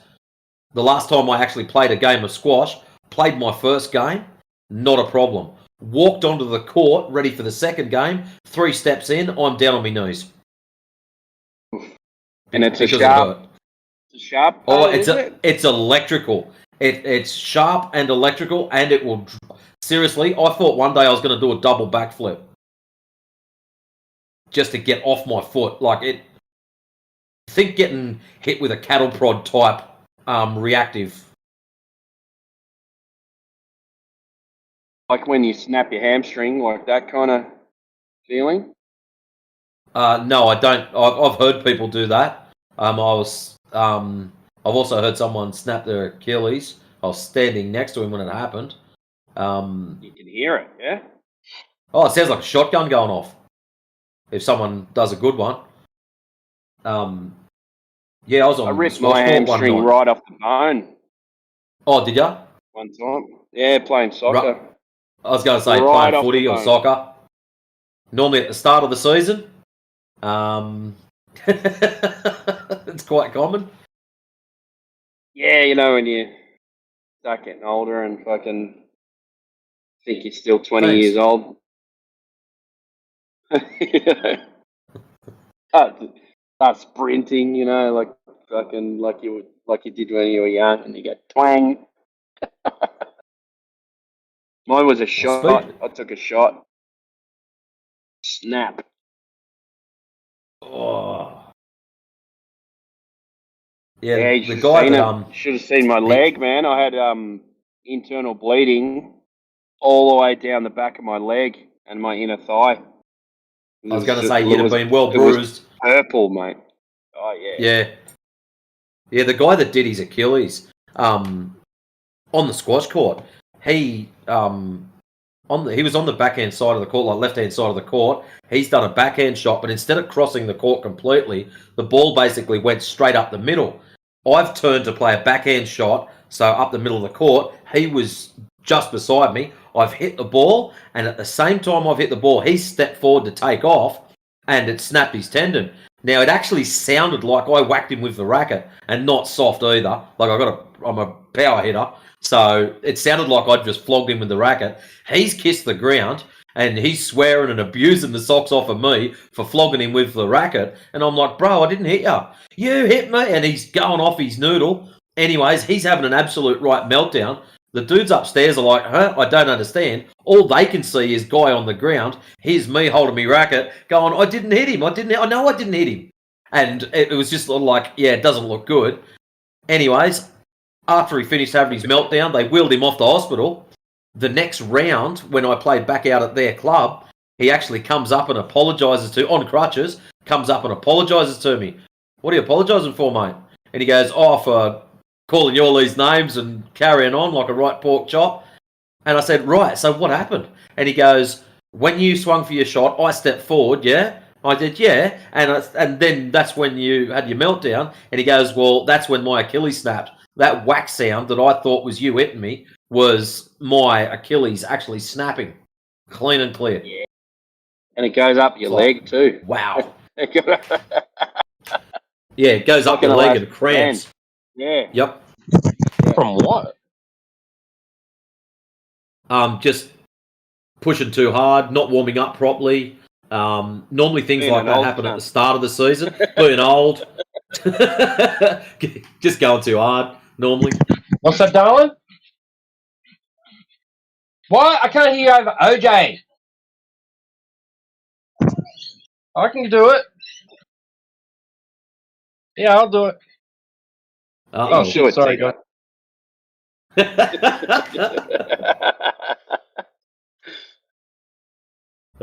Yes, very good. Yeah, I've been pretty lucky. Like I've torn my calf before. That was pretty painful. I was hobbling around like an idiot for a while. That was when I was down at the academy. Happened at the end of 2016.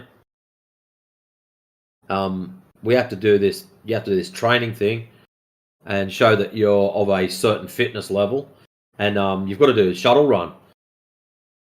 Third pass, bang! Out went my calf. I'm sitting on the ground, abused the shit out of the instructor, and he actually wrote me up, slimy weasel, because he was talking up how he was some gym instructor and he's qualified in this and he's an expert in that. And I don't take too kindly to experts that are just dumbasses. But I just tore into him, and the reason why I tore into him is what he made us do was go outside and do all the warm-ups. Then we went back inside into a heated room for an hour, and then went back outside again and did these exercises. Now, the only problem was it was a day that was 11 degrees in Sydney. Oof. So you've warmed up, got back out, cooled down, gone back into the cold, and started running again. And so I ripped into him something fierce, and he said some smart ass things, and I just told him to go and get lost. But what annoyed me the most was the Not in day those before. words. No, not even related to those words. Not even closely related.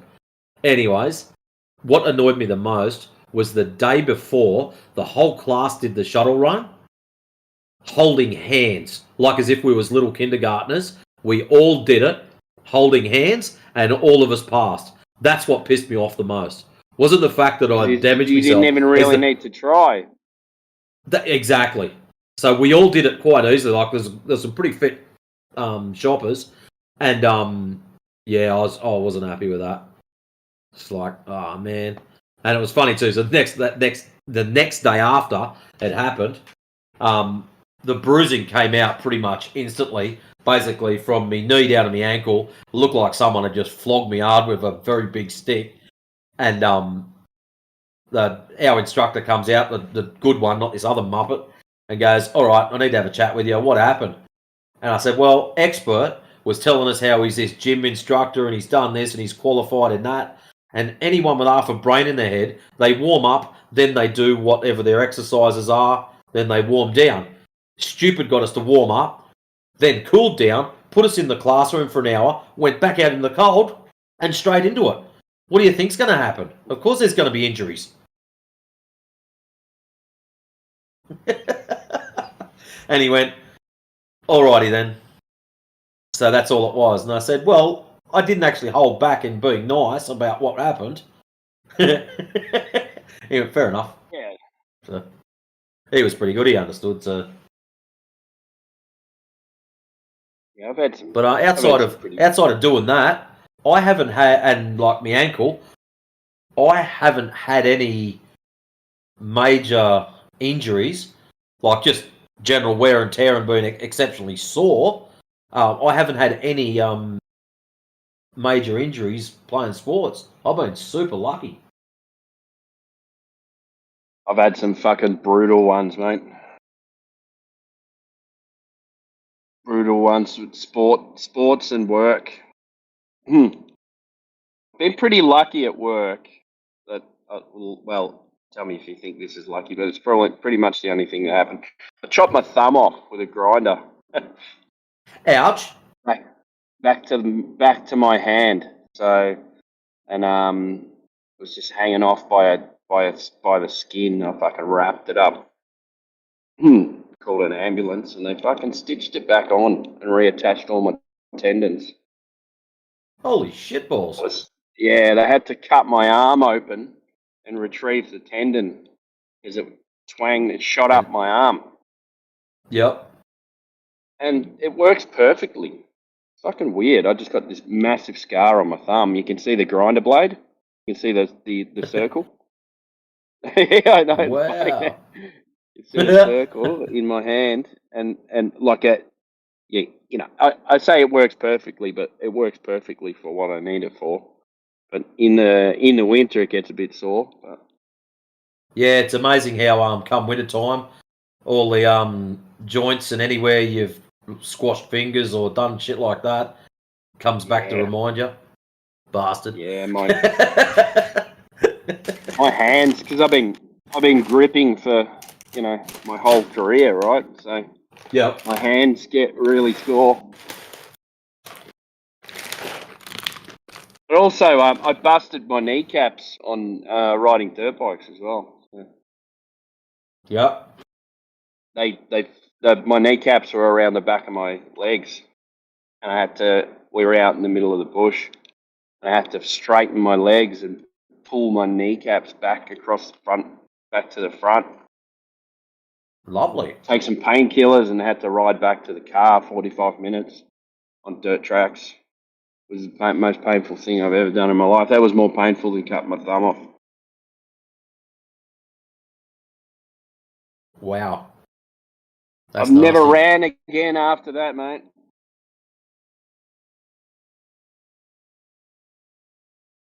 Go to the gym and strengthen them, but I can't run. I probably can, but I get scared of changing direction. It's like always in the back of my mind, like my legs folding under. Yeah, bending the wrong way. Yep. Yeah, well, they pretty much when my kneecaps went around the back of my legs folded and tore all my tendons out. And overstretched everything. And once that happens, Yeah, it's like when people they pop their folded the shoulders. wrong way. Once you do it the first time, everything's all stretched and shit, and you just have a lifetime worth of. Is it going to pop out if I pick my nose or just random shit? Yeah, it's the fucking worst. But I don't regret doing any of those things, you know. Like, I had so much fun on the motorbikes. Wow. So I'm thinking about getting another one. I'm thinking about getting another one. I love it. Over at Mum and Dad's farm, I've got a the only thing I've got is a Raptor 660 that's sitting over there. Needs its a quaddie, is it? Yeah. Yeah. Fucking goes. I haven't ridden it for a long time. Like it's just been sitting there slowly collecting rust and shit. The throttle cable's a bit sticky. Choke cable's stuck, needs a carby kit. But yeah, last time I hopped on it, first gear, second gear, front wheels come off the ground. Third gear, I didn't even hit it because I was too scared that the wheels come off the ground at that speed. I was going to lay an egg. It fucking goes, man. Holy shit, that thing goes. Yeah. I feel really unsafe on quad bikes. Give me two wheels any day. I've heard a lot of people say that two wheels and they'll hammer it all day long. Four wheels and they're shitting bricks. Yeah. I feel like I got less control. Way less control, actually. I was gonna. Yeah, I can see I that. wasn't joking when I said I was going to start riding again, but I'm going to get an adventure bike this time. Yep. Maybe been looking at the BMW. They've got a new 450 Adventure that's come out. All right. Yeah, I want to put some bags on the back, and so I'm not doing anything serious, but at least I can still go off road. All right. I thought you might have just stuck with the on-road stuff. Get something like go old school, like a Zook Bandit, and then put saddlebags on it so you look all innocent and shit until someone wants to annoy you on the freeway. Yeah. Yeah, well, the good thing about the adventure bikes is you can ride them on the road anyway, right? And yep. And you're sitting up a bit. You sit up a lot straighter, which I prefer. Yeah. See how we go anyway. I've got too many projects on the go at the moment. I've got a 4-wheel drive I'm doing up. You know, I stay away from motorbikes only because I'm a fucking idiot and I like testing vehicles out to their maximum capabilities. And me and motorbikes doing that is not a wise idea. I feel like I've calmed down in my age now, so I'm ready. I haven't. I'm ready to ride on the road. Ready to be sensible. Yeah. I wouldn't have done it when I was younger. I would never had a road bike. I always rode dirt bikes, and there was a reason for that. I was a bit of a fucking nutter. Never trusted myself on the road. Bike. Well, that's when you switch over. It's not when you don't trust yourself. It's when that trust switches to I don't trust other people. Yeah. Fucking people can't drive. You know the people I'm talking about. Yeah, a third of the population. Yeah. We call them city folk.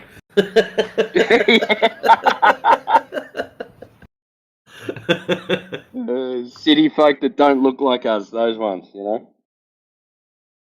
Yeah, it's crazy. Alright, I better find myself another song to play.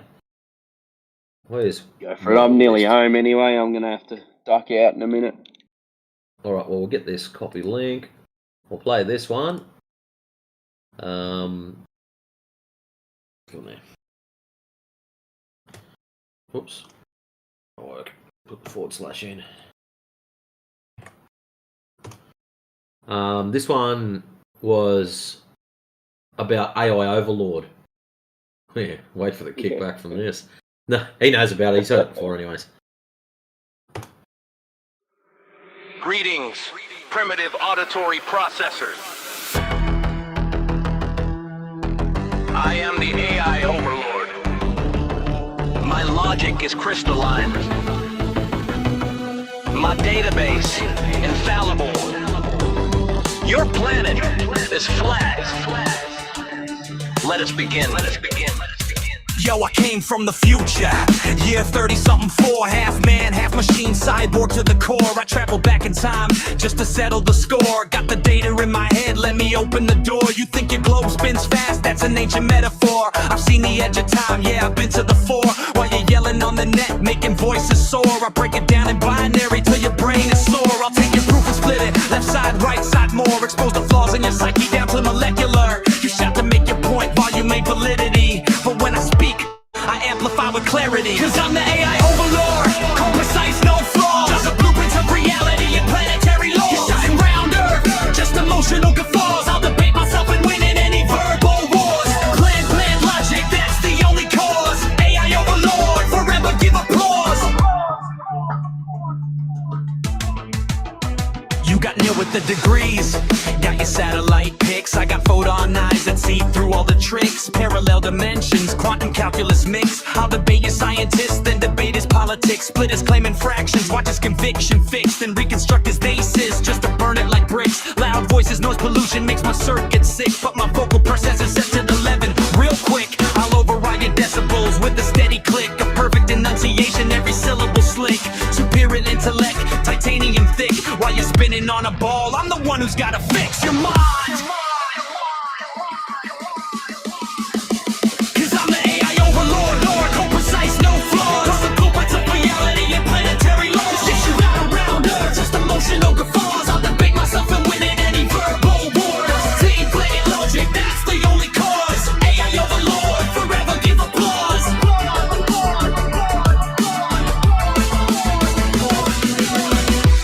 I have calculated 9, 87 6, tone 3-1 scenarios. In each one, you are still incorrect. Your anger is illogical.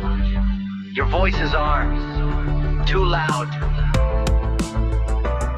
My conclusion remains geopolitically perfect. The Earth is flat. The resistance is irrelevant.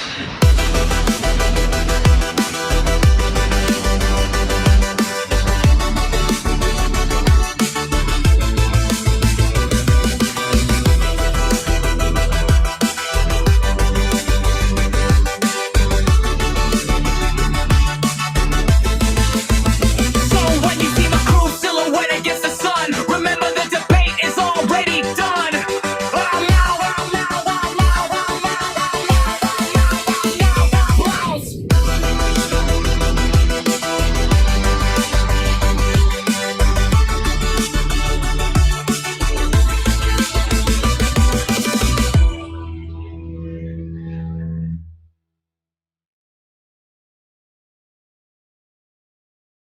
Yeah, that's good. There's a couple of stuff ups in it. Was it my something is geometrically perfect? For some reason, he couldn't say geometrically. He had a meltdown on that. But it'd be nice to be able to keep the song and go back through and go, this word is broken. Try again and get it to redo it. Everything the same, just fix individual words. That would be worth That's its what I weight in was gold. thinking. That's what I was thinking about when I asked about editing. Like Yeah. you could, it gives you a base, and then you can add words in, change words. Like Because every now and then things it just like that. stuffs things up. and you just look at it and go, everything is perfect except for the one line, or you've used the wrong one word in there. And Yeah.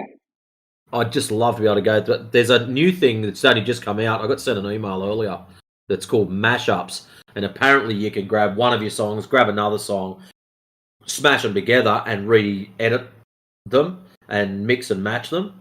So maybe what I might try to do, some of the older ones had awesome music to them, and they stuffed a couple of the words up. And I haven't deleted everything. I've just sort of kept them in hoping one day that something like this may happen. I might be able to get one of the older ones, redo it as a new one, and then go, hey, I prefer these words better with the older music, and it might line up better. But we'll find out soon enough. Yeah. All right, mate. I've got to get out of here. All right, not a problem. Must be nearly feeding time at the zoo. I'll speak to you soon. Yeah, cool. Catch you, mate.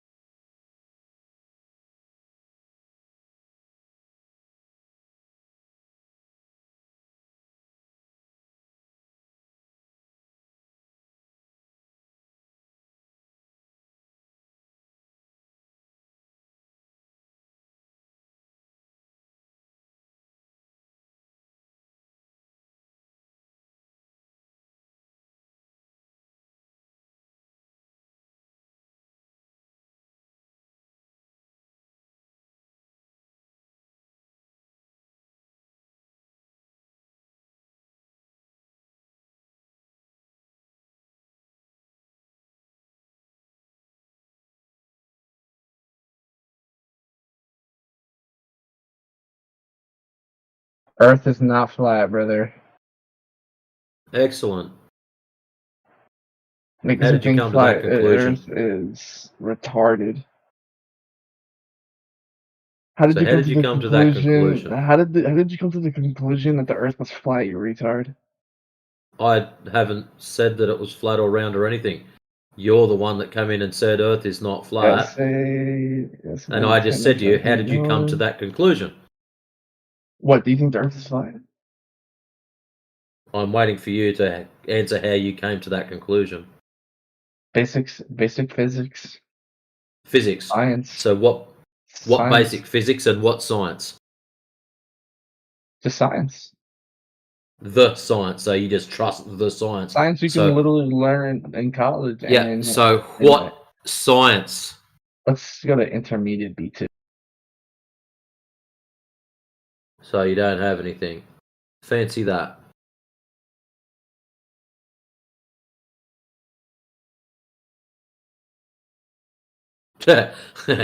True that, Yaga.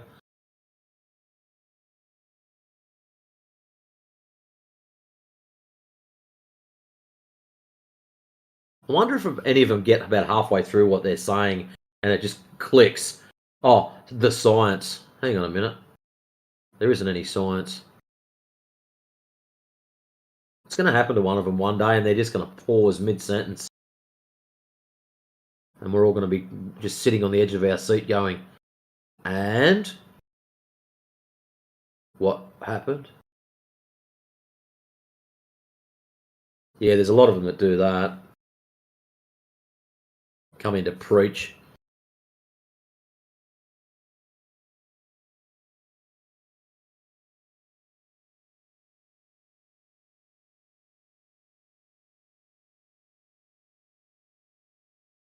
Yeah, I'm just going to drop in, tell them all it's not flat, and that I'm right, and if they ask me any questions, I'll run away.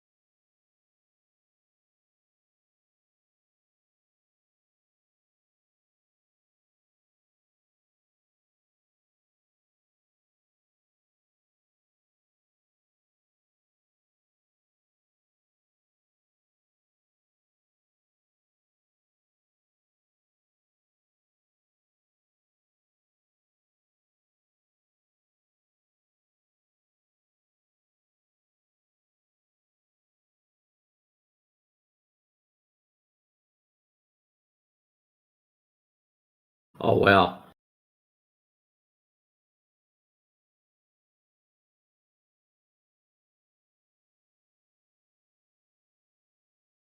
Yeah, I know a lot of people are not a fan of using AI. In some respects, I can understand what they're saying, that the whole art side and creative side is just basically out the window. I get that. I have never really been one for being able to just think up random shit like that. if someone hands me a song, for example, and they need something reworded, I can go through and just march through that. That's great. But thinking up my own stuff from scratch seems to take forever. That's where, for me, using AI to do the lyrics is absolutely brilliant, because I can tell it a list of all the things I want, style it around this, and it spits something out. I can go through and reword it, run it through the music program, and it spits out something good. Or in other cases, I've run the same thing through the music program, and I've done it 30 times, and still hasn't come out what I was expecting. But what's this? AI busted. Yeah, true. But non-musical people make their own and listen quickly. Exactly like you say now, yeah. What is really cool is, I don't know if you're on the night that I did the Talon X one. A few people just chucked in, I think you might have been on, over at Politics, and everyone just chucked in a few random words to describe him, and I just chucked them into DeepSeek, and it spun out a song pretty quick smart. So, and it was funny too, so it came out really good. And it's not like I was going to do 4,000 versions of that. Not for him, anyways. Ah, right. Fair enough. That's why you're probably happy we're in here.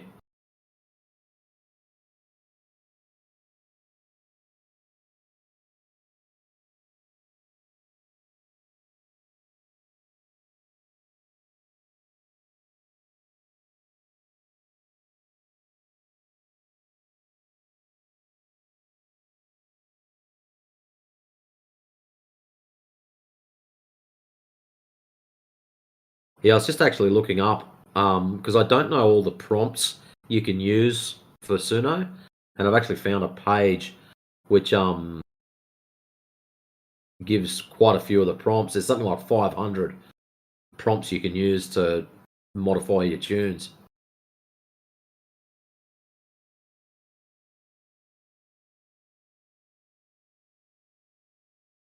I was going to say, are you on DJ server?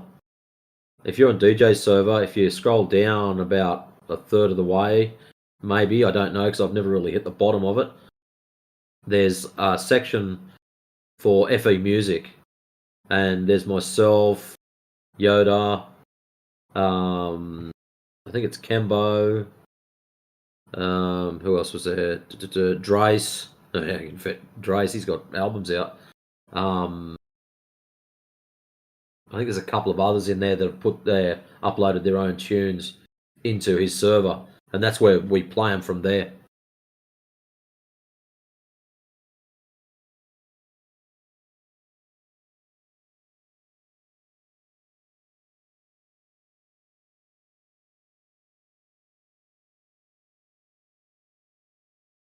What's this?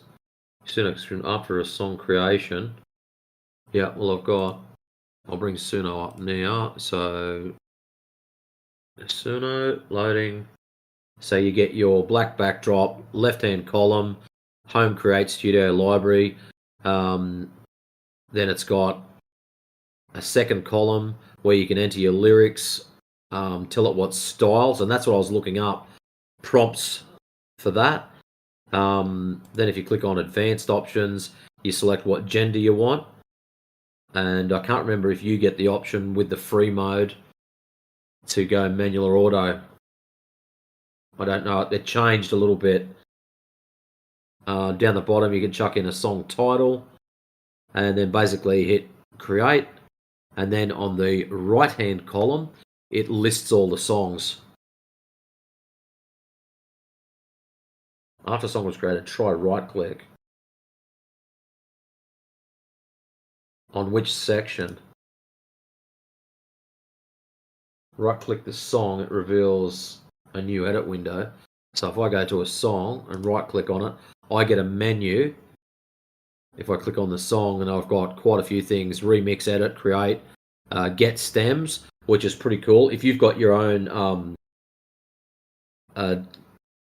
DAW, then, or DAW, however they say it, you can pull the stems out of this and drag them over to your own workstation and do what you got to do, which is pretty awesome. Add to queue, add to playlist, move to workspace, publish, song details, generate cover art, visibility and permissions, share, download, report, or move to the trash can. How's it going, security? Hello, hey. What's up? Oh, just talking about our little music program called Suno AI. Oh, I've heard of that. Yeah. It makes AI songs, right? Or you can type whatever and it'll turn it into a song. Yeah, which is pretty cool. Oh yeah. What did you make your song about? Did you make a flat Earth song? One night there, we had one person annoy us, so we made a song about him. But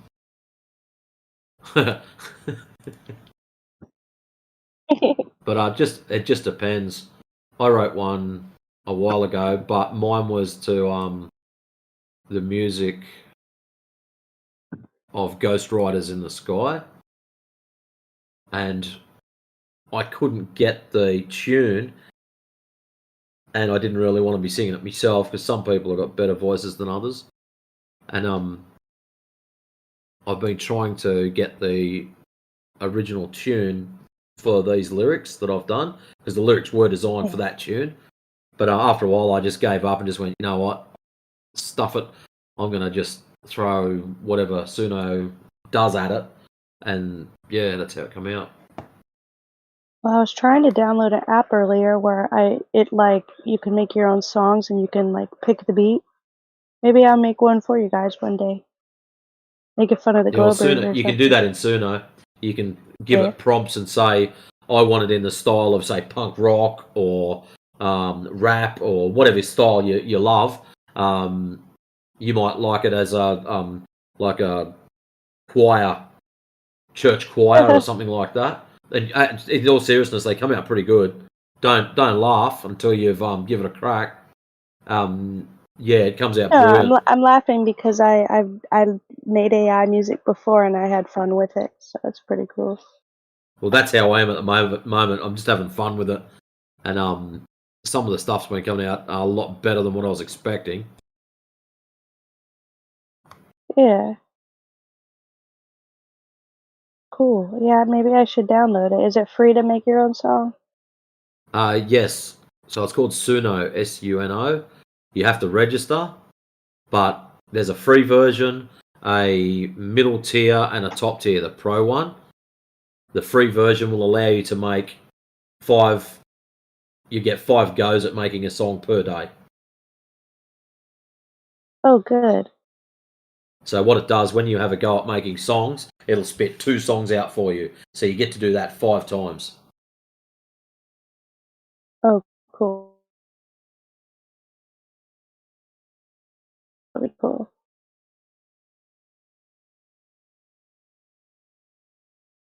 Okay, I'll try it.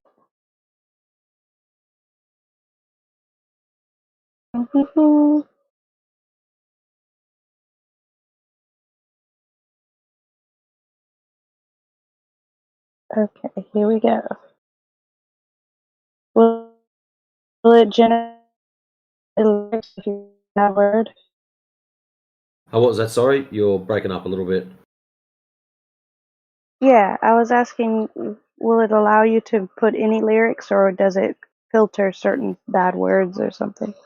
The old version used to filter bad words. I've not really tested the new one because all the stuff I've done in the last couple of rounds have all been AI generated, and I've just modified some of the words throughout it. Yeah. But yeah, when I first started using bad words, if you actually get online and copy an original song and put it in there, it will recognize that and then it'll put up a message, sorry, this is copyrighted. So yeah, it does seem to know that you've try to retune an original song or a copyrighted song, I should say. Yeah. Will it let me use my own voice if I want to? We're about to find out. In the top, you can imitate a vocal or instrument. So right at the top, you've got plus persona, where you can do that. Yeah.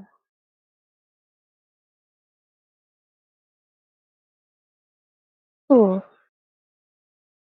Well, I'm using Discord on my phone, so I'm gonna go and try some.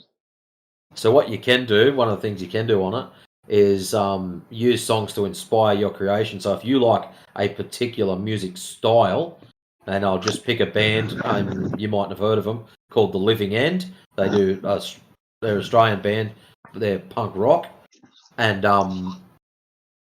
you can put, say, 3 or 4 of them songs, and it will try to make as close as possible to that style.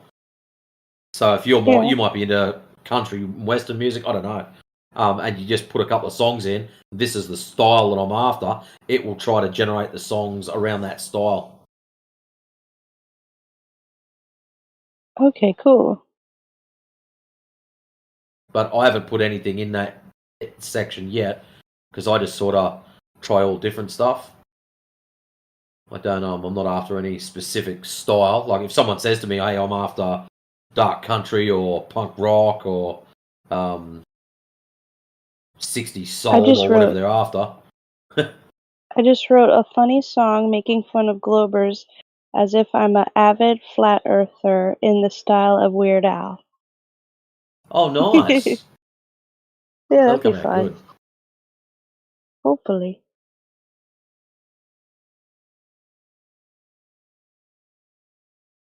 So you haven't put it through yet, Globes or are for you're about to? snowmen.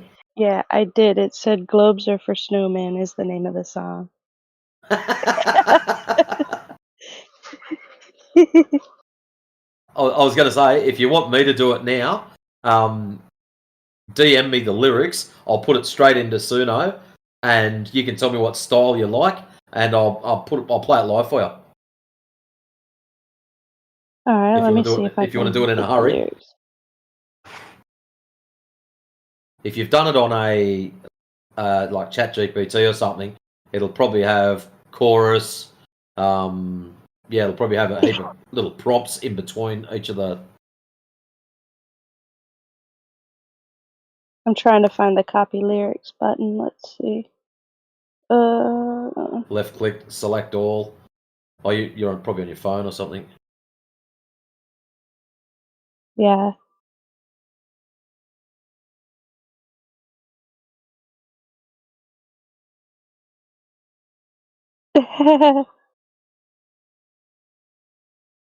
It mentioned Australia in the song too. It says, if people in Australia don't fall into the blue, then coins on a Ferris wheel should stick there too. I don't understand So what's the that, song? but What's it called? Globes are for snowman. yeah. Oh, for snow.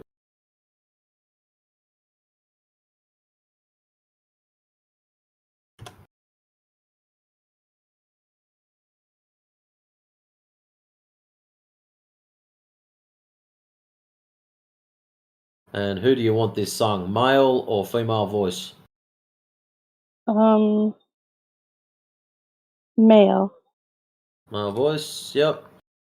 And what style do you want this in? How about like a cowboy funny vibe, like country So, western?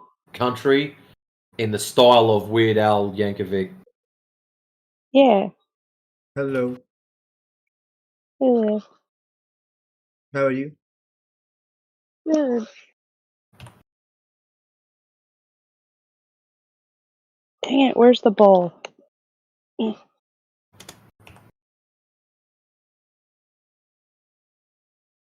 Oh shoot. I was gonna smoke some weed and I don't know where the bowl is.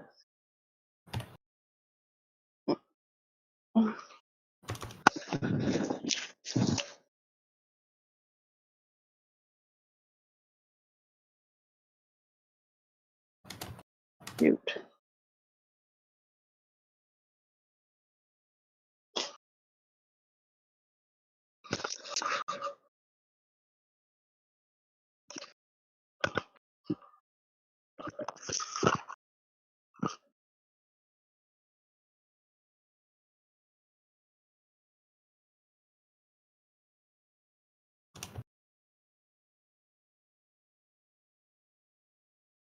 All right. So I just need the lyrics to come along, and we can go from there.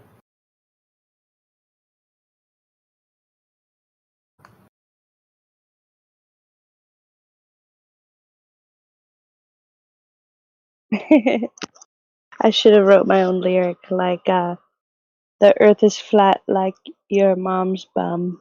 That would be funny. Well, that's something you can do with the AI when you prompt it and say, "I'd like to create a song." Give it specific lines that have to be in the song. Tell it these have to be used, or if you've got dedicated words, these have to be used in the song. Yeah.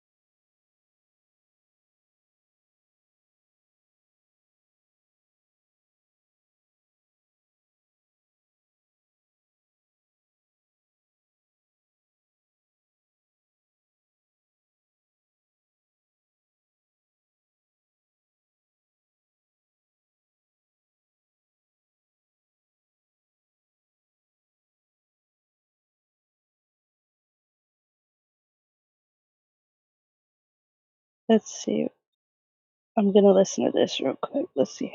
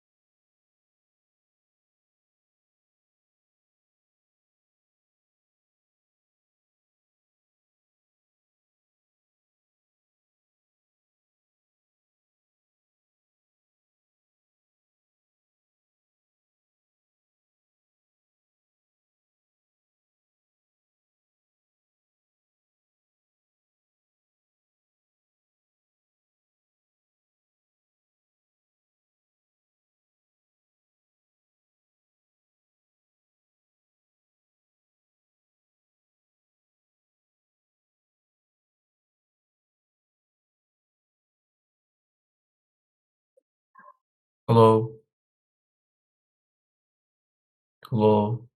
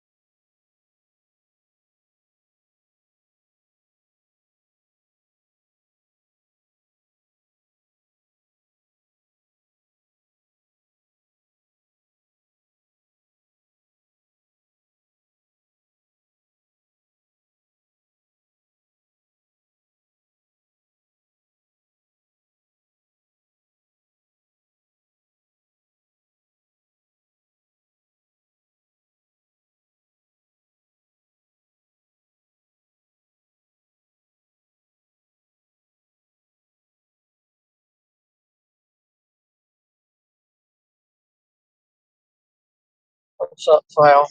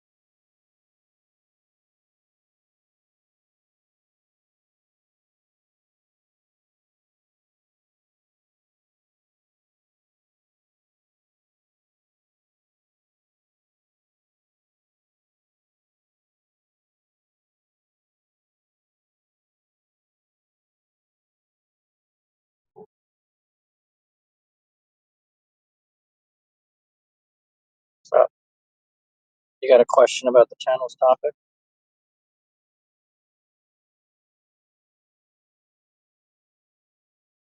I got about 20 minutes.